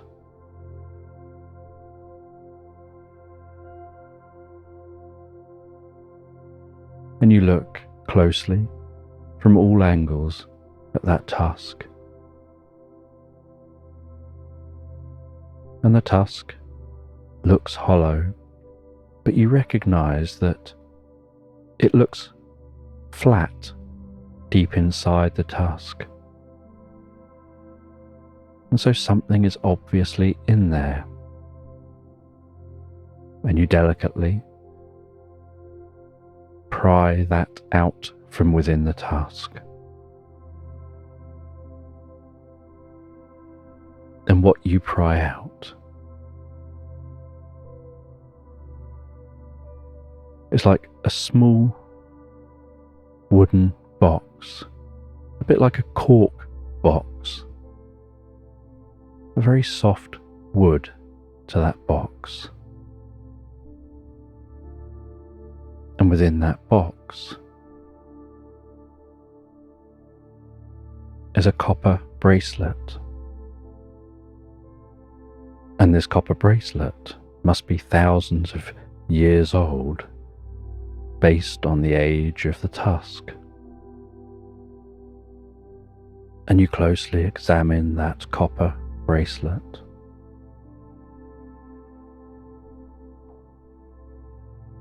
And you don't really understand where it's from, why it's in a tusk, and what significance it had to whoever put it there. And you sit in a tent, just looking at that bracelet, admiring the metal work.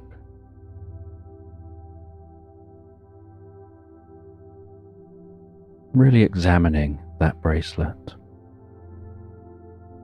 You unclip the catch, you look at the back, you clip the catch back up.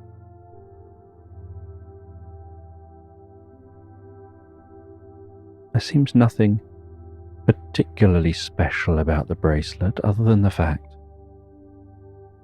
that it seems very old and it was found in an unusual location.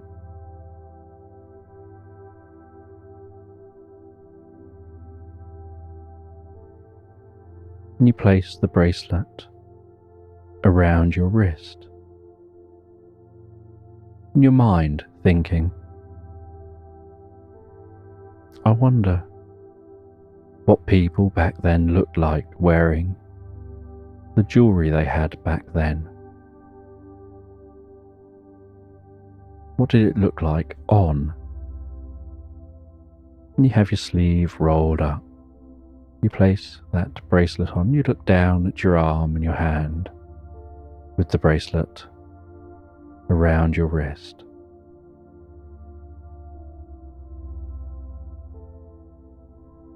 And as you do, so you start to be aware that something's shifting for you, that the landscape seems to be fading and changing. The tent seems to fade in an undulating kind of fashion, as if it's waving itself out of your existence. And you find that around you, the landscape looks very different. The undulating meadows are no longer so undulating, and they seem lower down. And you can see a coastline not that far away. And you can see some circular huts, people milling around, doing different tasks. Some people looking like they've got some basic farms on the go. people riding horses past this small settlement, and you turn around as you look around you, taking it all in, noticing that everything around you has changed.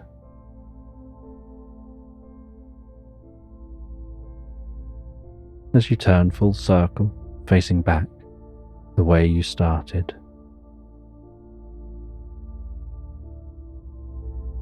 there's just you with your backpack, dressed in what to anyone here would look very bizarre clothing,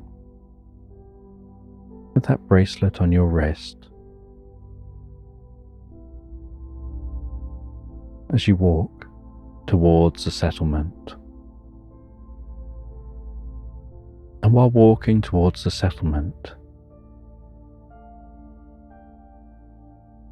you wonder whether this is what the place looked like before the tsunami,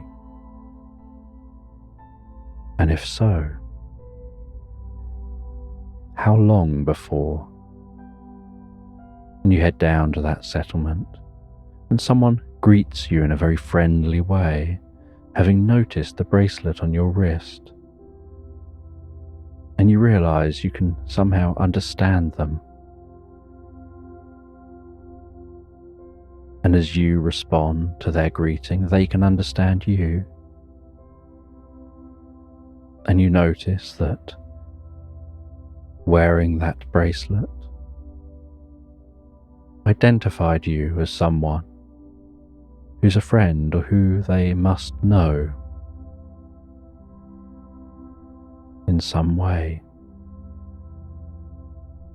And they show you through this settlement, and you say that you're from another land. There's someone you once knew a long time ago, and that's where you got the bracelet.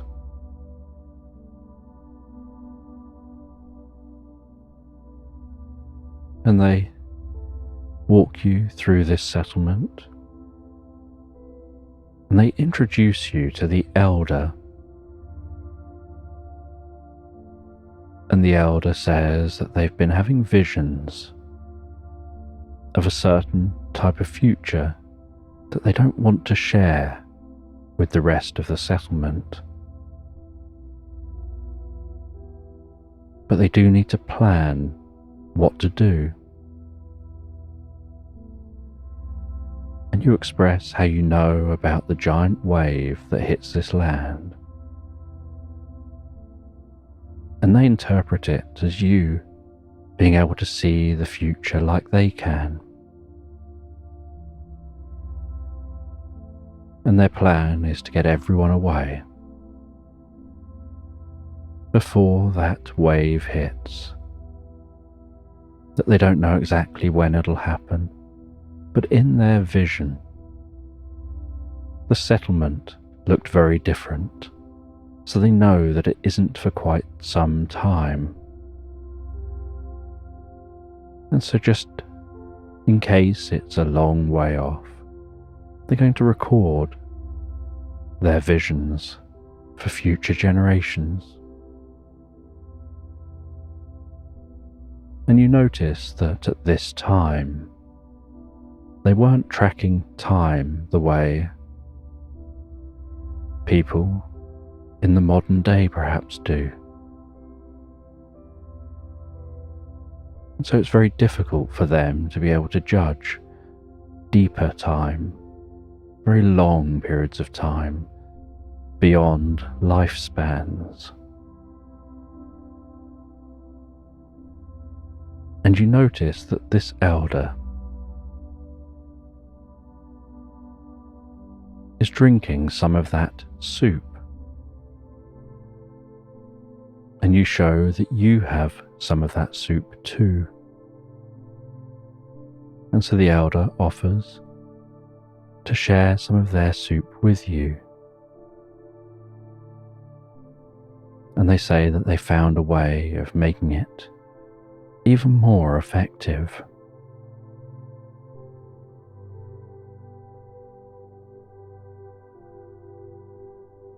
They go to a basket with some cut violets. They tear off some of the violets.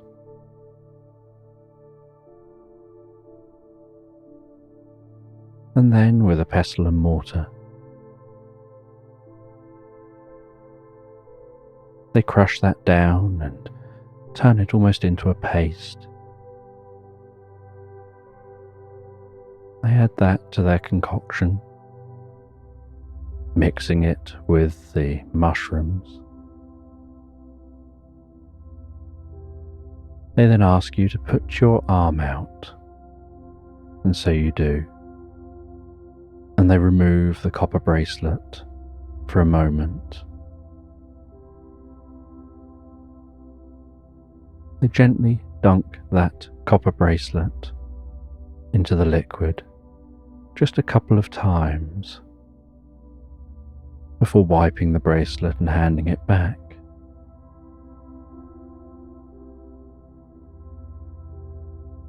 And something strange in the moments when they took that copper bracelet, I think you noticed almost like a glitch around you.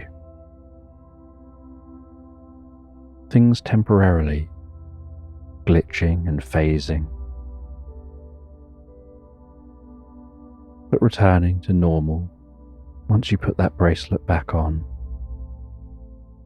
And they explain that the copper in the bracelet,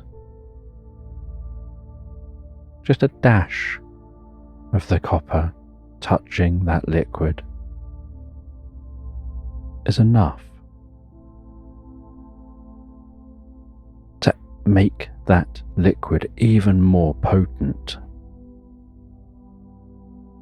And you know that they don't know about particles, but you have this sense that perhaps that's what they're talking about. That a very small amount of the copper dissolves with that liquid, and they stir that up, and they leave it boiling while they talk to you as it gently simmers, and from time to time they give it a little stir. They say if you have the patience to let it simmer right down so that it's almost like a paste, then it's even more potent, even more effective at allowing you to connect with the world, to see reality as it truly is, including seeing the past, present and future all rolled into one. And there's many things they say they've seen that they just don't understand and can't even comprehend. And that to them this is all a learning experience.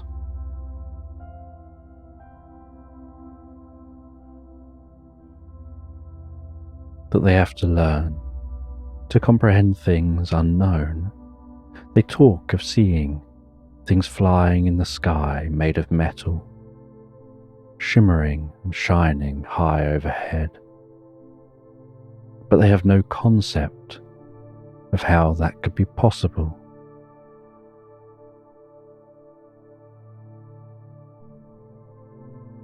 And they've seen so many things they just can't explain. But they write these down the best way they can, trying to explain them with the knowledge they have and the knowledge those around them might understand, or at least glimpse at what it is they've seen. And after some time, that soup is almost a paste, and they serve up some for you and some for themselves.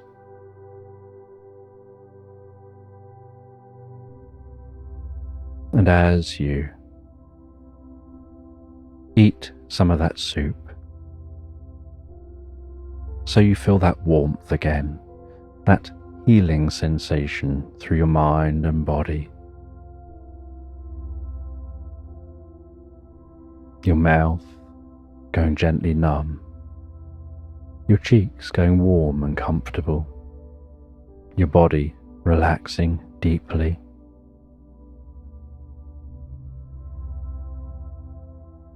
And you find yourself drifting into a vision of a time previously unseen.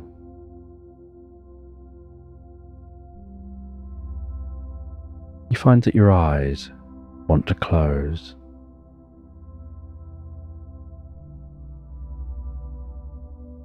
and so you let them, and as they do, while you rest so relaxed there, you get a sense that your body is comfortably cool. And as you open your eyes, you find yourself in an ice cave. And in this ice cave, you're greeted by the most friendly rat in a hat.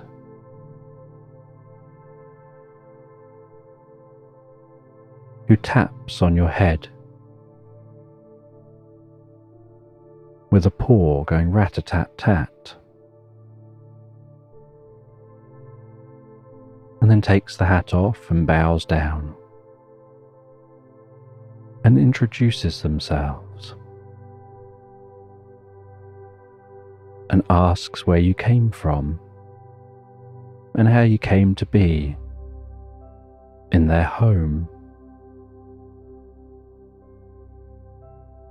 And you're more curious about the fact the rat lives in an ice cave than you are about the fact that they're talking and wearing a hat.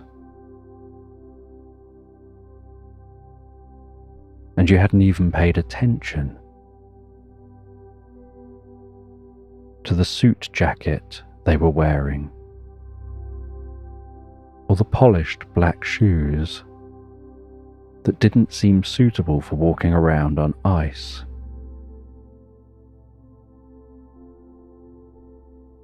And they said that in this land, this isn't unusual. And they show you out of the ice cave, and you find that here there are many ice caves, but between each ice cave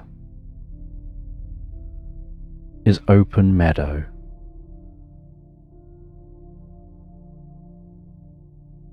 And they say that it's just an ability they have here to be able to manipulate the elements when they want somewhere to stay.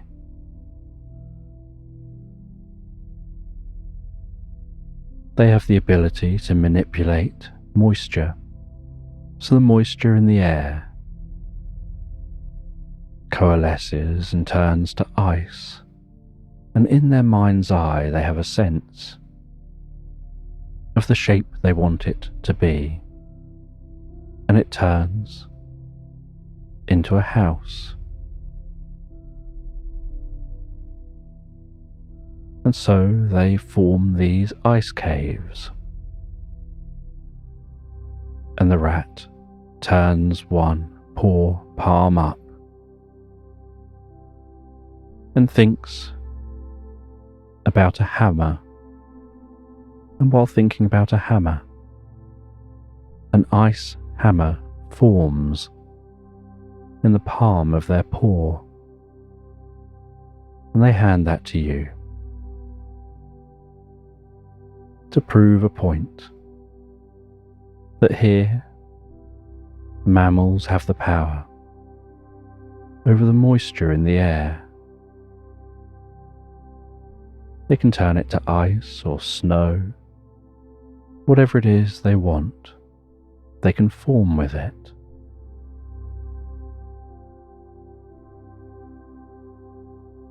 and you say that you're unsure why you found yourself here. But here is where you found yourself. You explain that you were just sitting down, eating some soup. And the rat says perhaps you should take a look around and see if you can figure out the meaning of why you would be here. And they recommended that to travel around faster, perhaps you should ride on one of the horses. And they call over one of the horses, who responds with a yawn and the most British accent you've ever heard. So British it almost seems put on.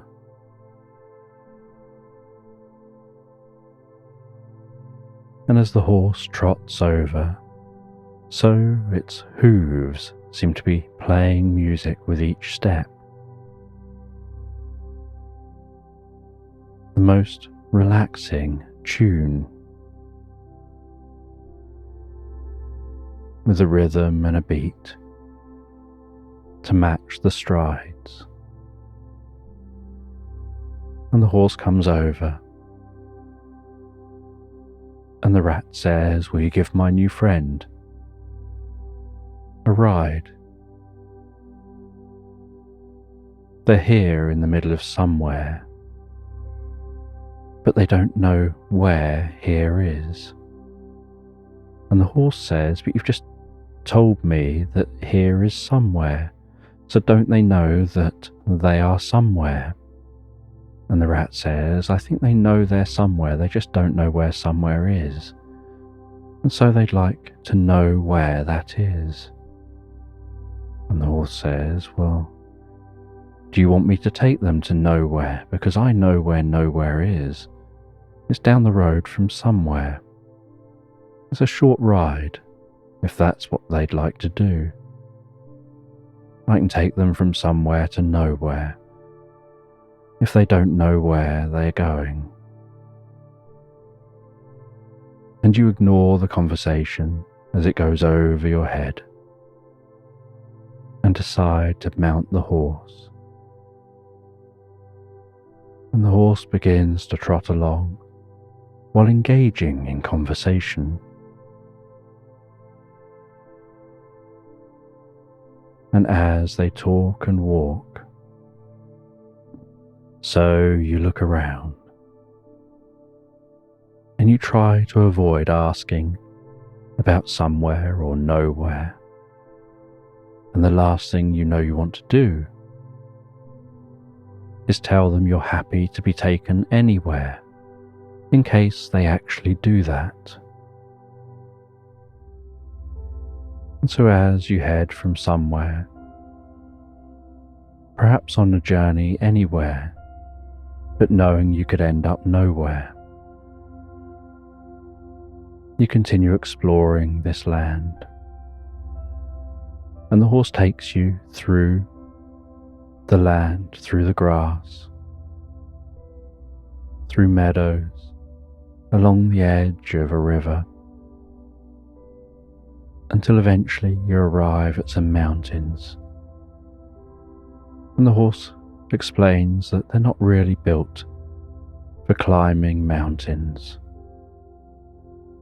Their hooves just don't work so well for that.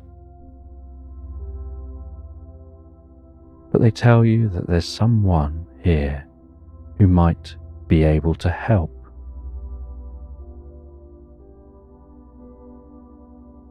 And you look around and you can't see anyone.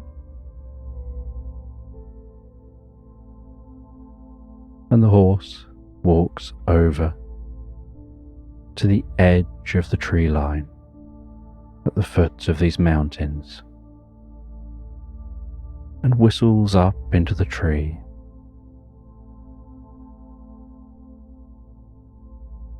And out of the tree, a spider descends.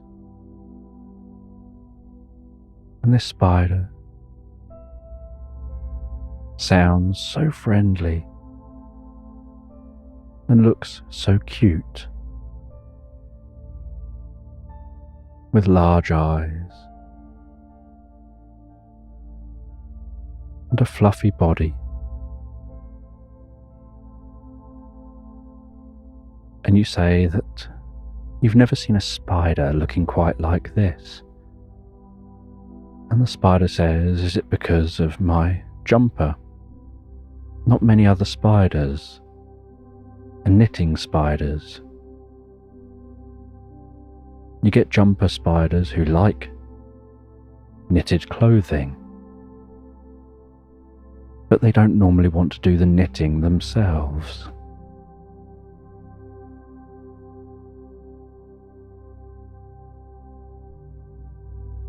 And you get spiders that like doing weaving and living in weaved holes, but they never seem to knit anything for themselves. But this spider explains that they do enjoy knitting. The only thing they like more than knitting is swinging from tree to tree and walking the tightrope they create between trees. And they drop down, land on the ground. They see what you're wearing.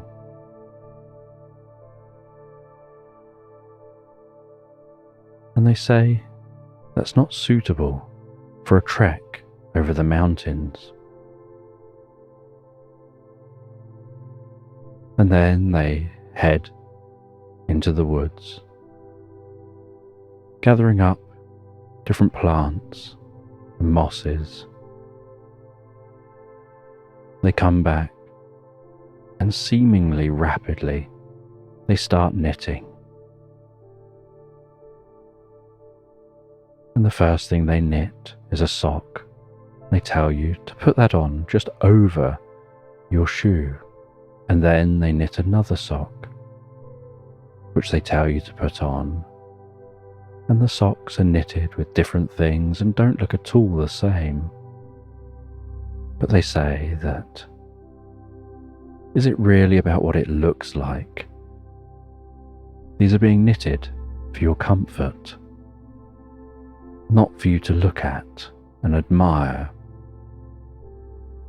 And so you put both the socks on and they carry on knitting. And they knit you a long jumper. And you place that long jumper on. And then they climb up onto your shoulder. And you begin to ascend the mountains, wrapped up so warm.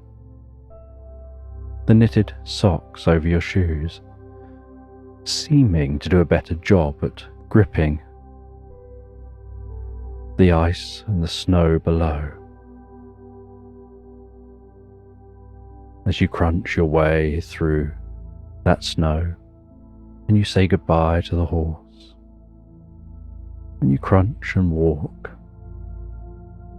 ascending the mountains.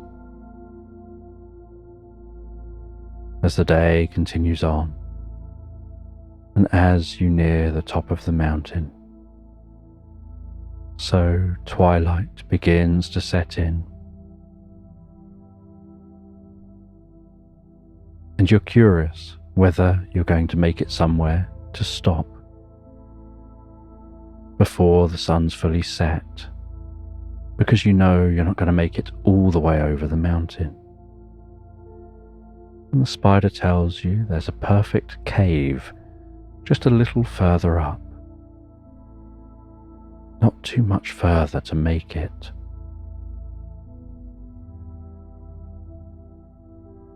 And then as you continue ascending and the sun continues to descend and the stars rise in the sky and the moon starts beating its silvery glow over the mountainside,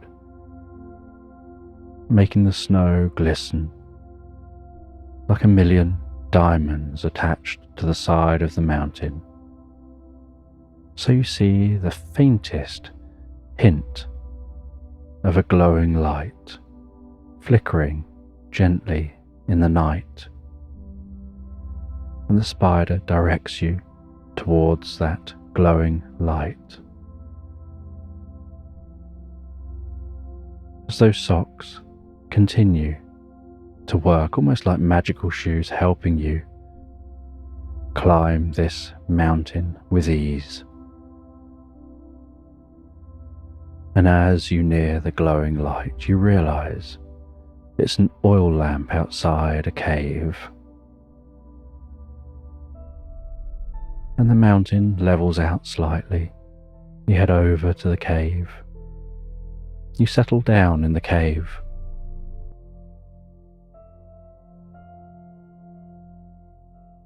And just inside the cave, you light a campfire, and the spider sits down beside you. As you sit and talk to each other while relaxing in that cave, before drifting and floating asleep, knowing tomorrow you'll make it over the top of the mountains, down the other side.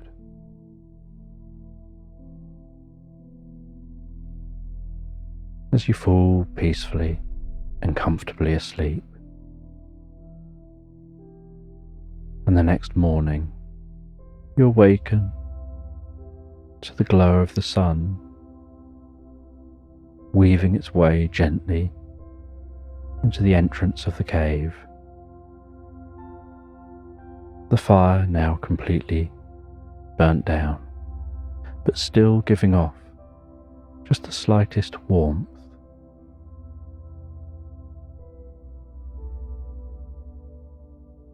And the spider says that from this point you can probably complete this journey yourself. They've helped you this far.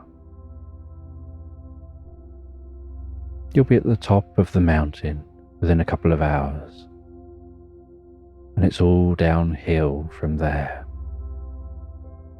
they say with a wry smile. And so you say goodbye and set off, heading up over the mountain. And as you head down the other side, you have plenty of time, while looking over the view, to ponder the entire experience, to try to think about what it is that you're here for. What's your journey?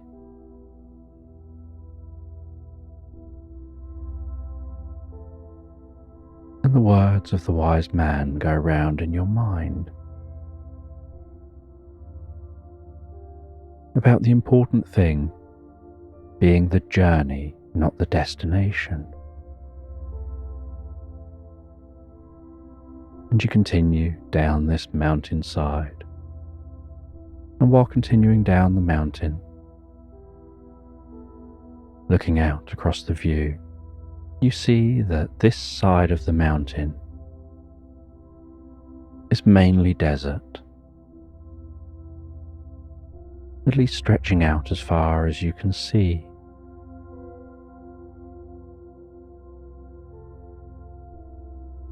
And as you get to the foot of the mountain,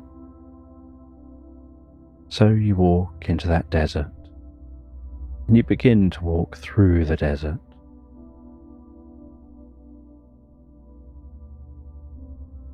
And find it's difficult work walking through this desert, your feet constantly sinking into that sand,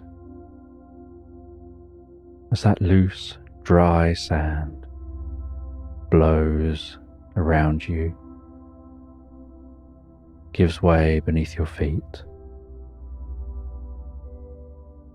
making it more exhausting to walk this side than it was even walking on the mountainside. And as you walk, you think this would be so much easier if this sand was wet, because then it would hold it together.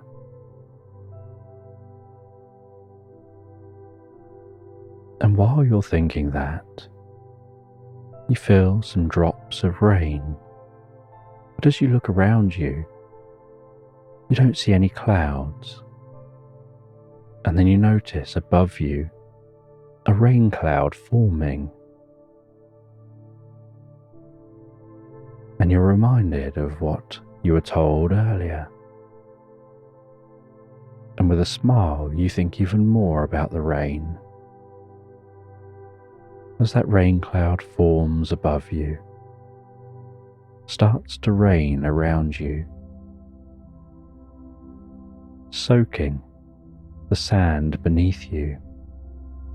And as the sand soaks and the rain cloud gets a little larger, so it's raining around a wider area around you,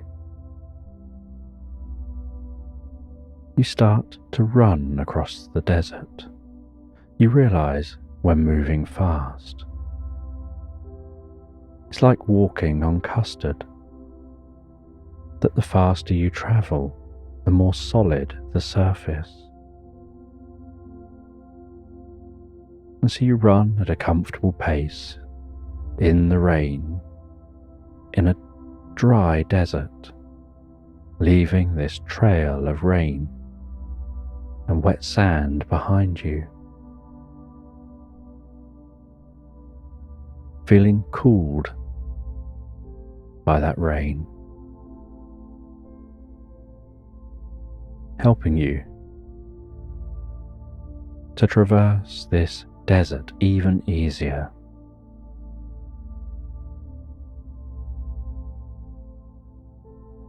And eventually, deep in the desert, you see the top of some ruined buildings, looking like they were covered years ago as the desert has gradually traversed the landscape.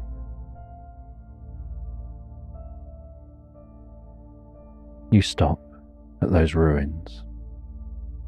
You take a look around the ruins.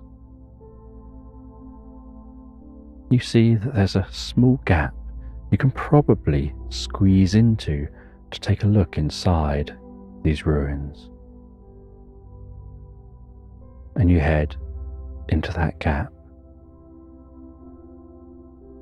And it's such a relief being in the ruins compared to out in the desert. In the desert it was hot. The wind would whip up the sand. But down here it's cool and calm, and you shine a light around the space. And you see this space has a certain peaceful quality to it.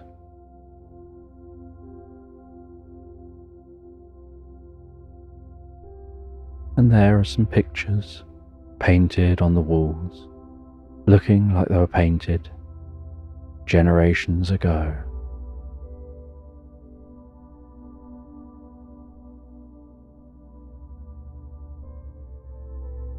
And some of it looks like it was marked with chalk. And the only way for that to be possible is if this landscape was very, very different at the time this place was habited.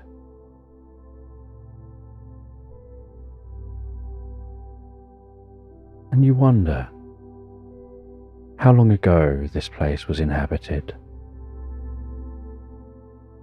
As you look around,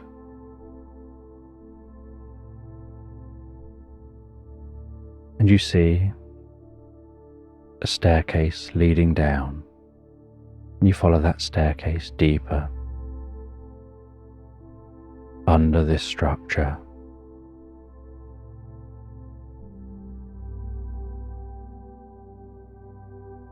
And you notice artwork which looks Egyptian.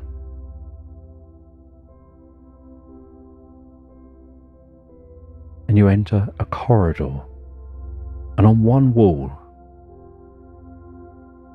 you see a picture, and in the centre of the picture is a drawing of a scarab beetle that's incredibly colourful, like someone's put a lot of work into creating that.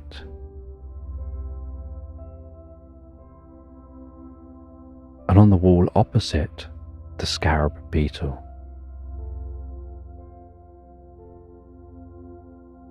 is a picture of what looks like somebody carrying a goat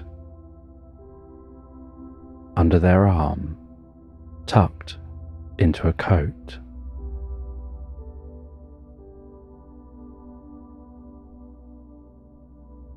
And it's almost like a flash of light goes off in your mind, making a connection with that Morse code. Like an aha moment,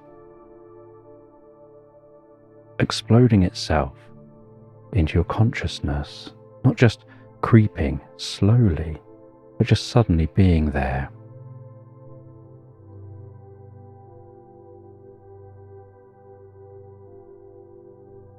That the scarab beetle doesn't like the goat in the coat.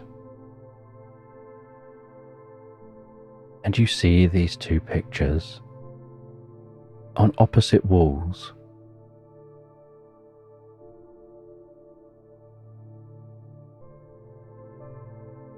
And you don't quite know, there's something just on the edge of consciousness that you're trying to grasp. And you think the best way to grasp an idea on the edge of consciousness is to move on. Continue down the tunnel. And so you continue, walking down the tunnel, walking along this corridor, looking at the different pictures on either side. What looks like an Egyptian priestess holding an offering and wearing unusual earrings.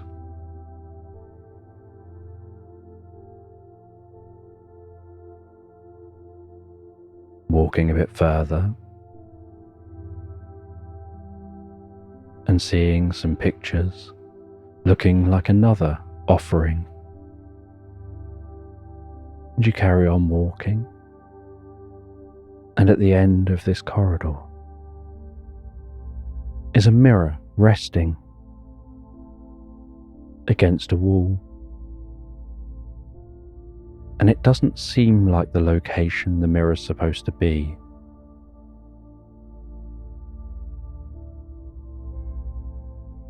And so you take hold of that tall mirror. You move it around. And as you move it around and see the way the light reflects off of it, you have an unusual idea. You take that mirror back down the corridor and you place it over the person with the goat, facing that scarab beetle. And then as you step out of the way, so you notice a beam of light reflecting back and forth between the paint of the scarab beetle and that mirror. And that beam of light starts to hum.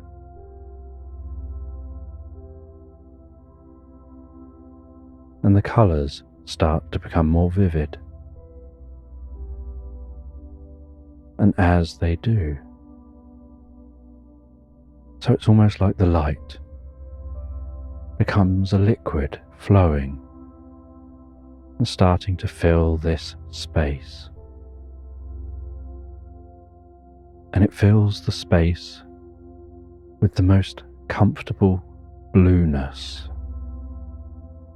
like an ethereal blueness that permeates through you. And as it envelops your body, so you feel your chest, your arms, your legs pulse and stretch out of your body, like consciousness leaving that physical self there, and as consciousness floating above your body, you look back and you see your arms spread gently and comfortably out, your legs resting, barely touching the floor, your back very gently arched, your head slightly back, as if you're resting on the surface of a pool of water, just floating there gazing up at the sky, the whole body weightless and relaxed. And you see a golden thread between you and your body, and find with a thought that you can move away from your body. You can explore beyond the corridor. You can rise up and see the land and explore this land.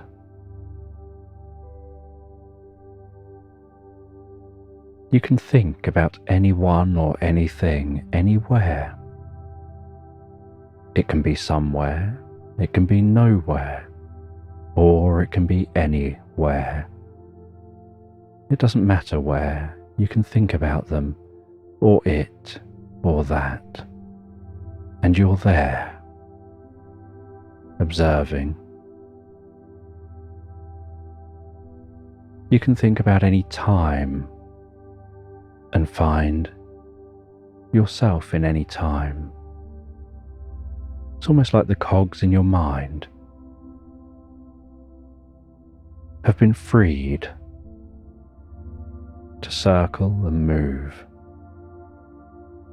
empower your mind in a way completely unknown, where you go with the flow, where you move with resistance, where everything that happens in any given moment is treated as the right thing to be happening in that moment, where you take that right thing and just direct it in the direction it needs to go. You know it's so much easier to redirect a river rather than stop it and try and force it to change direction.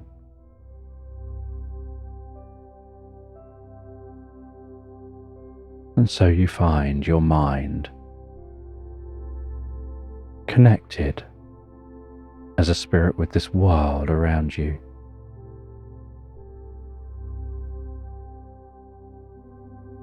And you have the most incredible experience of deep learning and an understanding far greater than you could ever explain.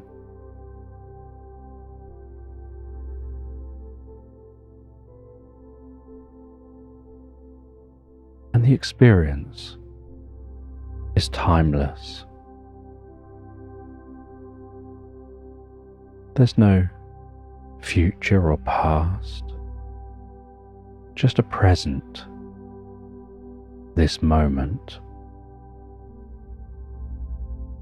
enjoy this moment. Before following that golden thread through space and time, easily and effortlessly back to your body, settling gently down in your body as that blueness fades.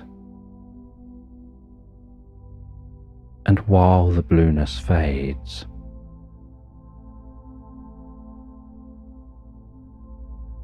so the paint on that scarab beetle begins to chip off a little bit, and some small scrapings of the paint fall to the floor as delicately as a feather falling to the ground. And as that falls to the floor, so it begins to sparkle and twinkle.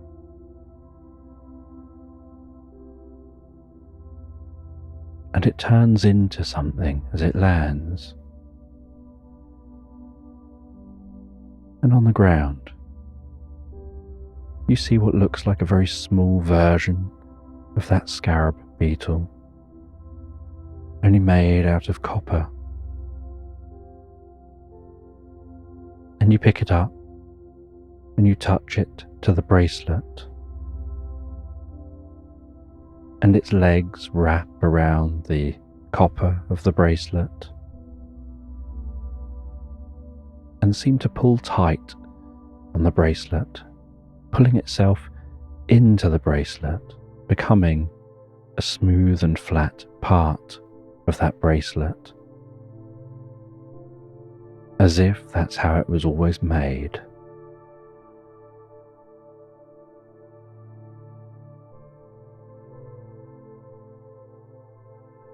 And then you begin to find your way out of this space with this curious experience you've had. You head out into the desert. You sit on the sand near the desert. You think about the experience you've had as you take that flask from your bag, and when you go to drink from the flask, you suddenly become aware that you know the smell of that soup, that sweet soup smell suddenly evokes a memory of the smell of hot apple cider, bringing a deep comfort through you, of an idea of a distant time, maybe another life, of relaxing in a cornfield on a sunny day, enjoying a drink of hot apple cider with some friends,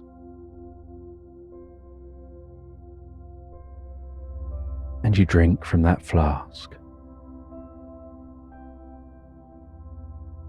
and you find your mind opening deeper.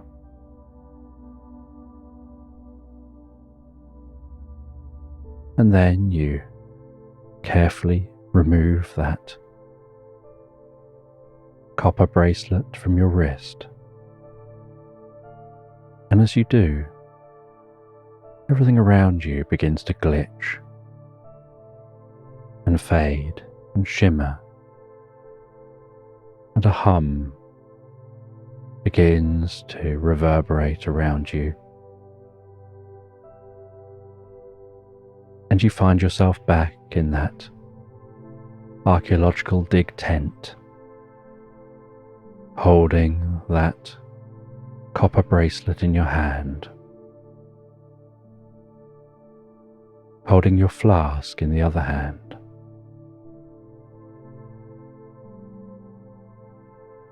You look around you and everything looks normal, and you look at that copper bracelet and you see that scarab beetle on the copper bracelet, and you know that it wasn't there before.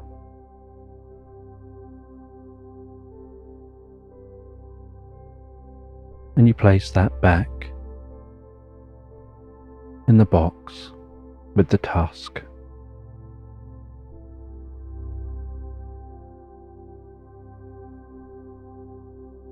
And you talk with others at this archaeological dig and you share your expertise, only you share more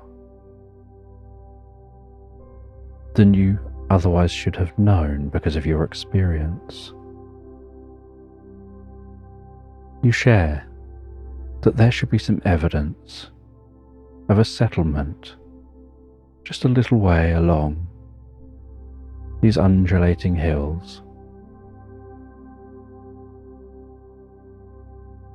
You share that it seems like everyone left before the tsunami hit, and that they must have known that that was coming. And you don't explain how you know any of this. You just say these are your hypotheses.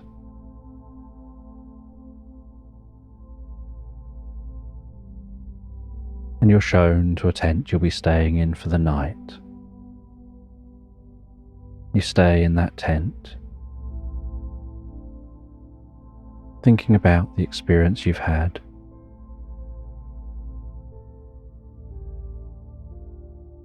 pondering its meaning.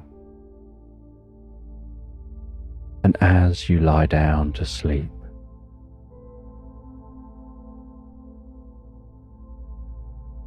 so you start to feel a deep connection with the world around you,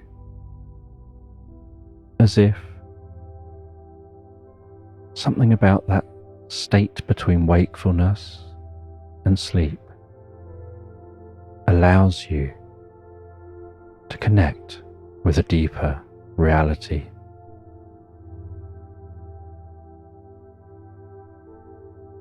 And you wonder when you head back the way you came, whether you'll re-encounter that wise old man,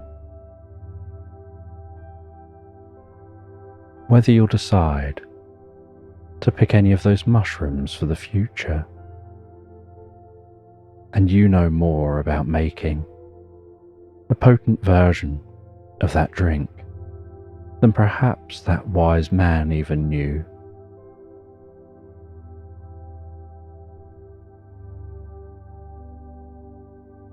But for now you settle down in the tent and you drift and float so peacefully, so calmly relaxed, asleep into Slumberland. You can imagine yourself walking along the shore of a beautiful beach, and as you walk along this shore of this beach, listening to the way the water rolls in onto the shore, smelling the salty air, being aware of the temperature of the breeze and the air on your cheeks, and the feeling of what each footstep feels like as you walk along that seashore, the way your feet sink slightly with each step, the sound of each step,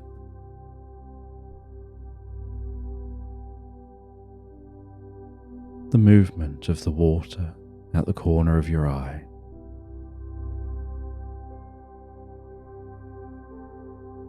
And as you walk, a part of your mind is drifting and dreaming and wandering to different thoughts. And while thinking about different thoughts, in your own world, in your mind,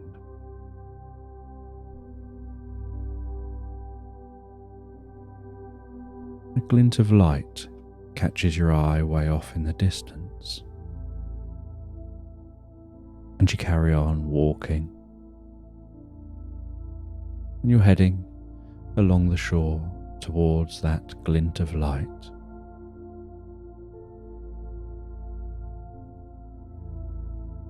And you're not really paying attention to the glint of light, more that it just happens to be on the path you're taking.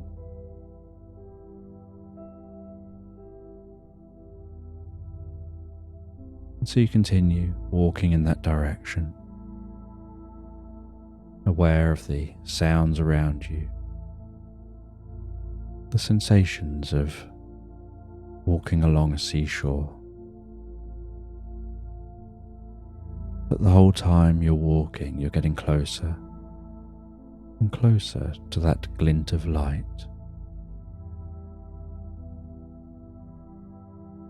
And the closer you get, the more you notice it's just on the cusp, just on that point where the water flows over that glinting object. And it's the object getting wet and then that water pulling back that makes the surface of it glint in your direction.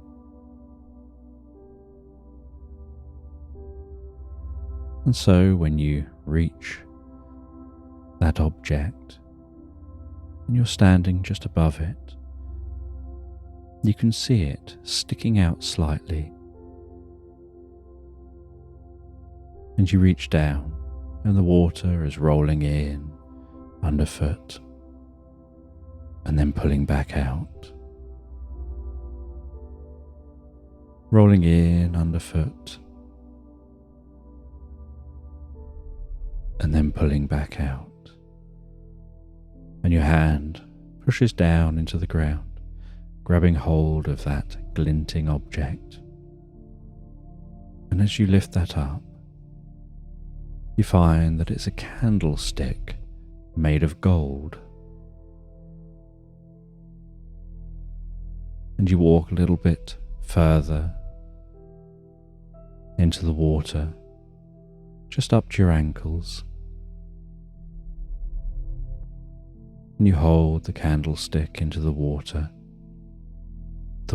flowing over your hand, flowing over the candlestick, washing that candlestick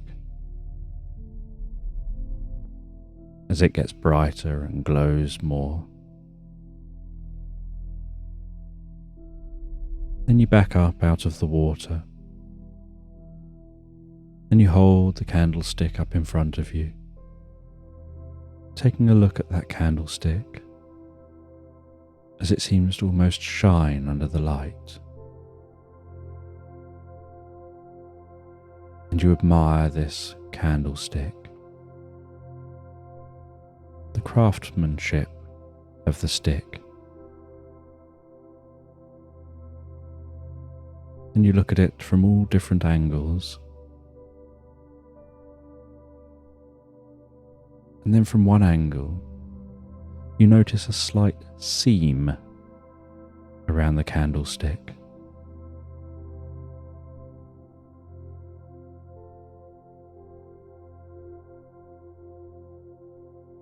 And you open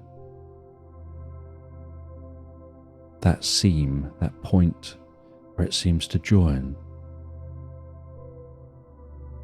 And as you open it, you find a candle dry inside, protected from the elements.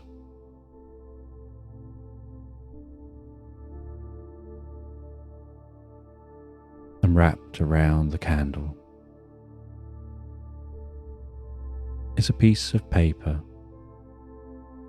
tied to the candle with a bit of ribbon and the most delicate bow, and with a single pull of a thread of the bow, the whole bow unravels. You place that thread into your pocket. You roll the candle into the hand, taking the paper in the other hand. You walk up onto the shore a little bit further. You place it down on the shore as you sit down, hearing the water now lapping on the shore further down the beach. And you begin to read.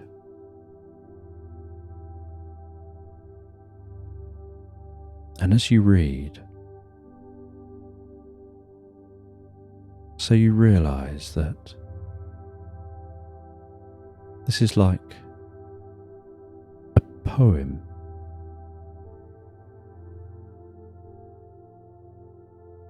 And it's a poem about a seashore.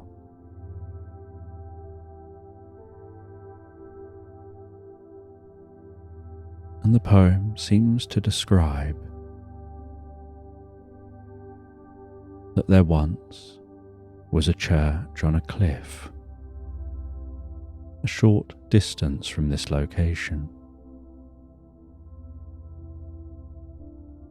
And at the time, the water was much lower.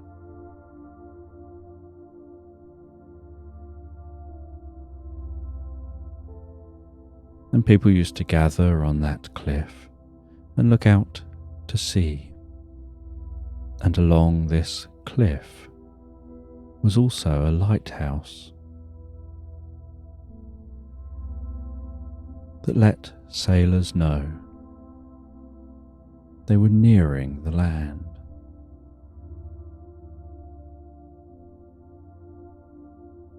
But many years ago, something happened, and the cliff ended up under the sea. It didn't collapse. It was just as if the land lowered itself down into the sea. And it happened quickly and unexpectedly. And a new shore was created.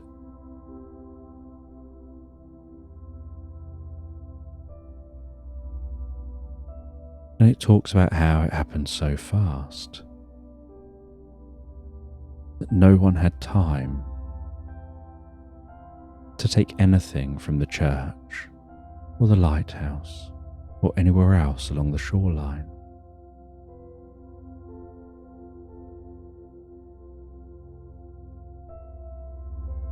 And this story was told through a poem on that paper.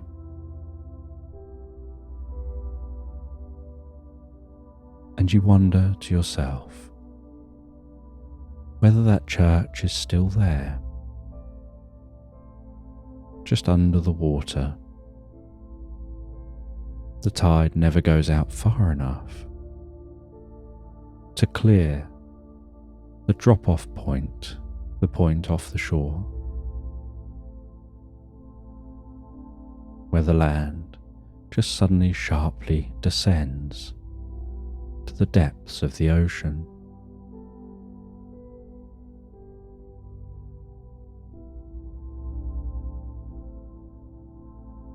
And it gets your mind whirring.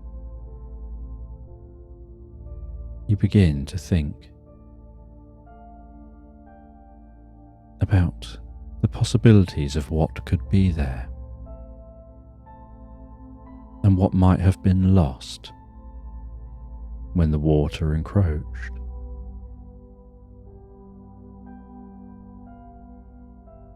And after sitting for a while, gazing out to sea,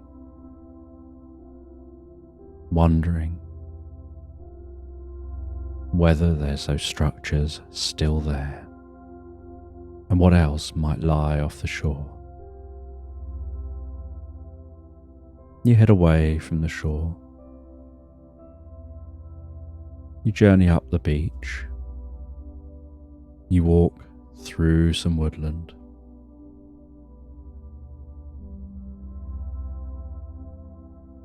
Heading back to your car. And as you do, you pass a child outside a cabin, along a dirt road through the woodland. And they have a small table selling lemonade, and they smile at you with a toothy grin and try and encourage you to buy some of that lemonade and tell you it's homemade and that they've added some grapes which they've turned into ice cubes that will float on the top of the lemonade.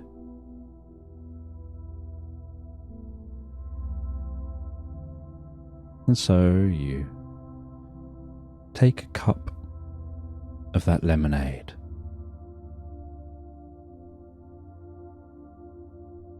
and continue your journey back to your car. And as you drink that lemonade, so you notice the bubbles feel strange. Instead of fizzing up, with each mouthful you drink, they fizz down. And not only do they fizz down, but they lift your consciousness up. And with each mouthful of the drink, you have this sense that the bubbles are pulling down and your mind is clearing, like a fog lifting from your mind, making the world seem extra crisp and clear, seeming to connect you on some altered level with this world around you, where you become hyper-aware of the subtleties of the sound of each footstep, the way leaves gently crunch in stages beneath your feet with each step, and twigs crack and birds sing, and the patterns in the clouds as they move overhead, like your awareness of the world around you, of space and time. It's becoming hyper-aware, like a deep connection to reality.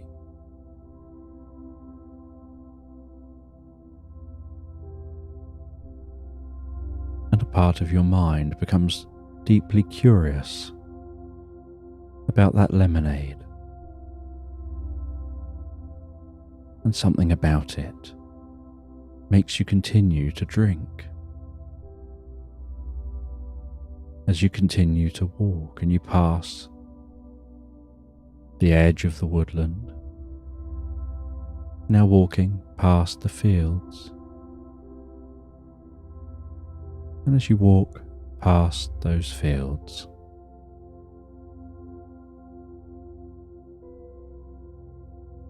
you can smell the scent of hay wafting from one of the fields,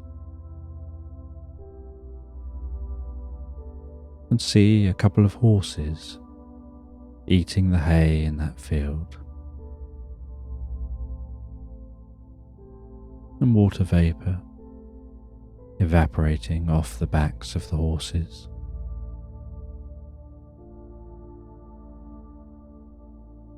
Their occasional neigh as you continue walking, deeply curious about this experience you're having.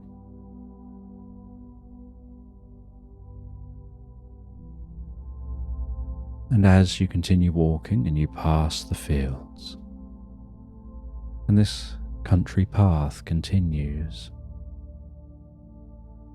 so you hear a slight squeak, and then you see that somebody is swinging on a swing hanging from a tree opposite the fields in a slight clearing. The grass gently moving and swaying in the breeze.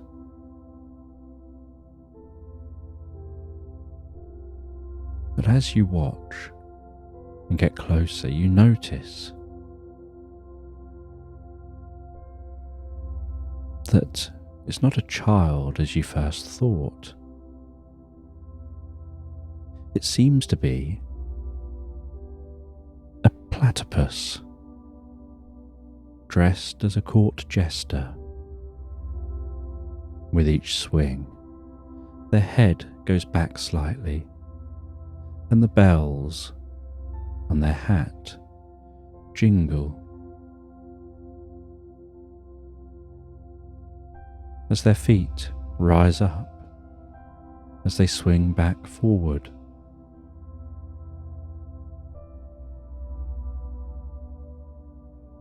And they swing themselves back and forth.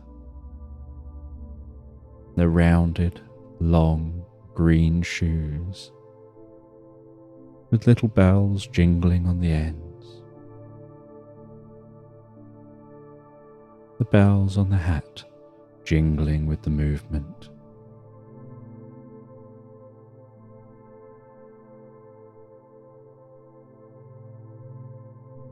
The tree swaying gently as that swing goes back and forth. And they notice that you glance in their direction, and you're watching them as they swing. And in a high-pitched and friendly voice, they greet you and ask you if you want to come over. They ask if you'd like to go on the swing, and you refuse a number of times before they encourage you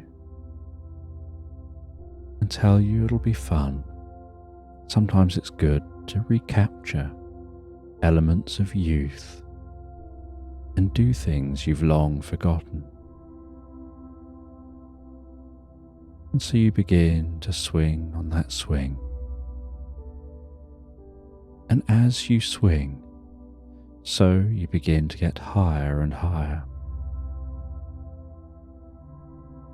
And the higher you get, the more you swing, and the more you swing, the more you think, wouldn't it be cool if I could get high enough to swing right around the branch? And you swing and swing,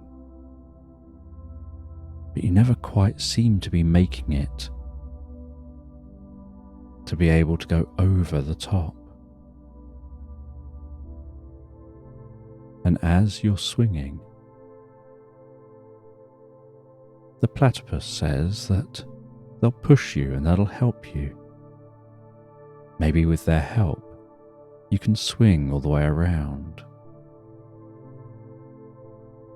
And so they pull up a toadstool behind the swing.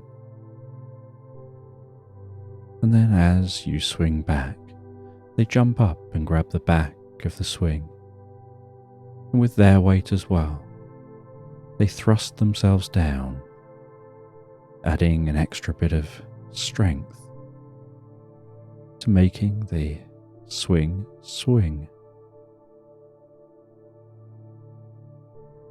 And then they jump back on the toadstool and do the same again as you swing back. Just as you reach that peak back,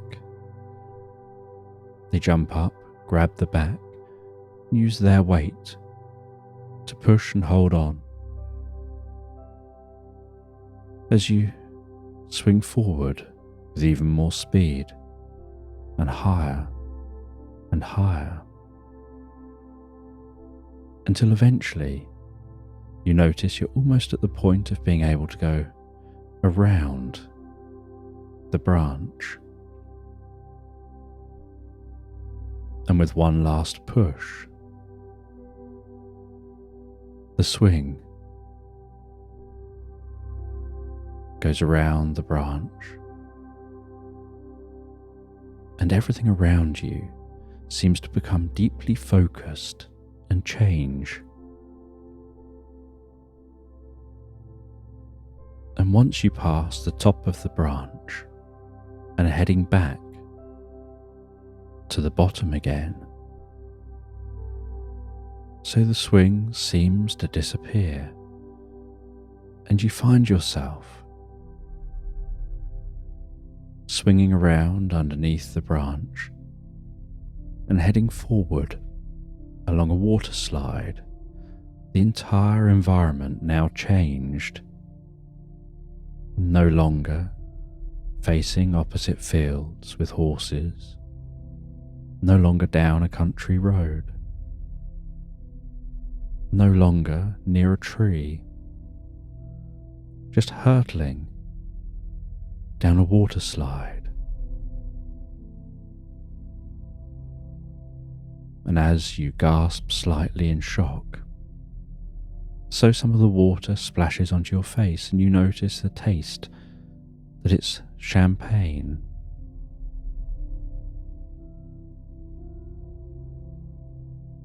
As you travel down this water slide, weaving, dropping down, spinning around, and eventually splashing down into what seems like a swimming pool, except it's more like a dug-out burrow in the ground.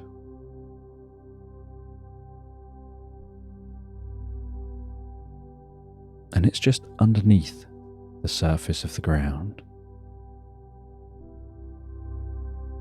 And you scramble out of this pool on the other side into this underground home.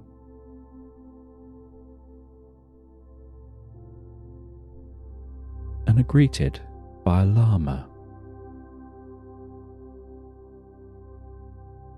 And this llama has the craziest pink hair and dark glasses, and seems to have the curliest, longest ginger nose hair. And you try and keep your eyes off of its curly ginger nose hair, but then just find your eyes drawn to the curly ginger hair coming out of its ears.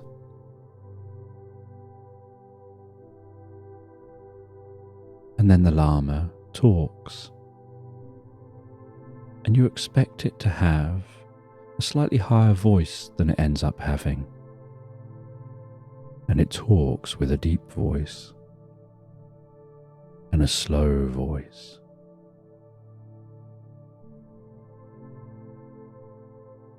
And it talks about how you're going on a journey. It knows that you found that poem,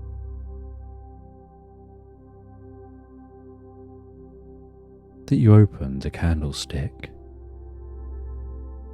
and it started you on an adventure as the one who found that. And nothing that you've seen is as it seems. The child isn't really a child. The lemonade isn't really lemonade. The platypus really was a platypus, but they're not really a court jester. And they walk you through from the pool, deep into what's like a rabbit warren, but a warren high enough for a llama to walk through it. And strangely, although the ground looks like mud, each footstep echoes, almost as if it's solid stone.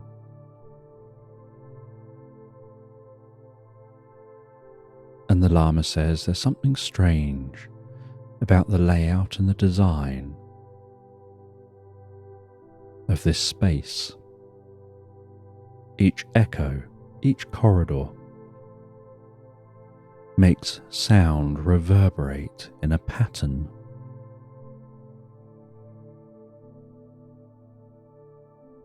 And that pattern is pi. The sound reverberates in an endless note that's constantly subtly changing and never repeating.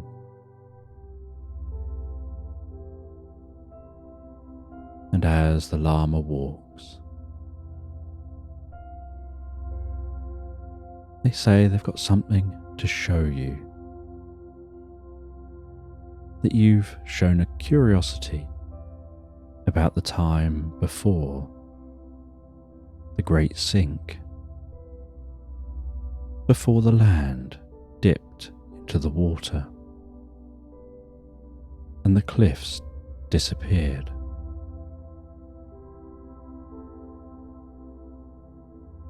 And at one point during the walking, they descend steps, going deeper and deeper into this burrow, further underground. It opens out into a room where you see other animals, and all these animals are dressed in curious fashion. And you see that platypus in here. And you see a giraffe which talks with the same voice that the lemonade selling girl had.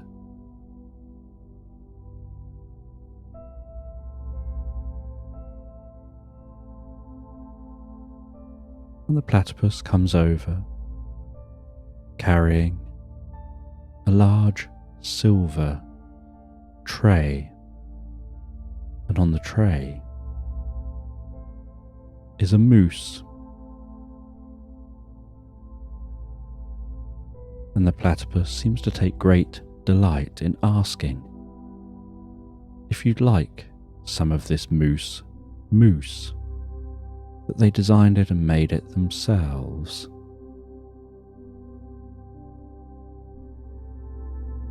And they serve up a serving of that mousse.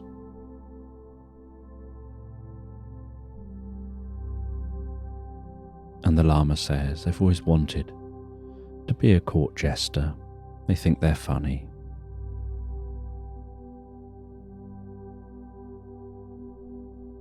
And you carry on walking while eating that mousse. And as you eat the mousse, so you notice that Your arms begin to feel heavy and relaxed, and your body feels heavier and more relaxed. And the Lama says the mousse isn't really just mousse, like the lemonade isn't really just lemonade.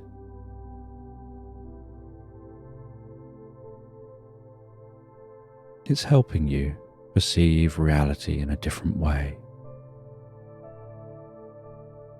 And as your body feels heavier and more relaxed, so you see what looks almost like fine hair along the walls, glowing and pulsing.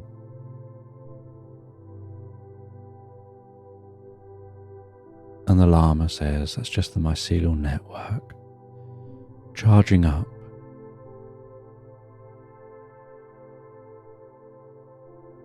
and passing messages through all living things. And eventually, you arrive at a door, and the Lama opens the door and says, if you just walk through this door,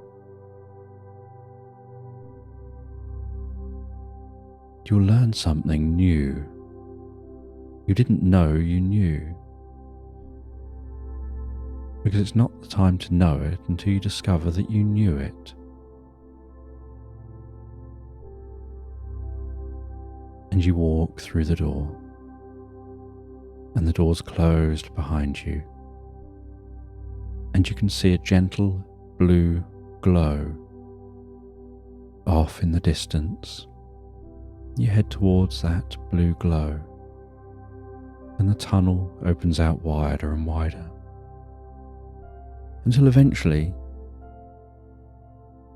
you notice it looks like a window to under the sea. Except that when you reach out with a hand, there's no window there. And you pull your hand back, and your hand's wet from the sea. And it's as if the sea just doesn't come in through this gap.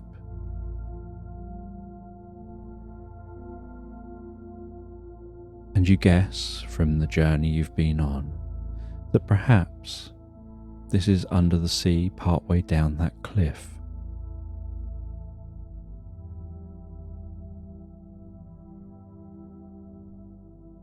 And you look around you, and you can see beside you a small rubber duck. And there seems to be nothing else around, so you pick up that rubber duck. And as you do, so you have this sensation that you're changing and evolving into something different. Almost as if you take on some of the qualities of a rubber duck.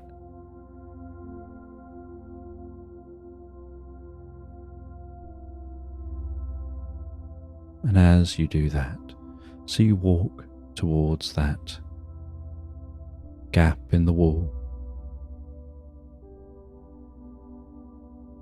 and find yourself swimming out through that gap. And as you swim out through the gap, as if made of rubber, able to breathe perfectly fine and survive perfectly fine under the water, with the water being no issue at all, you swim down towards the sea floor, seeing the undulating sand carpeting that sea floor.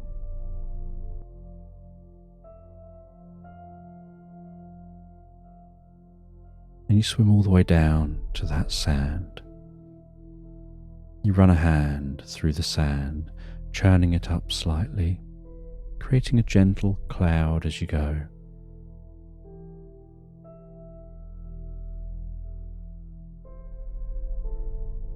And then you see some sand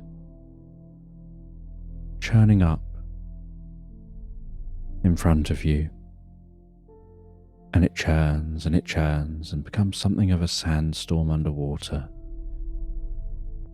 filling the space around you with that dense sand, so you can't see forward or backward or left or right or up or down. Just a murky, sandy colour, whatever direction you look. And then you hear some bubbling in that water.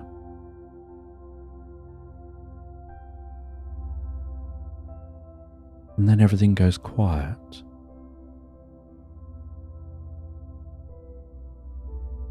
And as the sand begins to settle, and you remain very, very still to allow the sand to settle,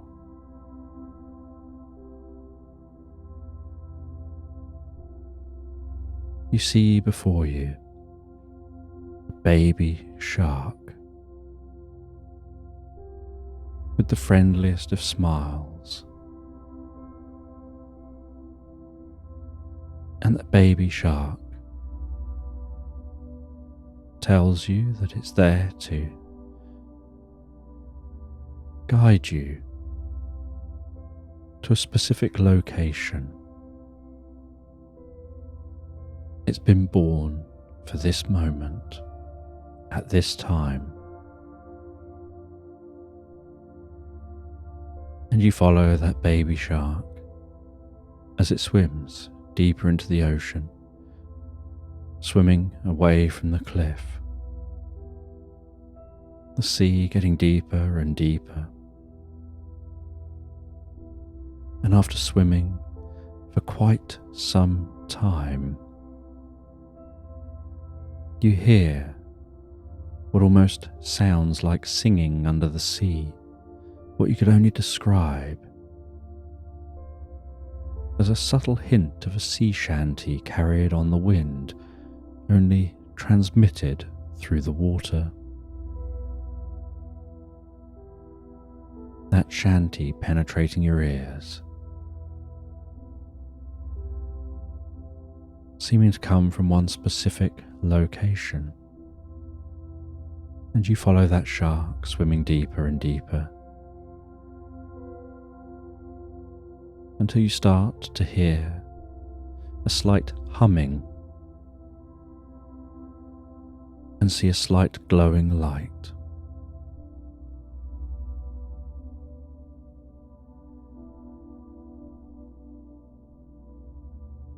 And you swim towards that light and discover that it's a globe. And strangely, once you're close to the globe and your eyes begin to adjust to the light from the globe, you find that you can see into the globe.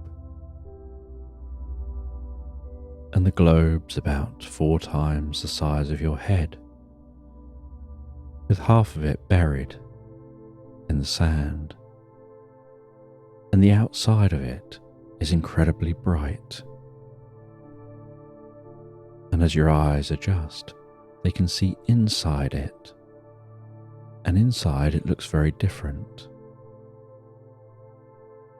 And the baby shark is swimming around slowly, gently, in circles around you and the globe, while talking to you, telling you that if you touch that globe and close your eyes, you'll be able to project yourself inside. And so you reach out and touch the surface of the globe, feeling how smooth that globe is. And as you feel the smoothness of the globe.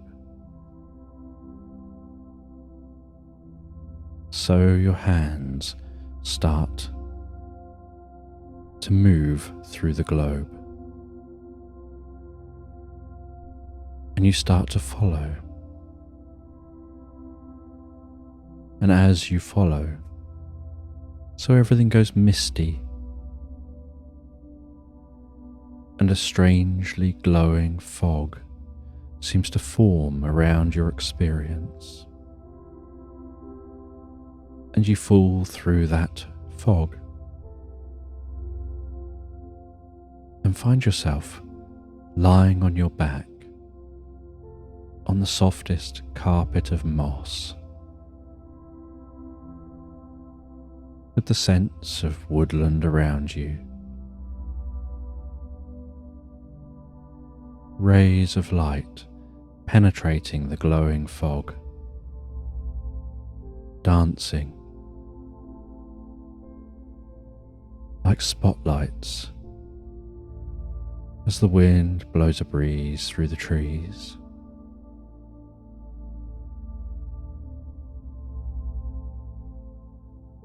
And it's almost as if those rays of light are vacuuming up the fog, seeming to wipe it away with each pass.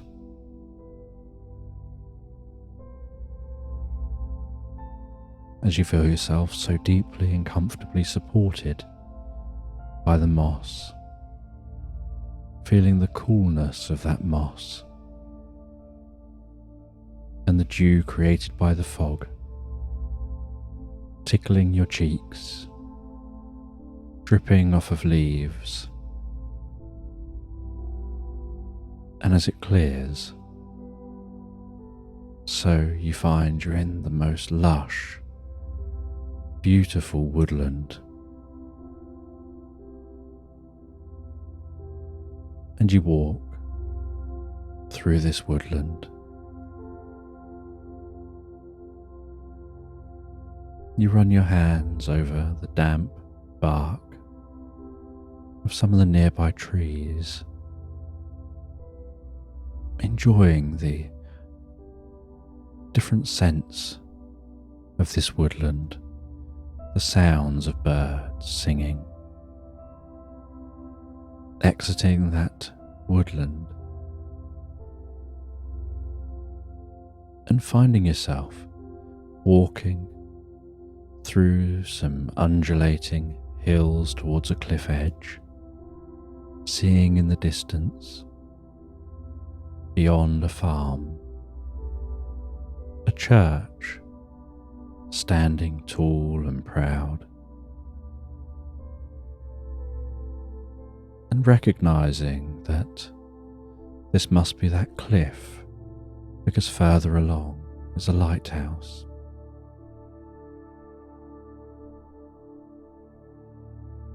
And a small robin flies past you and lands on a fence post, singing and watching you. You watch it, and you walk gently and carefully past the robin so as not to disturb it. You pass through a gate into an orchard.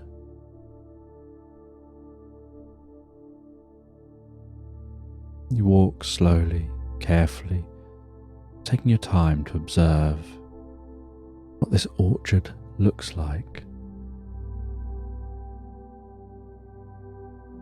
what this place looks like.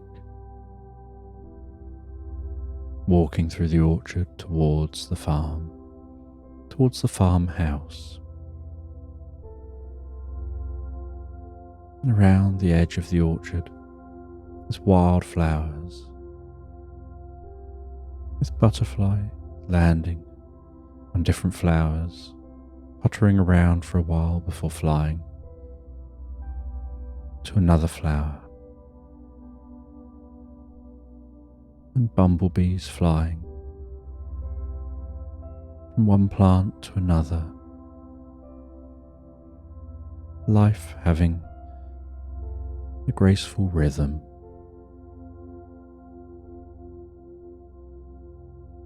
And you arrive at the farmhouse and notice that no one seems to be here. And you take a look around this farm and around the farmhouse. You find that there's a fire gently crackling away in the fireplace in the living room. And there's a book on a side, as if someone was sat here not that long ago, perhaps reading by this fire. And open, resting on the book, is a locket on a golden chain.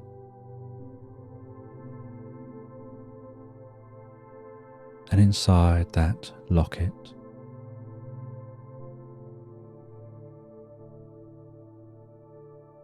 is a drawn picture of somebody.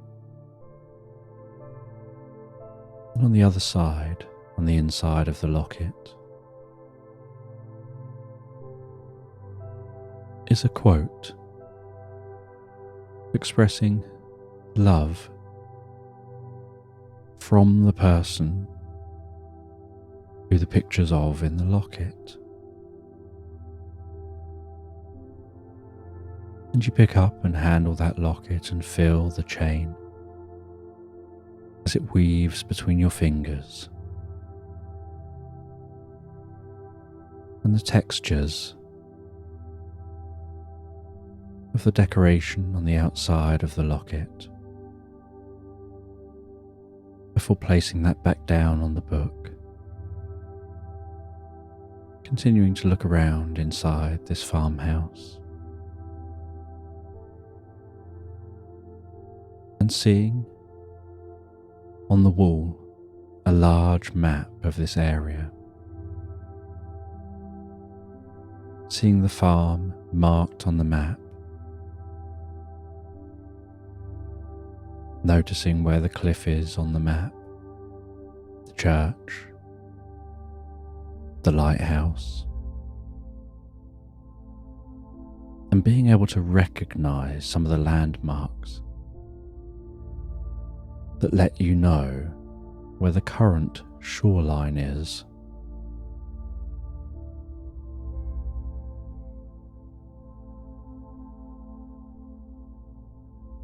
And then heading out of this farmhouse and continuing walking to the cliff edge.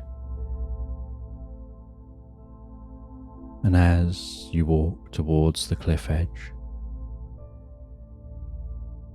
so you can hear the church bell ringing and reverberating around this landscape, at some points giving the illusion that the sound of the bell is coming from other directions, sometimes even sounding like it's coming from behind you. And as you near that church, you see that there's actually someone here. And while approaching the church, they start to approach you. And as they approach you, there's something familiar about them. Something that makes your mind feel like you know them. And with a smile, they reach out and they shake your hand. They invite you into the church. You follow them into the church, and inside the church, you see that candlestick. And you see a saw, and you see that they're preparing that candlestick with the message that you found.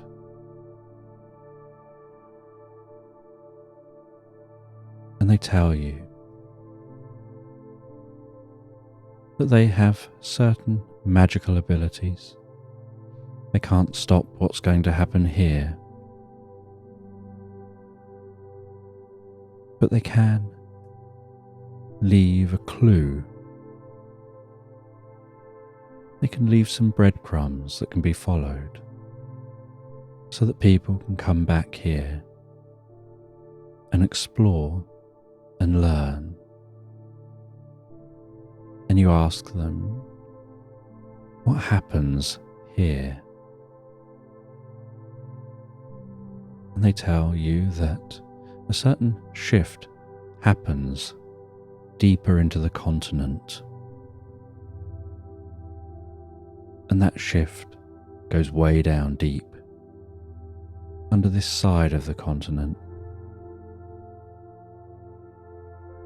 And very quickly, but still quite smooth, suddenly the entire side of the continent gives way and lowers into the sea. And they'd worked out it was going to happen long before it did. And that's why there's no one here. Because they are here, just not really here. They've been placed in a slightly different level of reality, on a slightly different plane of reality. And so they partially interact here, but aren't really here, so when the change happens, it only happens to the land, and then they'll return to this reality once it's safe to do so. And that's why you don't see much here, but you can hear through the different realities, with the sound reverberating through dimensions.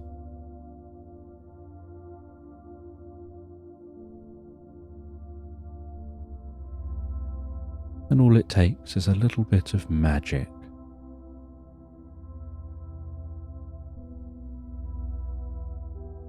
And they guide you deeper into the church.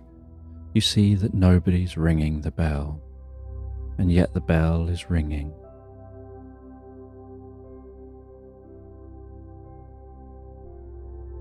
And they tell you that they're going to be leaving a note to be found.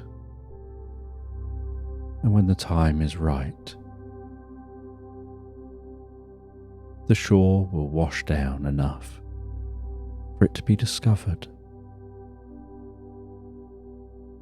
And then the stories of here will be told there.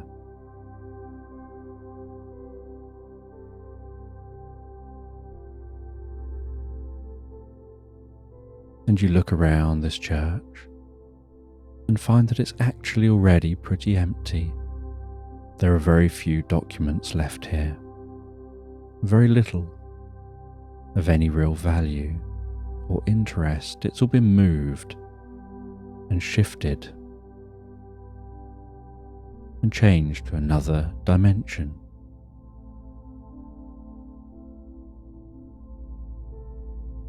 And in the heart of the church,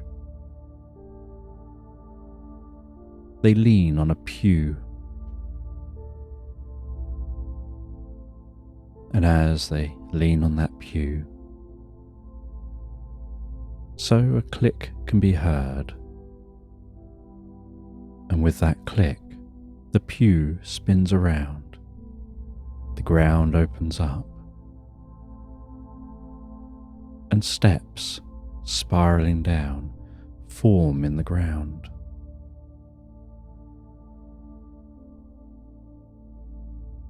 And together you descend into this secret tunnel, and you follow this secret tunnel, which eventually starts to rise up again. And as it rises up, so you find yourself rising up into the lighthouse. And you ascend to the top of the lighthouse. looking out over the sea.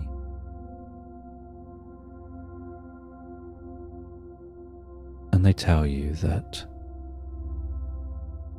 you can see the sea, and you can see the way the sea is beginning to come this way as the land is beginning to lower. And together you watch and wait as this land lowers beneath the ocean. And it looks, from your perspective, like the ocean is just suddenly getting deeper and deeper, like a tide that just seems to endlessly be coming in. And it does so gently, so calm and relaxed, just a small amount at a time, until it's up above the height of the lighthouse. And the magic protects you and makes it so that it's almost like you're in an air bubble watching this happen.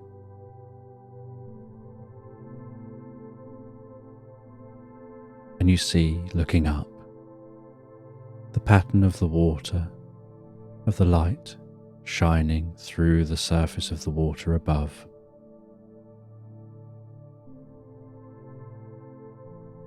As that light shimmers overhead,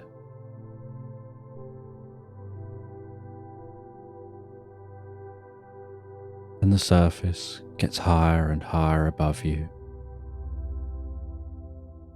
And then there's stillness. And you now know how deep and how far out these structures are.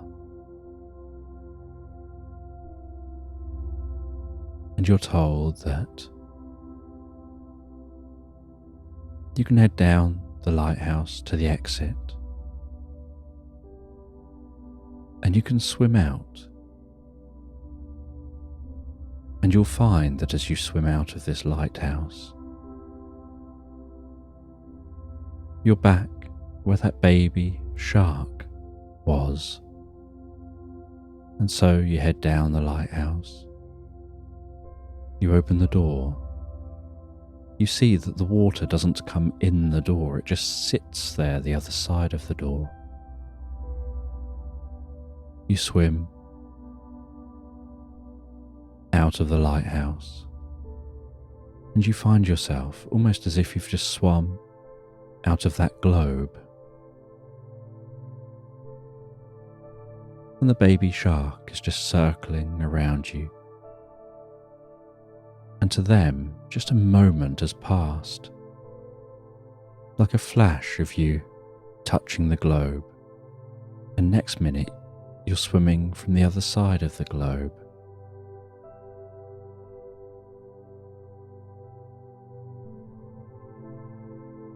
And you explain to them that you know what happened here,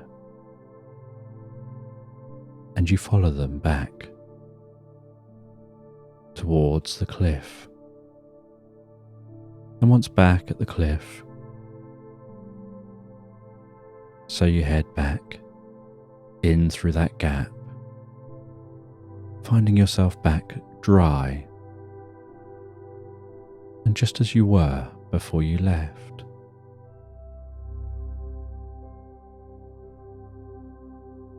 And you head back to that door, pass through the door and see that llama, recognizing that the llama is the same as the person you've just met.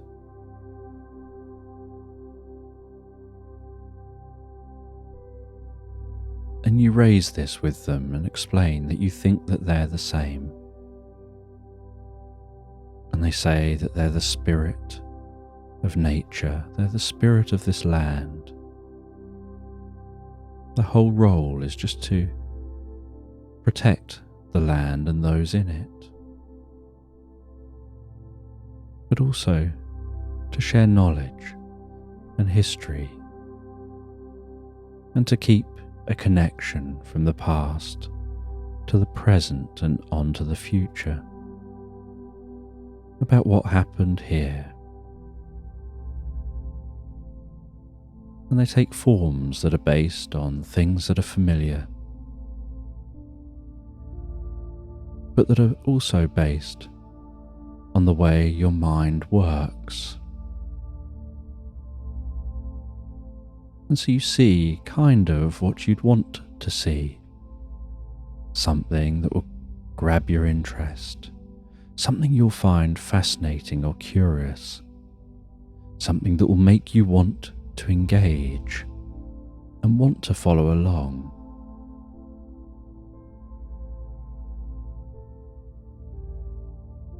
And that what you've been consuming this whole time is a magical mushroom.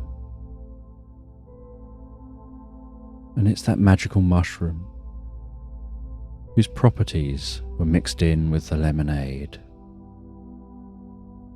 mixed in with the mousse, even mixed in with the champagne water slide.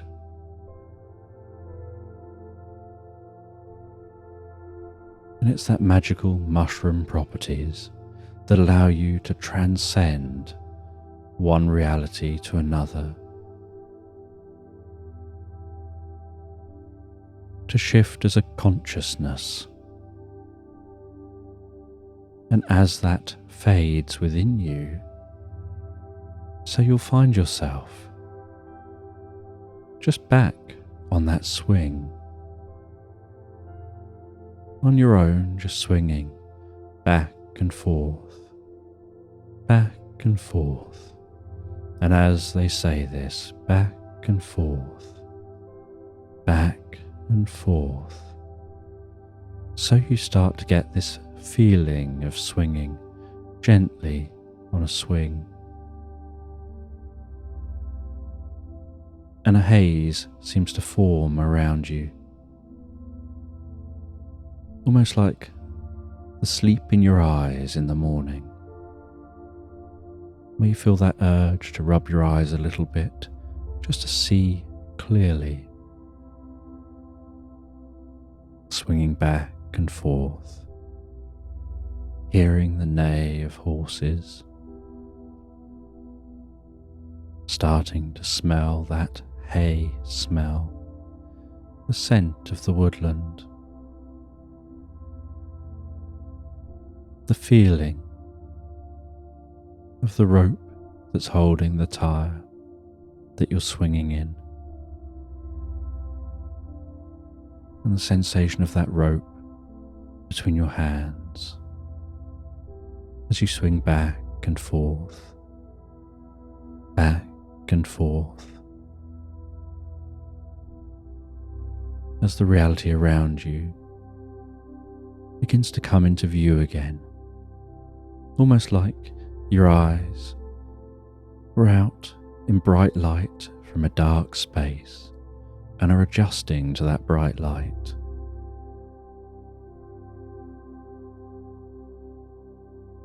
And as they do, so you find you're back in your familiar reality. You leave the swing.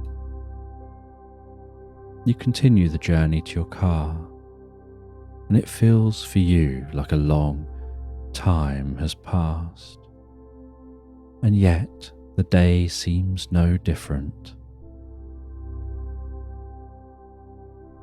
And you travel home in your car, your mind pondering your experience.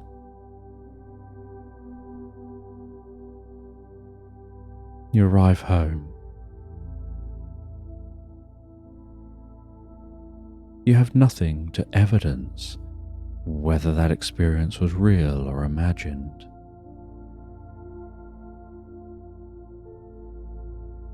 You have yourself a drink before bed,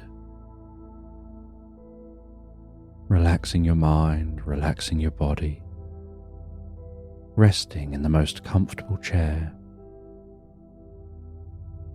your mind occasionally wandering to thoughts of that experience.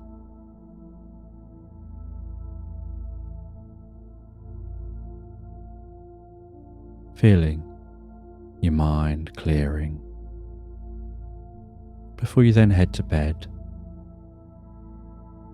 And on the bedside table, you see a book, and on the book is a locket, and you realise it's the same book.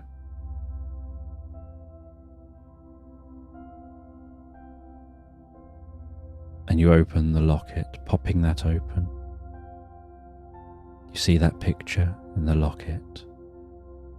You see the inscription in the locket.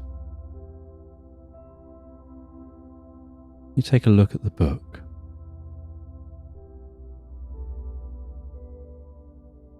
And it's an old book. And on the first page is an inscription. And the inscription says, "Never go looking for sandy golden donkey bells, because all you'll ever find is a llama."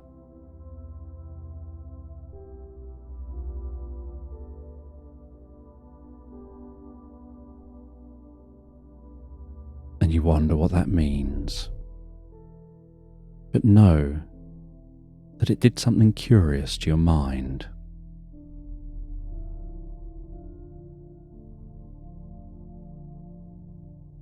And you can smell the scent of that old book and feel the roughness of those pages.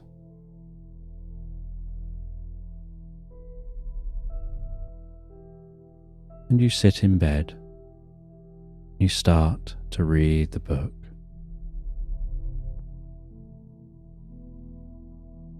And you find that it's a book about a circus coming to town. And the book was written a couple of 100 years ago, claiming to be a true story about an event which happened hundreds of years prior to that.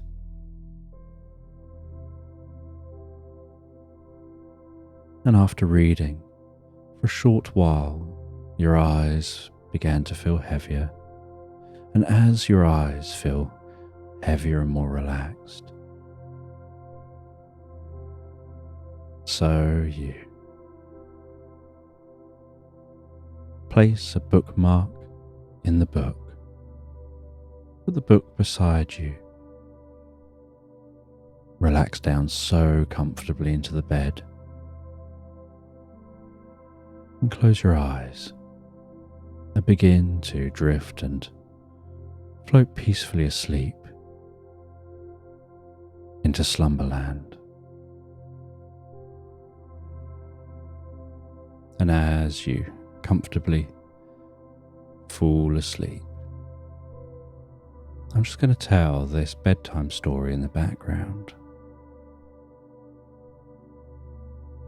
And in this bedtime story, you find yourself relaxing in a cabin.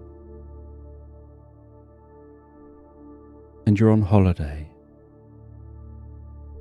in a cabin in the woods. And as you relax in that cabin, so perhaps you have the most comfortable fire burning in the fireplace, the warmth tickling your cheeks, light and shadows dancing around the walls.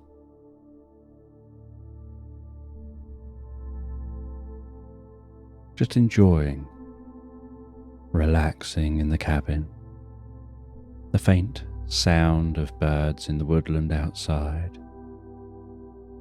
just creeping through the window, sitting in the most comfortable chair, The kind of chair that you almost sink into so deeply that it's almost like you become one with that chair.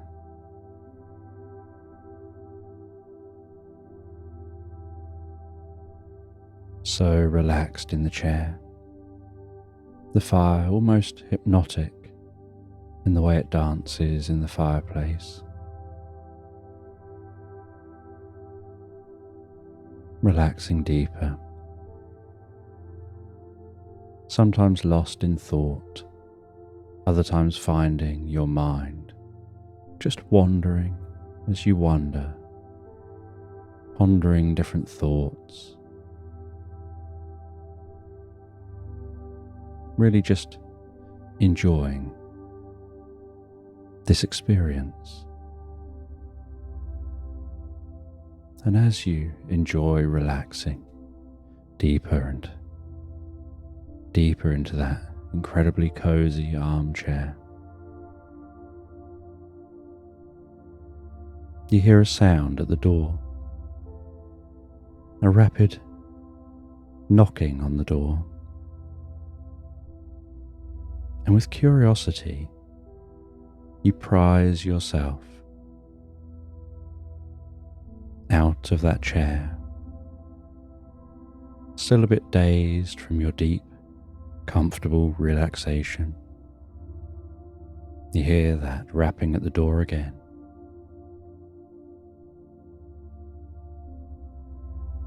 You get to the door, you open the door, and you see a woodpecker on the doorstep, and it jumps back a step or two as you open the door and drops something from its beak. It drops a small, shiny, tiny stone.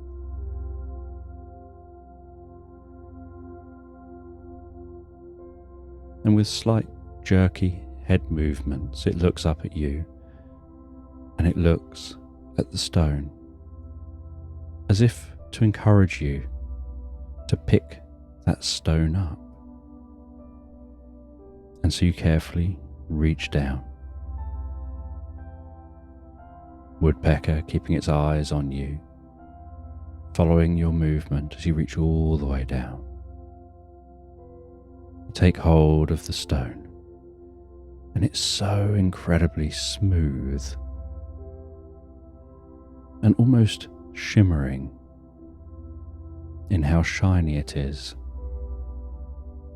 with that kind of shininess where you don't know if it's just incredibly reflective or if some of that shininess is coming from within the stone itself.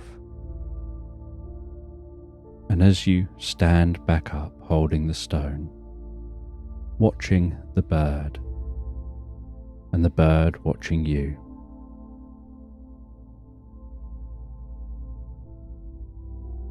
your brow furrows a little, wondering why this bird brought you this stone.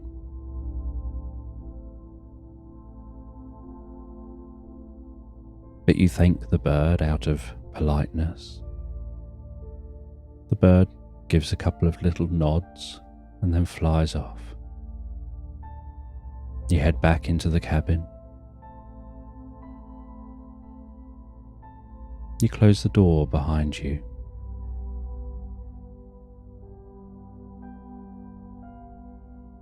And as you close the door, you feel a deep sense of curiosity at the unusual experience that just happened. That bird seeming to bring you a stone. And while walking back to that chair, you try and shake off the strangeness of the situation. The fact that it seemed like the bird did that on purpose. And you sit back down in that chair. You place the stone on a small little coffee table beside you.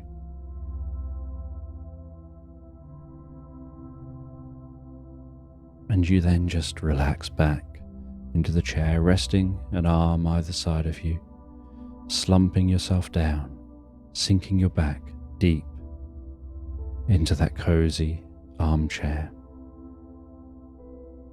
Your eyes occasionally flickering and shutting for a moment as you become absorbed in the relaxation. Your cheeks warming from the warmth of that fire. And as your cheeks warm from the fire, then you open your eyes from time to time, looking around. You notice something unusual.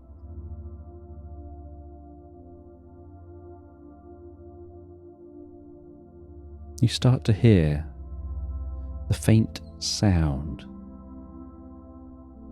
of tambourine playing.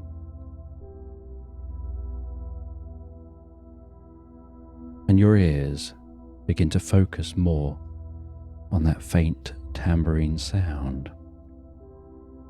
You start to wonder where it's coming from. It's faint and you can't work out the location. It just seems to be there. You can't work out whether it's from outside, or perhaps there's a radio on, or some other device that it could be playing on within the cabin.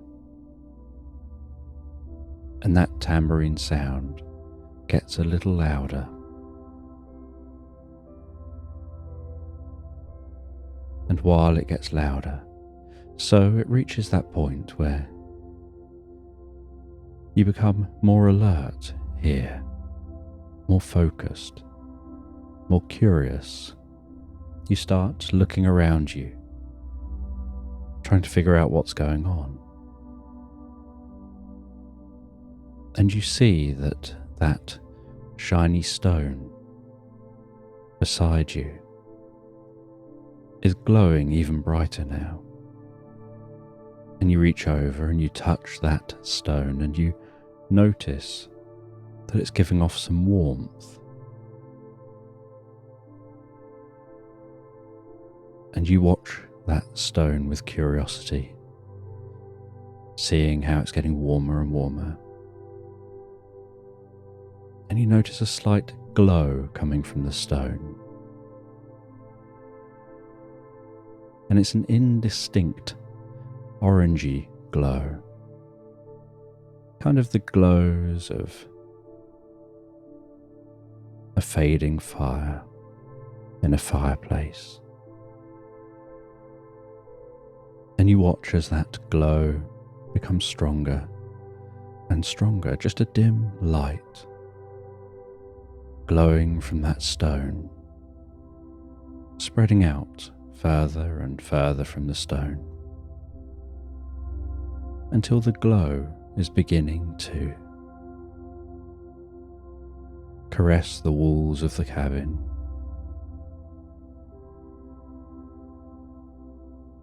And as that light expands around the inside of this cabin, the inside of this room, the sound of the tambourine increases slightly in volume, and you realize it seems to be coming from somewhere in front of you, but you can't see anything in front of you for it to be coming from.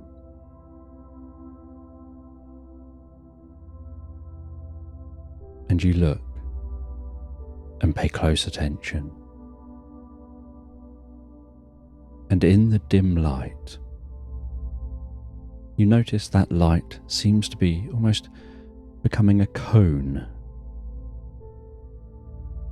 emanating from that shiny stone, almost like the light of a projector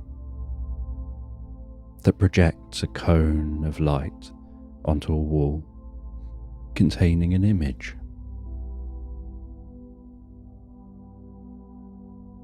Only the image that you see forming before you isn't forming on the wall in front of you. It's forming on the space between you and the wall, almost like a hologram that, as the stone, seems to be charging more with the warmth of the fire. So that dim light seems to be turning more into that holographic image, becoming more opaque with every passing moment. And what's forming before you looks like an African savanna.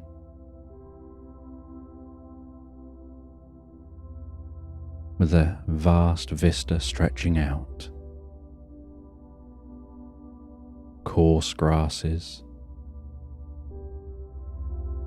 the most beautiful orange sunset,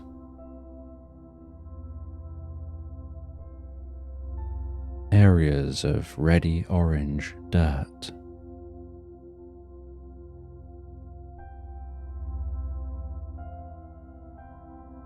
and you can see some people underneath a tree enjoying some shelter from the sun, playing different musical instruments. As the tambourine gets louder, so you begin to hear other instruments. Someone dancing around playing a piccolo, someone playing a viola.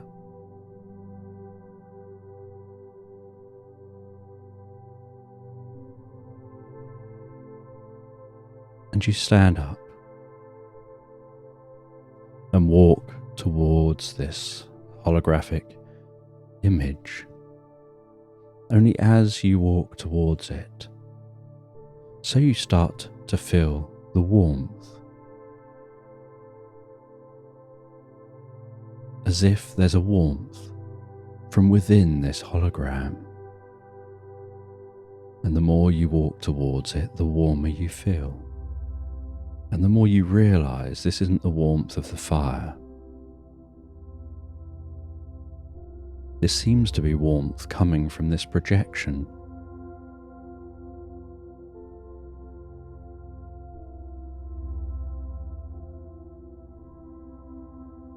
And those people playing the musical instruments are carrying on completely oblivious to your presence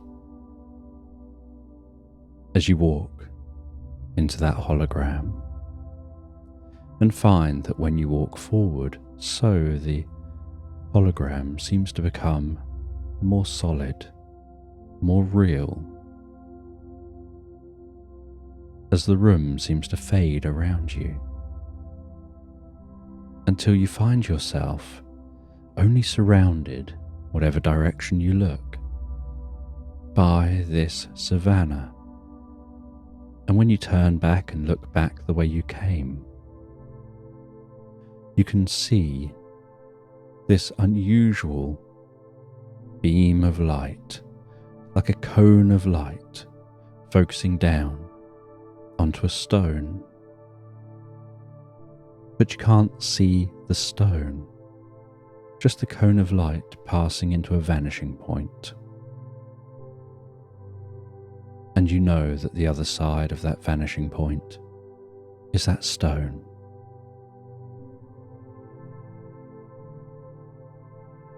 And you walk around to the side of the cone, and you look at the side of the cone, you look at the side of the point, and you reach down with your hand, trying to pick up the invisible. And it turns out you manage to pick up that stone, and the cone rises up at the back,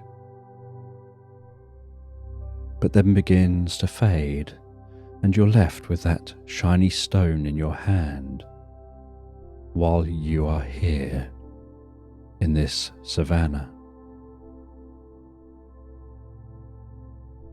And you hope that that stone can be triggered by warmth again to open a portal home later. But for now, you're curious where you are, why you're here, and what this has to do with a woodpecker.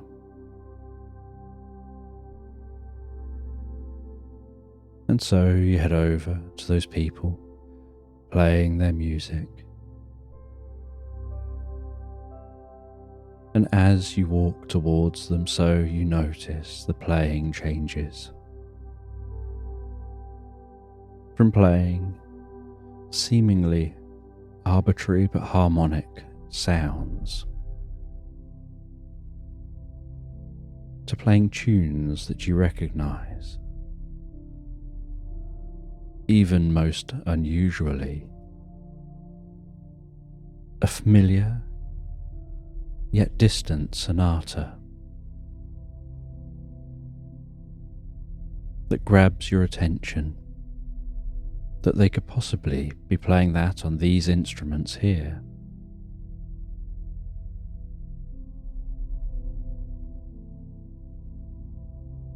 And as you approach, so they eventually notice you, but they don't seem startled by your appearance. Not as startled as you were by theirs. And they tell you that they were here waiting for you. They're like the welcome party. They were just in their own world.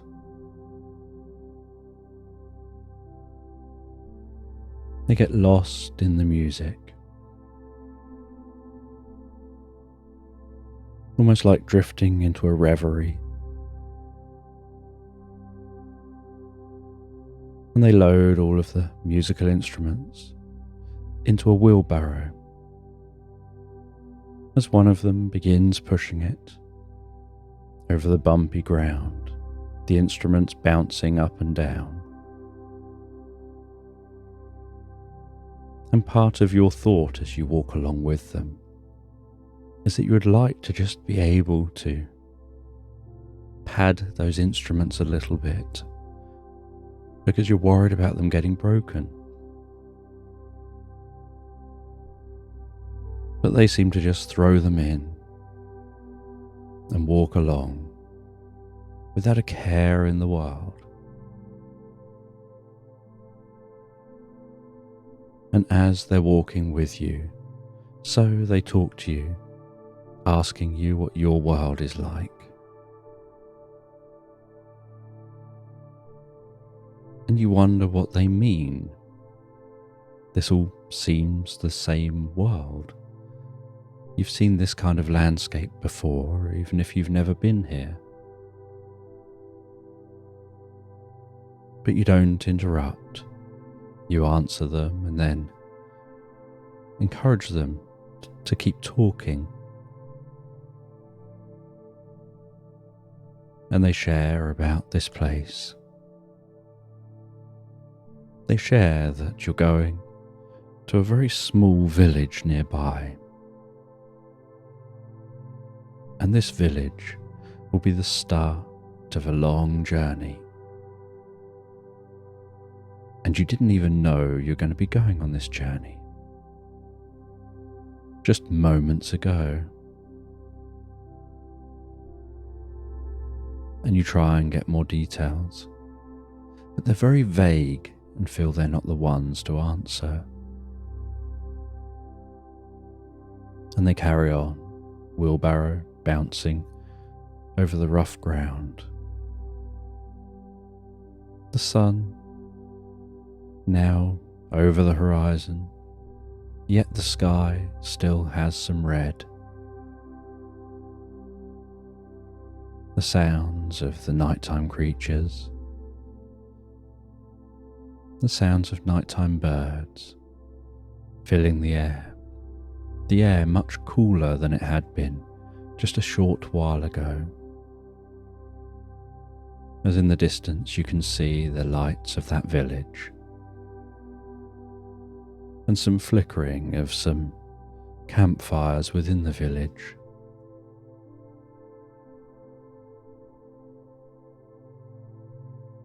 And so you head with these people all the way to the village. And at the village, they place the wheelbarrow outside one of the homes, and one of the people walks with you and guides you to a small tent. And they twang the line of the tent 3 times, almost like the sound of knocking.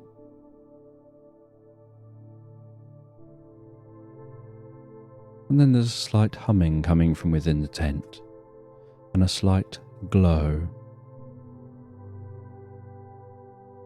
And out of the tent flies a fairy. And this fairy seems to be coated in silvery sparkles. Her wings, her movement, like the movement of a sparkler as you swing it in front of you. Those sparkles dancing and jumping off of her. And she hovers in front of you, almost as if she's sizing you up. And she tells you that you've got an adventure to go on, and that you should rest up, because in the morning she'll guide you on a long walk.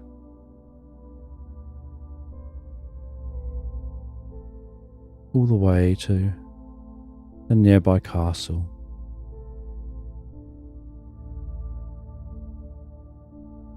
And she then shows you to another tent. You settle down in that tent, listening to the gentle movement of the tent around you as the wind blows a gentle breeze. The sounds of nature beyond the tent, the most comforting, calming nighttime sounds.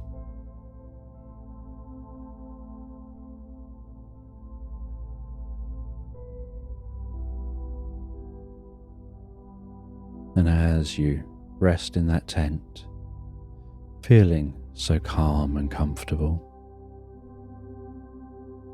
so you start to drift peacefully asleep, your eyes closing, your ears gradually focusing inward on deep relaxation, as your body drifts and floats peacefully asleep, sleeping so well all night,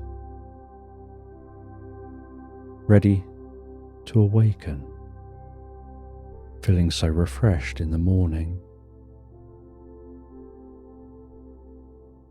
And come morning, there's a slight glow through the tent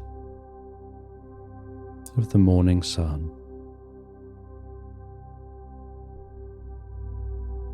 And the tent gently pulsing in the breeze.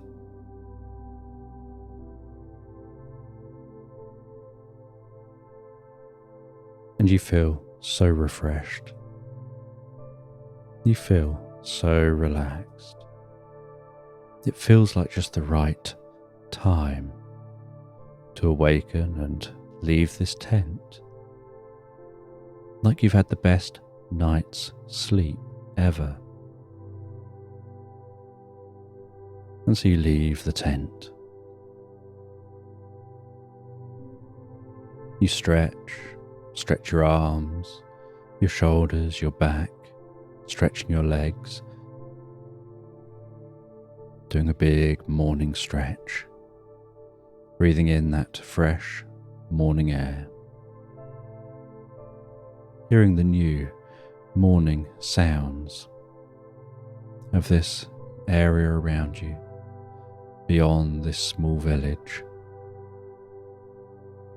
And for the first time, you can now see what this village is like. You can see that there are many people staying in tents, and there's a couple of small wooden structures.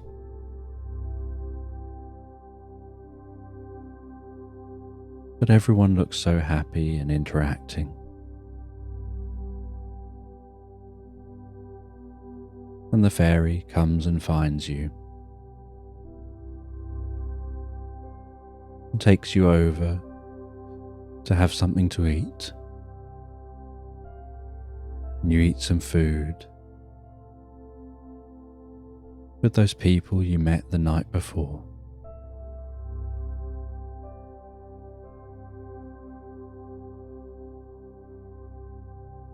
And then the fairy says it's time now to go.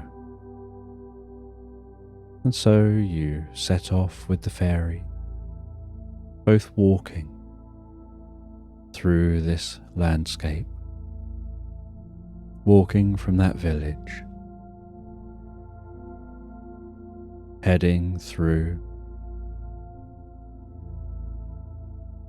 what looks like open savanna,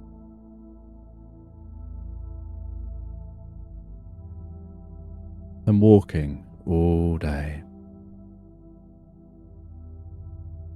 And while walking, you stop occasionally to have a drink, to rest before continuing.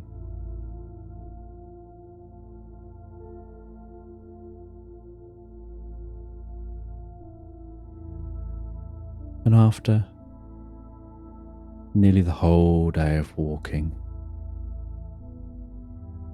you notice that what you thought was just flat land now has lumps on the horizon,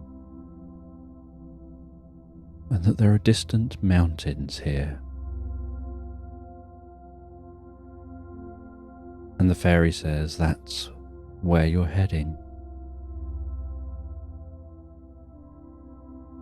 The castle is on the way to those mountains.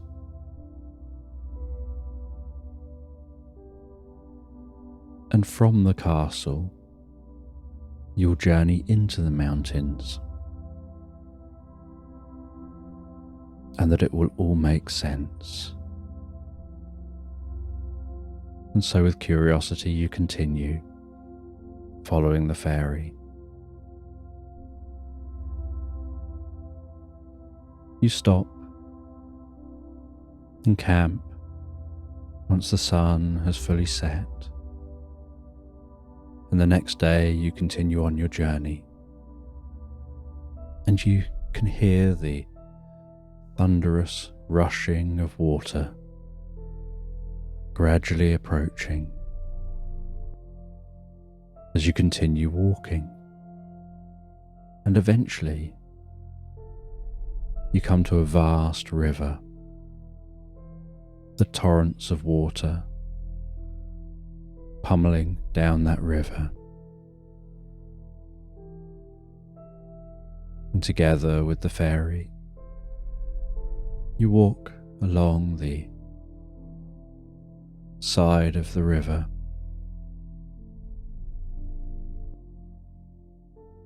and you can feel the spray of that water tickling your face as you walk, and the warmth of the sun warming it off your face almost as fast as it settles.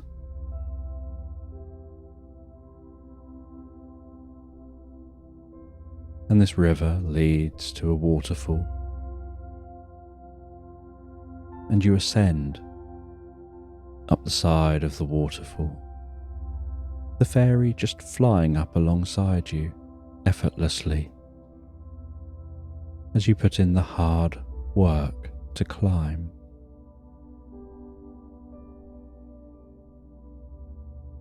And at the top of the waterfall, you can see in the distance that this river leads right to the castle. And so you continue along with the fairy, heading to that castle.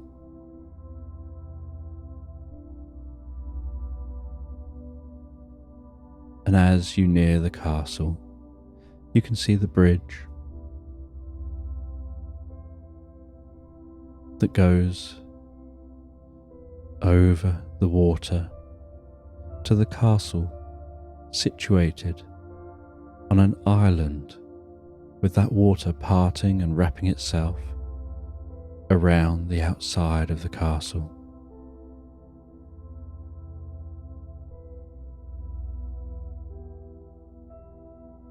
And with the fairy, you head up to the door.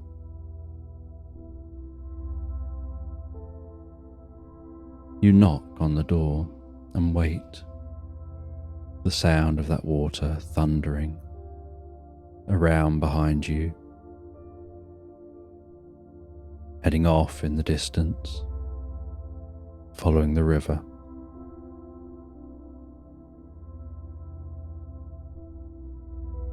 And after a moment, the door opens in a very grand way, and you walk in to a highly echoey chamber. Each footstep you take reverberating around the walls.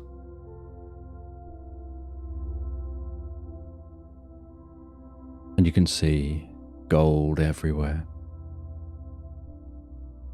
Massive paintings on the walls. Light streaming in through stained glass windows,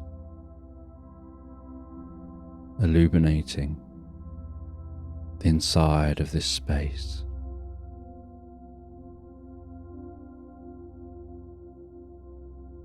Vast rugs on the floor, and the footsteps echo around the chamber until you reach the first of the rugs.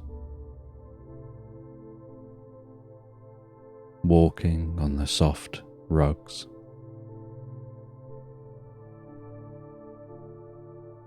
the sound of each step absorbed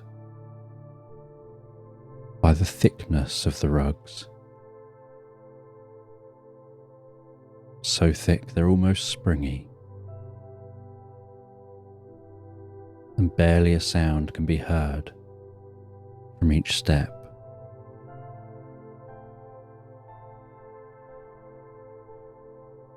And you walk towards a throne at the back of the room.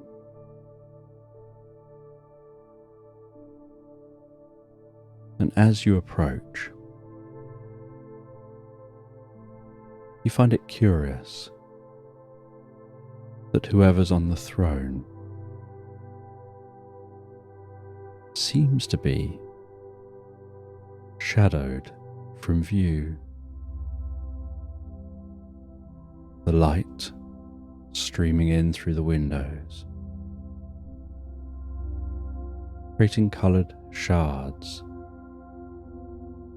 weaving, interlacing through this room, obscure the view of whoever's on that throne.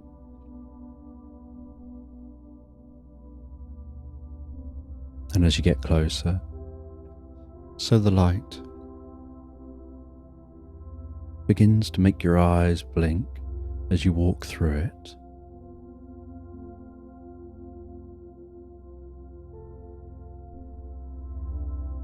And it isn't until you're out the other side, directly before that throne,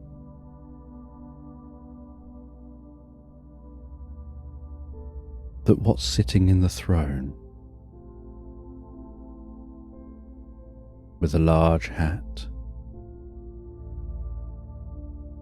hanging loosely down from their head, lifts the hat and looks over at you.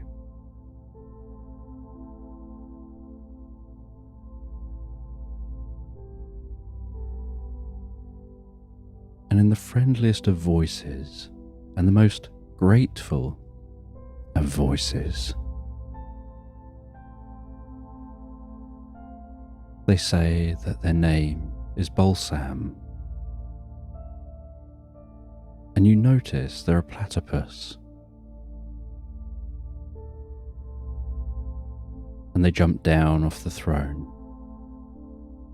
They head over to you. And as they head towards you, so they pick something up off a golden table.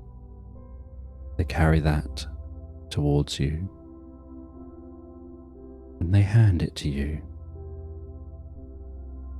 They ask you to open it, and as you do, you see that it's a map. They tell you that they need your help. That there's a dragon which has been hoarding things from throughout the land.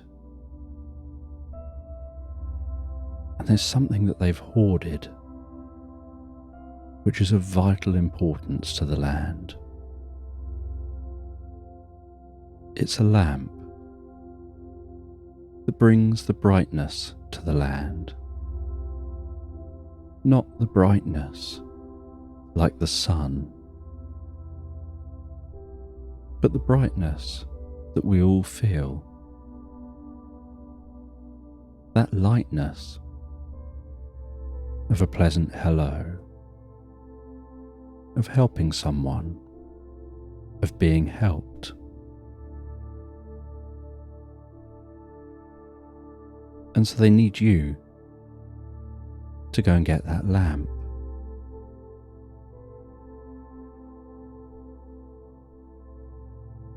They tell you that the woodpecker flew through space and time to arrive at your cabin, to find you, to ask you for help. And it was your curiosity that led you here.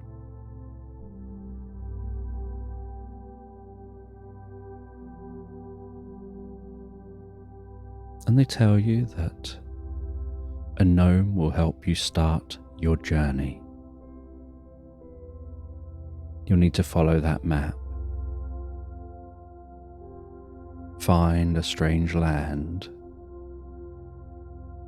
and recover the lamp.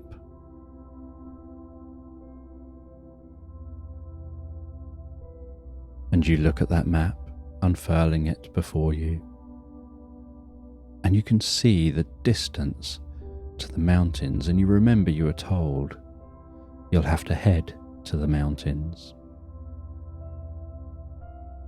And you do a longer sigh than you'd hoped would be noticed when you look at that map and see how far it is to go.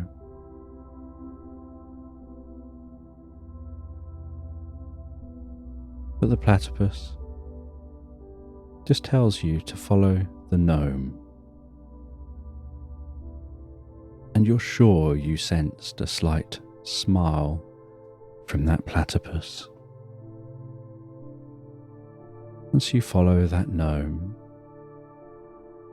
that talks with a deep and almost gruff voice.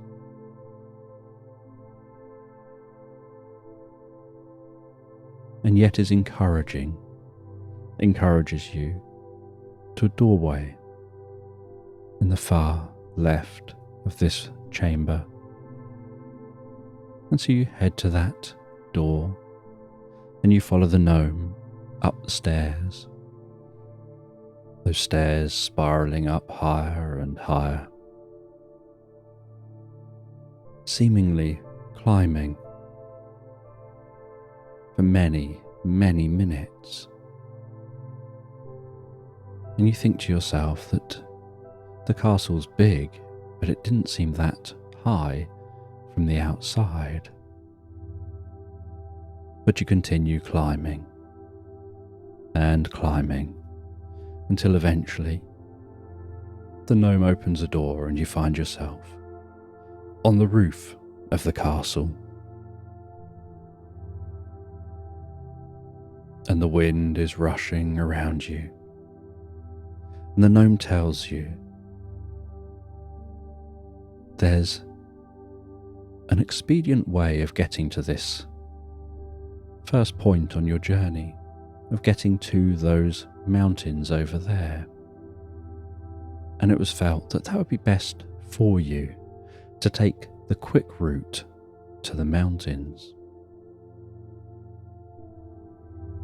And you wonder what they're talking about as you look around the rooftop. And as they carry on talking, so you can see them holding on to something and pulling it and pulling it. And even as they're talking, their voice is straining. And they're almost trying to hide how much strain they're having. As they pull and pull and pull, and then you realise there's a giant slingshot on the roof of this mountain.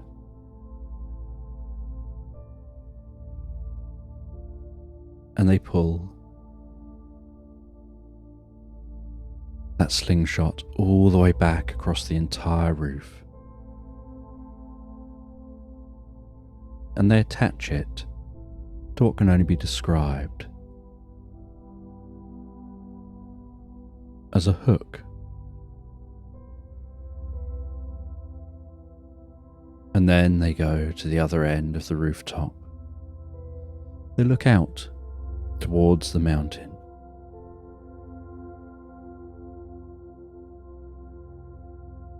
And there's a mechanism that allows this end of this slingshot to be moved along the rooftop and lined up. And you can see them working out in their head, maybe up a bit, looking back at you and working out how heavy you might be, and then making adjustments to the angle the slingshot will fire at. And then making noises like they think that'll probably be fine. And then moving the slingshot along, making subtle adjustments, squinting and looking off towards the mountains, working out the exact point they want you to aim for.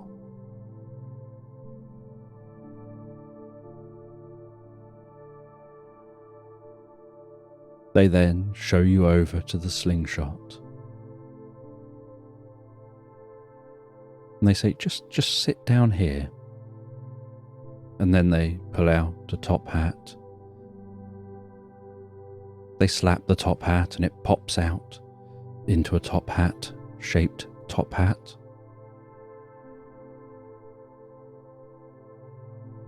They sprinkle what you could only describe as fairy dust, because it looked just like that silvery, sparkly, shimmery dust around the fairy.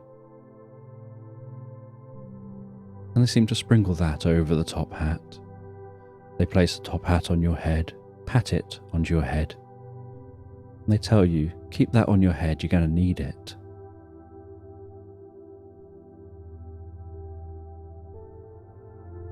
And with that, they don't give you time to ask questions. They just ask if you're comfortable.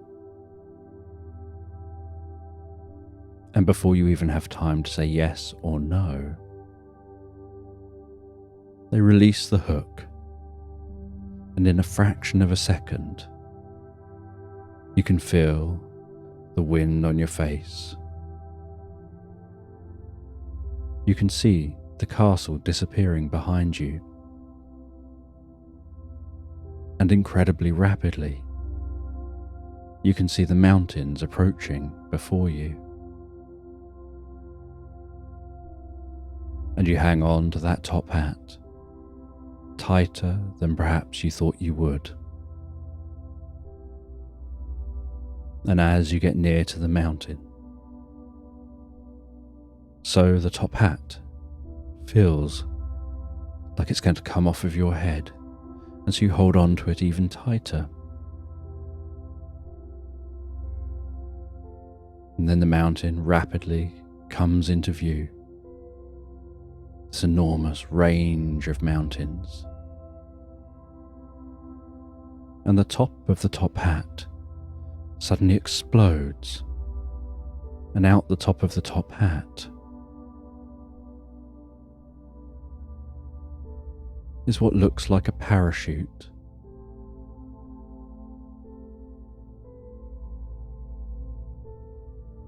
And as the top hat parachute opens out and unfurls above you,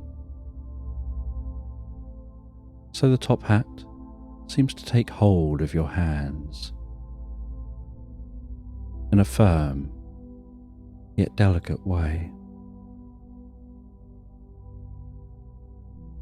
And it seems to be directing you, turning a little left, turning a little right, catching in the wind, bit of an updraft here, a little bit more right, a little bit left, lowering down. And you can see what looks like a really old structure here in the mountains. And it seems like this top hat is guiding you into that location. And just above the ground, the parachute sucks back into the top hat, and you fall the last foot or so to the ground, landing on your feet. The top hat in your hands. You place that top hat back onto your head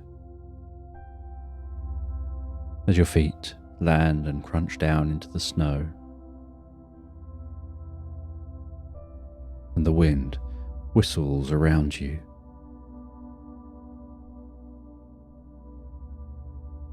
And you're just a short walk from that structure. And you look back at the map. You see you've already covered half the map, landing at the mountain.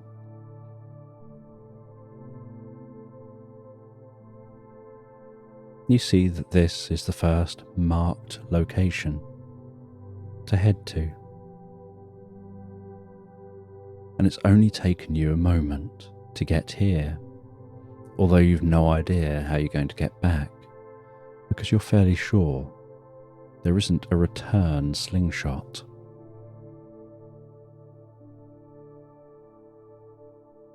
And you walk to that structure, and you walk around the structure.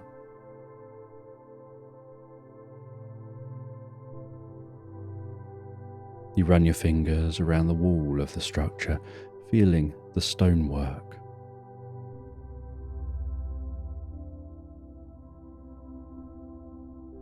And you can feel that this structure is giving off a slight warmth. From the outside, it looks really old and like perhaps it isn't even in use, but it isn't to the point of ruins. You head to the door.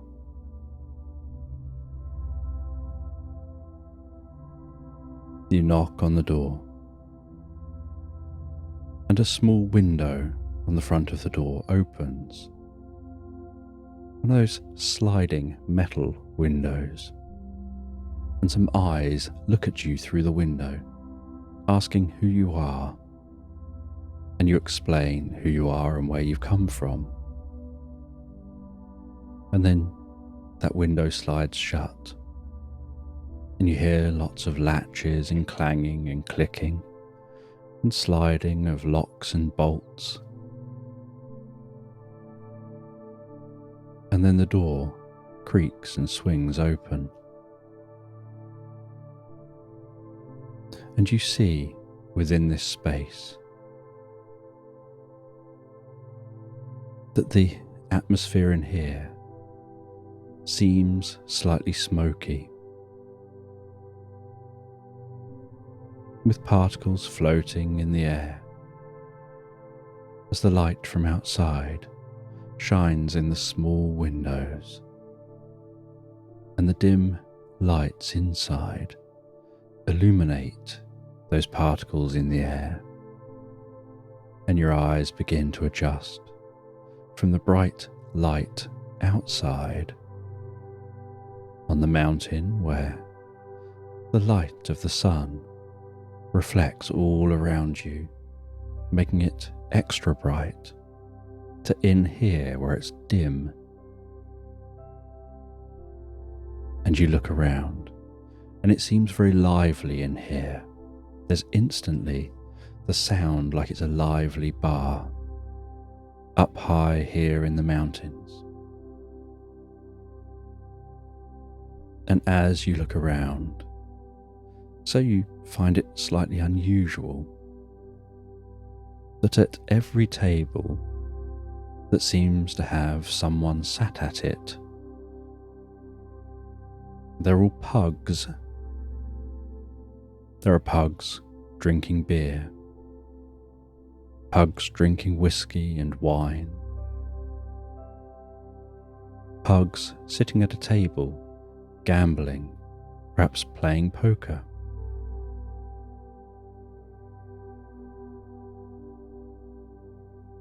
One rowdy pug suddenly jumps up on the bar. You hear some of the glasses clatter and shatter to the floor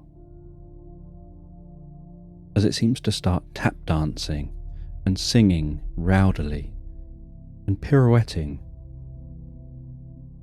on the bar, with another pug trying to talk them down.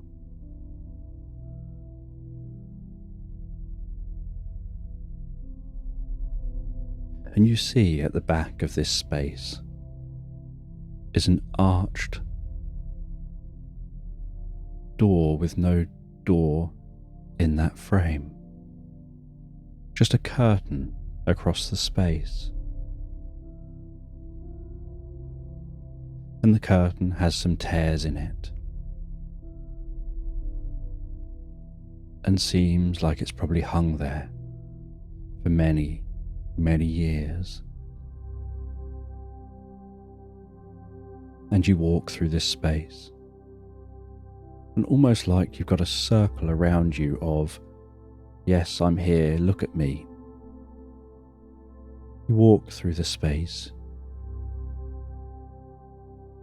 and the different sets of pugs just seem to stop talking and stop what they're doing, to look up at you as you walk past them, and yet once you've passed, they carry on with whatever they were doing.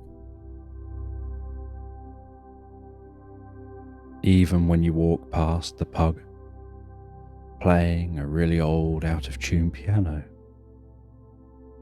it stops playing for a moment while you walk past, only to continue again once you've passed it. And you walk through that curtain, just having a feeling like that's where you need to go.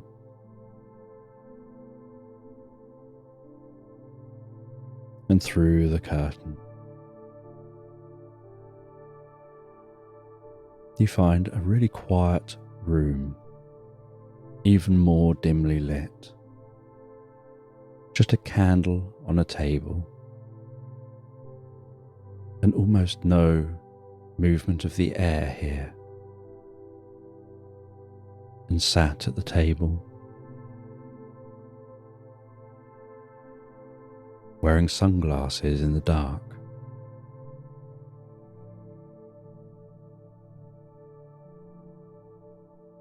Is a tie-dye penguin. And this tie-dye penguin seems to shimmer and sparkle. The colours dancing around their feathers, almost pulsating. And before them, they have some cards arced out in front of them, and they gesture for you to sit. And so you sit on the chair opposite this penguin, and as you sit there, so they fold up those cards, tap the cards on the table, shuffle those cards. They then ask you to handle the cards, to shuffle the cards. And as you shuffle those cards, they ask you, have a thought about the mission you're on. Think about what you'd like to achieve, the path you're on here. And imagine imbuing those cards with your mission. And so while shuffling the cards, you think about your journey, where you're going, what you've been asked to do. And then you hand the cards back, and you feel a little bit spacey, a little bit like your mind is drifting and wandering deeper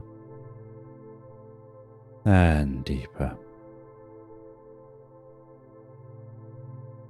And they start to place a couple of cards out before you. And they put the rest of the cards to one side.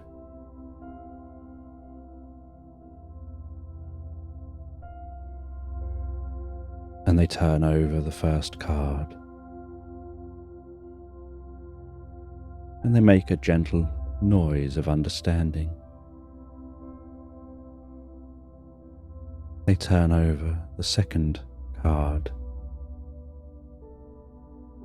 And they hesitate for a moment. And they turn over the third card. And they say they know what you need to know from this.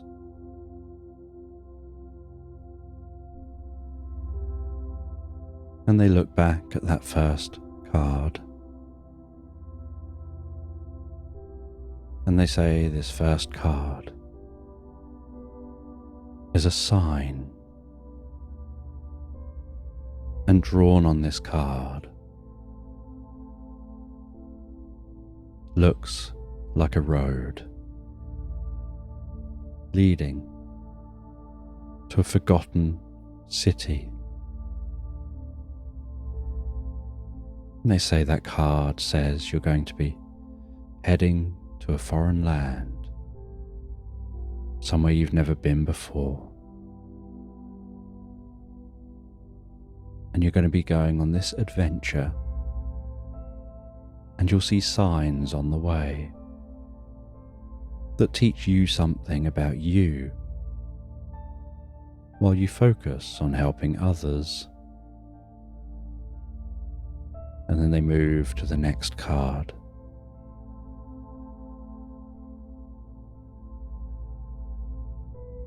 And on this card is a row of concentric circles, a moon and a sun in the sky, and multiple circles connecting things. And they tell you that this card is an echo card. It's a card symbolizing being somewhere or doing something where what you give out comes back to you repeatedly, like an echo. And it could mean something even deeper than that. Because the next card just looks like a giant chimney, like a Victorian chimney. Smoke coming out the top, and that chimney standing tall. And they tell you that chimney symbolizes the release of something, like letting something go, or perhaps lifting something, like lifting a weight of something.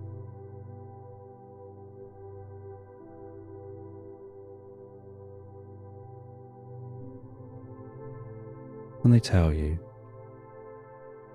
that what you need to move forward with your journey, because you're going to have to travel through the mountain pass and continue following that path to the lands beyond the mountain range, is to take a look at a specific book. And the book is in the library. And so they then show you to the back of this room, and you descend some steps, now going deeper underground, deep into the mountain. And you descend all the way down these steps. And at the base of the steps is another room. And they open the door to that room. They show you around this room, and it's a vast, cavernous library of old books, with the deep smell of those old books, with holes containing scrolls lining the outside walls, and then rows of bookshelves stretching up into the darkness overhead and off towards the back of this room, beyond as far as you can see.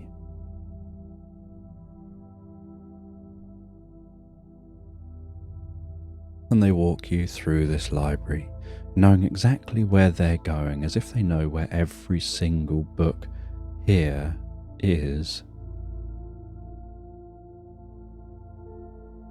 And they find the exact book they're after. They pick up that book. They walk through this library to a table that's designed specifically for opening up old books.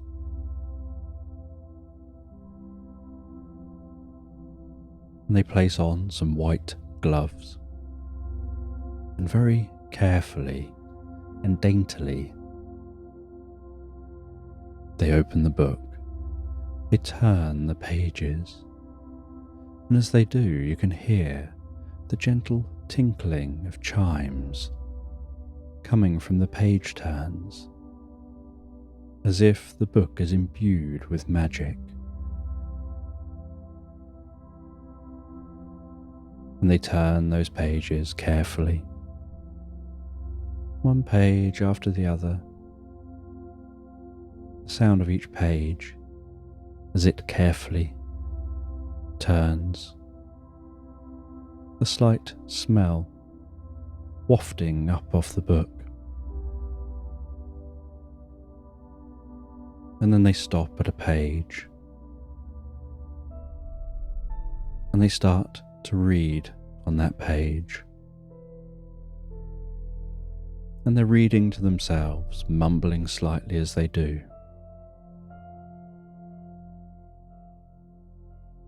And then they find the entry they're looking for.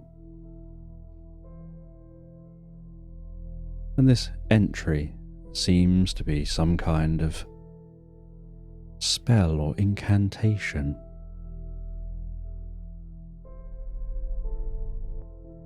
And they place something on the book to hold the page open. They go and grab a tiny glass jar, and then they potter around, going to different points in this library. There are small drawers dotted all around one wall, and they open different drawers, pulling out different items. A little bit of magnolia here, a little bit of thyme there.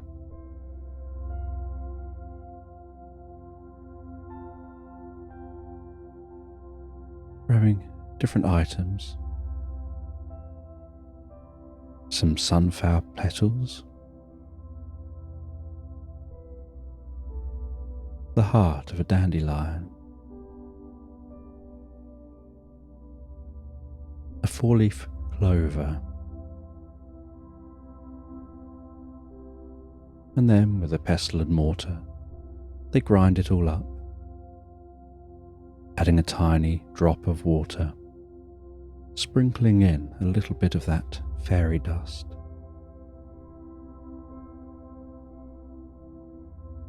Continuing to crush that up and turn it into a paste. And then with a very tiny spoon, scraping it into the bottle.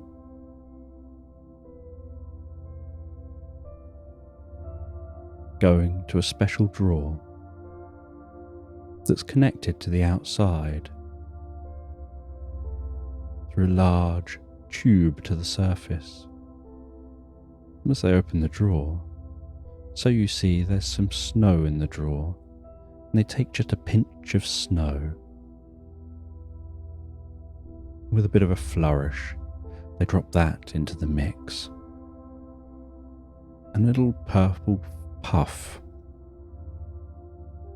of smoke rises from the concoction, and they swill it round a little, hand it to you,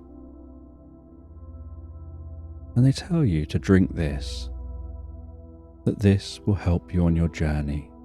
It'll help you feel comfortable as you travel through the mountain pass and into the new land. And it'll light your heart with peace and calm, lighting your way in the dark, allowing you to gently glow. And you quickly drink the liquid, and it feels so warm and comfortable to drink, bringing a deep sense of peace through your mind, through your body.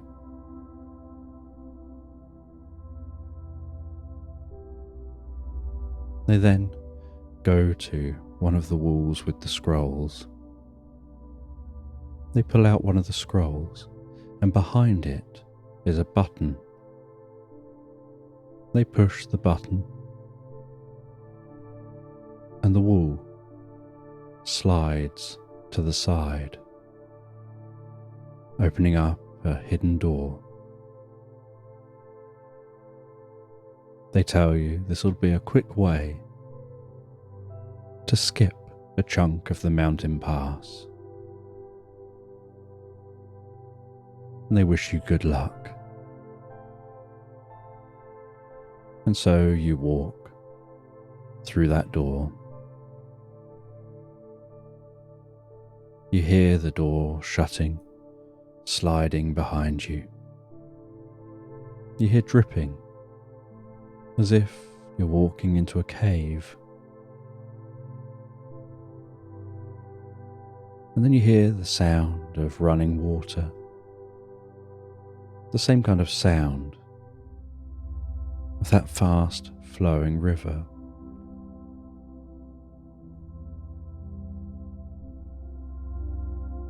And then the cave begins to be more illuminated, and you come out in an area where you can see and smell that flowing water. And you can feel the coolness of the water, of the spray tickling your cheeks. And it seems like the melting snow from the caps of these mountains has seeped down into these caves.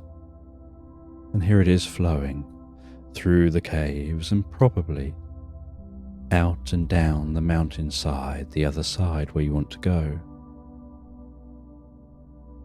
And next to this river, you notice that this bit of the river has been carved and shaped.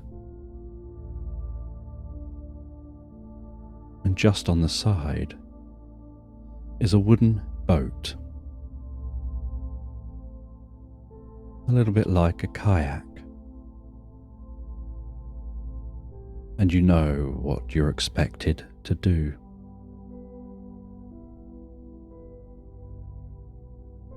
And so you place it just in the water, attached to the side with a bit of rope, holding it in place against the flow of the water.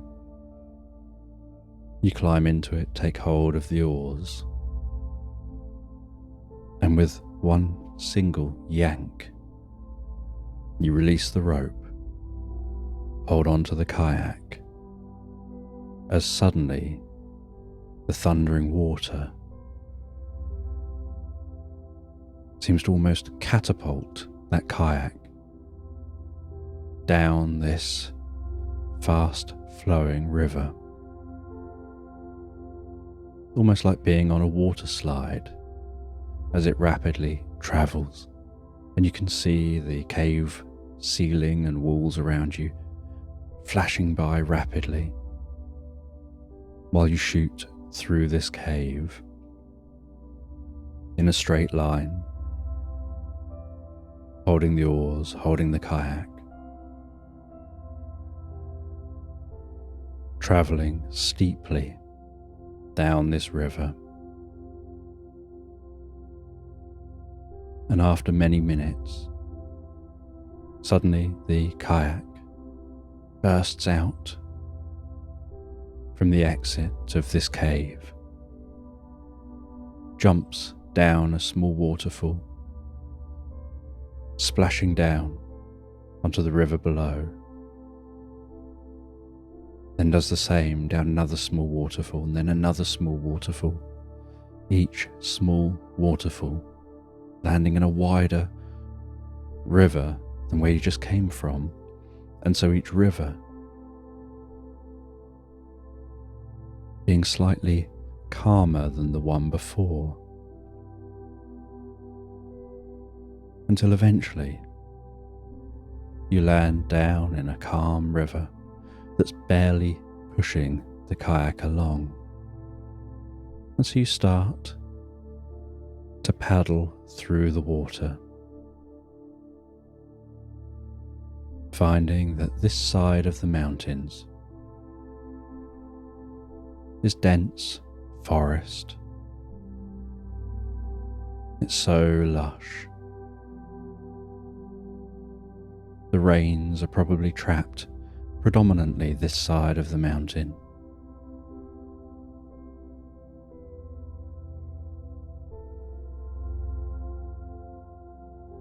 And you can hear the sounds of nature around you. Feel the warmth of this environment, the sound of each stroke with the oars, pushing through the water, the left and the right, the feeling of that water, pushing back against those oars, pushing on the left and the right. As the kayak moves carefully and slowly along this river.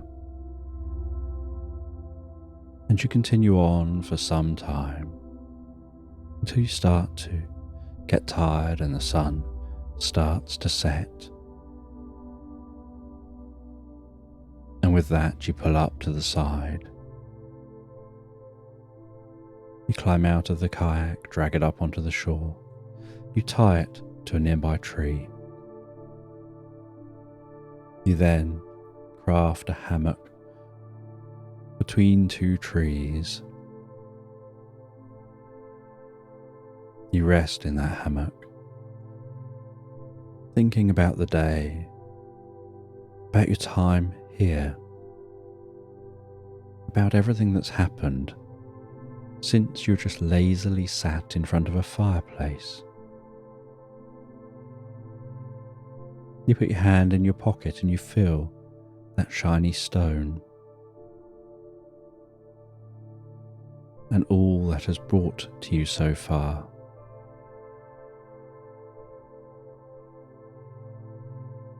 As you drift and float so peacefully and deeply asleep to the slight swaying of that hammock.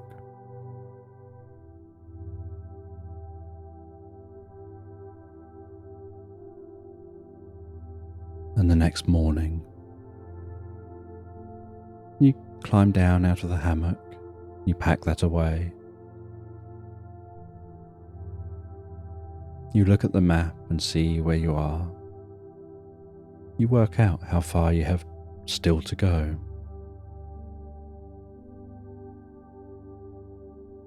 And you continue your journey along the river.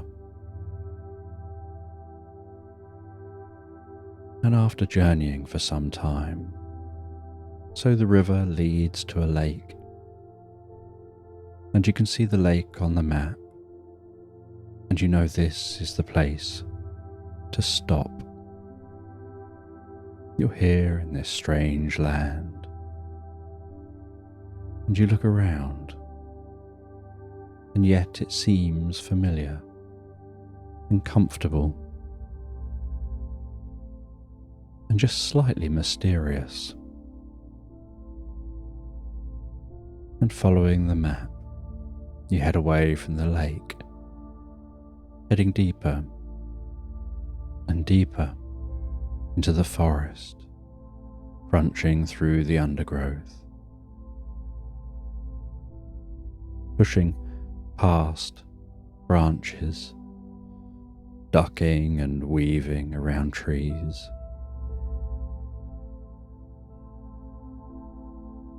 Smelling the scent of the forest, the intermingling of different smells.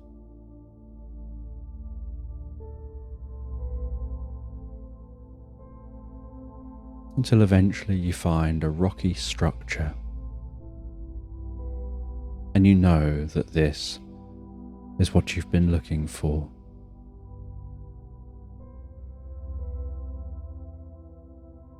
And at the front of this structure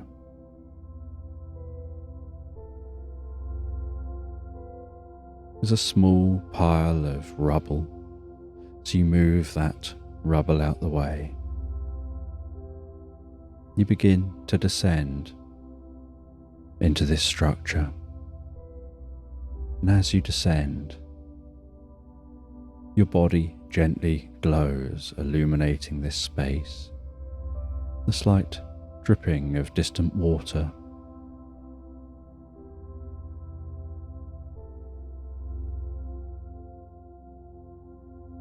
And and you continue walking with your body illuminating the space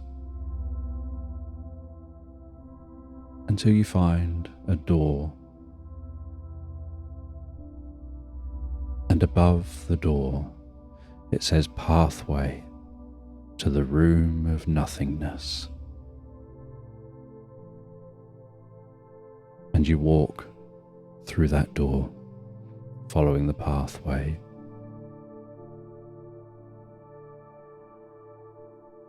And then you open a door, and the sign above the door just says room of nothingness. You walk into that room, and as you do, it feels like the strangest experience. You stop being aware of each footstep. You can no longer feel the ground beneath your feet, yet you don't feel like you're falling.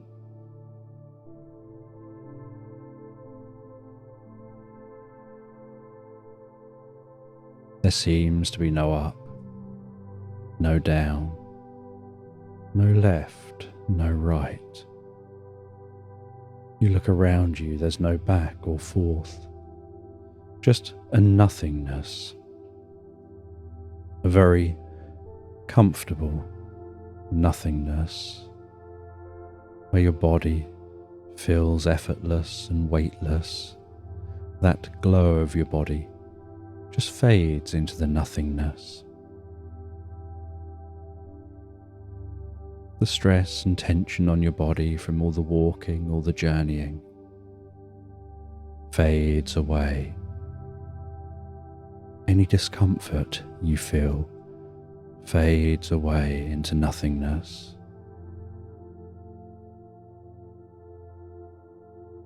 Any discomfort in the mind, body, through the head, the arms, the legs, just seems to fade into nothingness, almost as if the nothingness is absorbing everything. And yet you feel like you're still walking. There's just nothing here.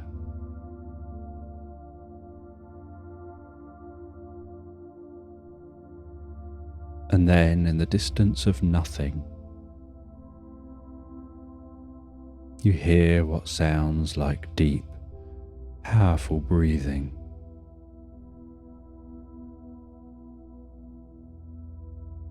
And you find, sleeping in nothing,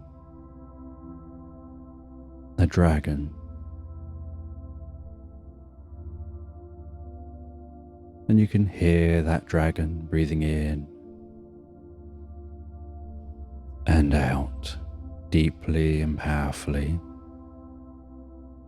And you slowly approach that dragon, and around them and around you there just seems to be nothing. No ground, no ceiling, no walls. And yet they're at the same level as you and sleeping. And you're approaching them. And as you get closer, so your glow begins to touch their face. And it alerts their eyes. And they gradually wake up. And in a deep voice, they ask who you are, why you're here, and you explain about the lamp, the importance of the lamp, and how this dragon had taken the lamp.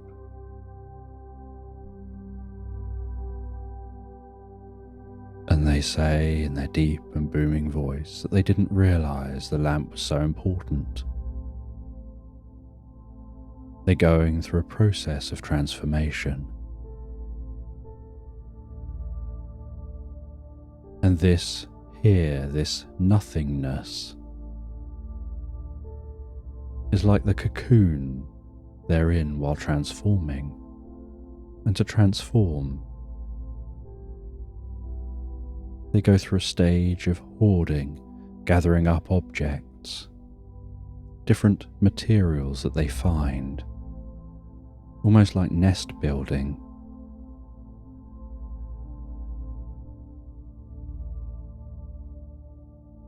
And the transformation creates a space of nothingness from which to happen. It's not something people normally see or witness.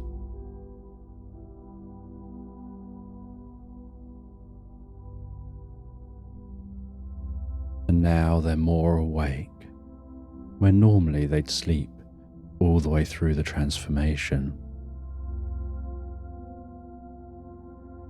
They tell you they'll give you the lamp.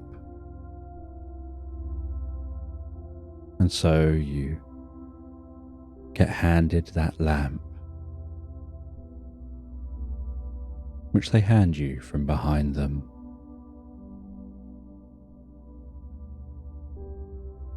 They then say they're more awake than they should be for their process to happen. They now need your help to be able to drift back asleep, to let the process happen. And so they ask you to guide them back asleep. And so you ask them to close their eyes. You say, just focus on the sound of my voice. And as you focus on the sound of my voice, just imagine my voice is gently moving around in your head, like it's on a carousel, with fairy lights dancing around your head as you follow those fairy lights and hear some gentle, calming sleep music, like a lullaby in the distance. So faint, you can only just about hear it.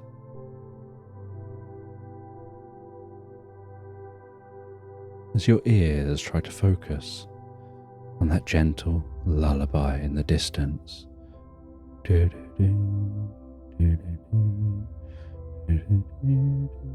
as you focus on that gentle lullaby with your ears, watching those fairy lights on the carousel weave around you, undulating up and down, up and down, like they're undulating with each breath that you take, up and down deeper, up and down deeper and deeper. As you watch that happening, so notice the way your eyelids are getting heavier and heavier, in the same way that your head is becoming heavier, like your neck and your breathing all the way deeper and more relaxed asleep. And you help to guide the dragon back asleep. You notice as you watch them the way their breathing is relaxing. The occasional twitch they give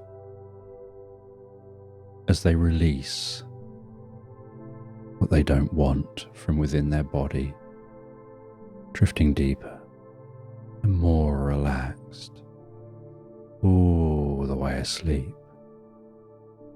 And while they drift deeper asleep now,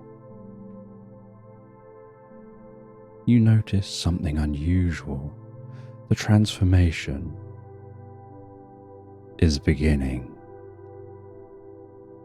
As you watch, a glow, sparkling, twinkling, begins to happen around them, and out from them it looks like there's light emanating in patterns from their body, pulsating away from their body, almost like echoes of spirits, like ethereal beings, pulsing, echoing, moving like balls of light out from their body. And those balls of light begin to form and take the shape of small dragons, ethereal looking dragons, with just a hint of colour within the balls of light, flying in this space of nothingness. As that dragon sleeps and dreams,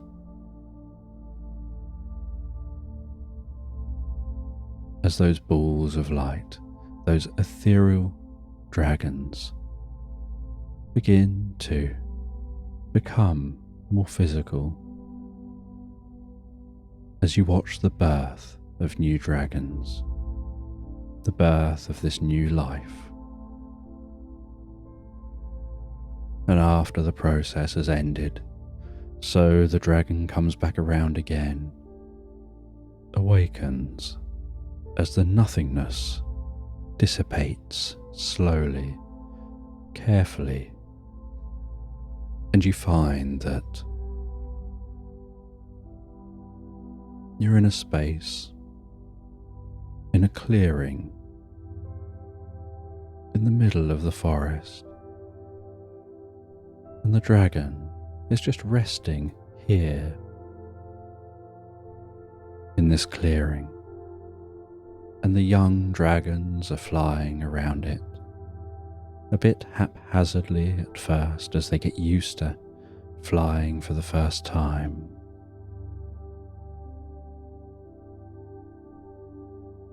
And the dragon explains this is how dragons are born. The dragon goes to sleep, into a special kind of sleep, and out of the spirit of the dragon, more dragons are created. And the dragon agrees to give you a lift back to the castle, and so you climb on the dragon's back. It launches powerfully into the air, flapping its wings, followed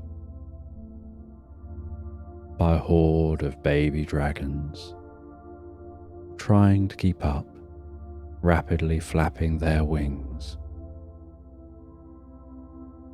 And it powerfully flies over the mountains, flies all the way back to the castle, lands down on the roof of the castle. You climb off with that lamp. You thank the dragon, it launches off. You descend all those spiral stairs.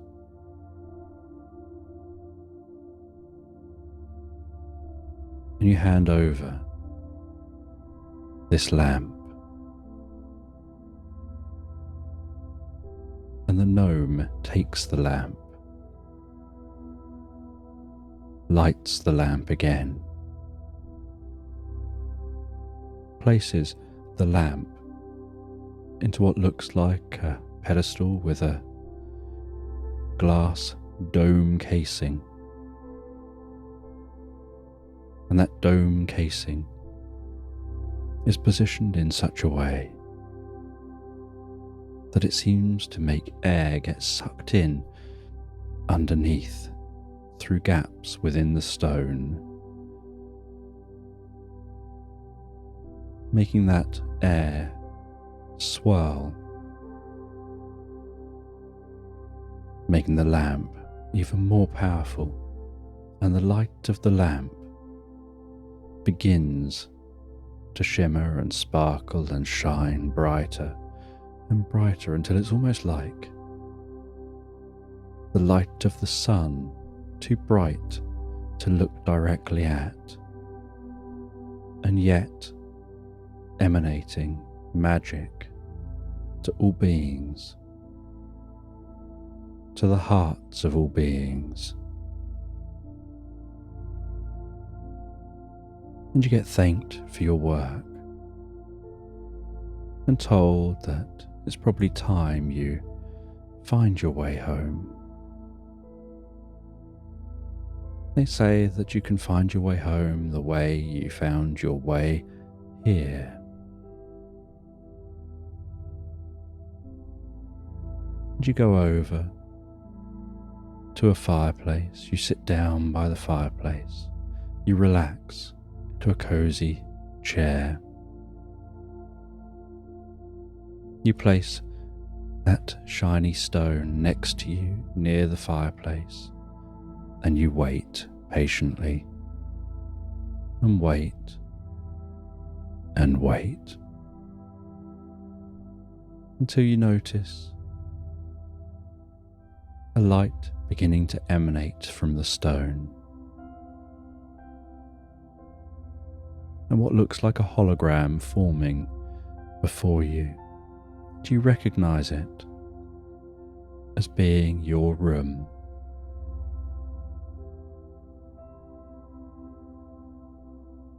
And you're told to remember, take that stone with you in case you want to return ever. You're always welcome here. And so you walk through that portal, finding yourself back in your room, hearing the crackling of your fireplace, seeing that most cozy of chairs.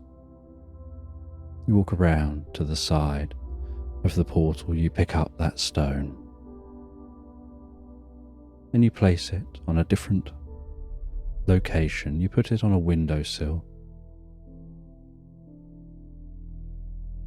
where it's not in direct line of any sun, and it's away from the fire.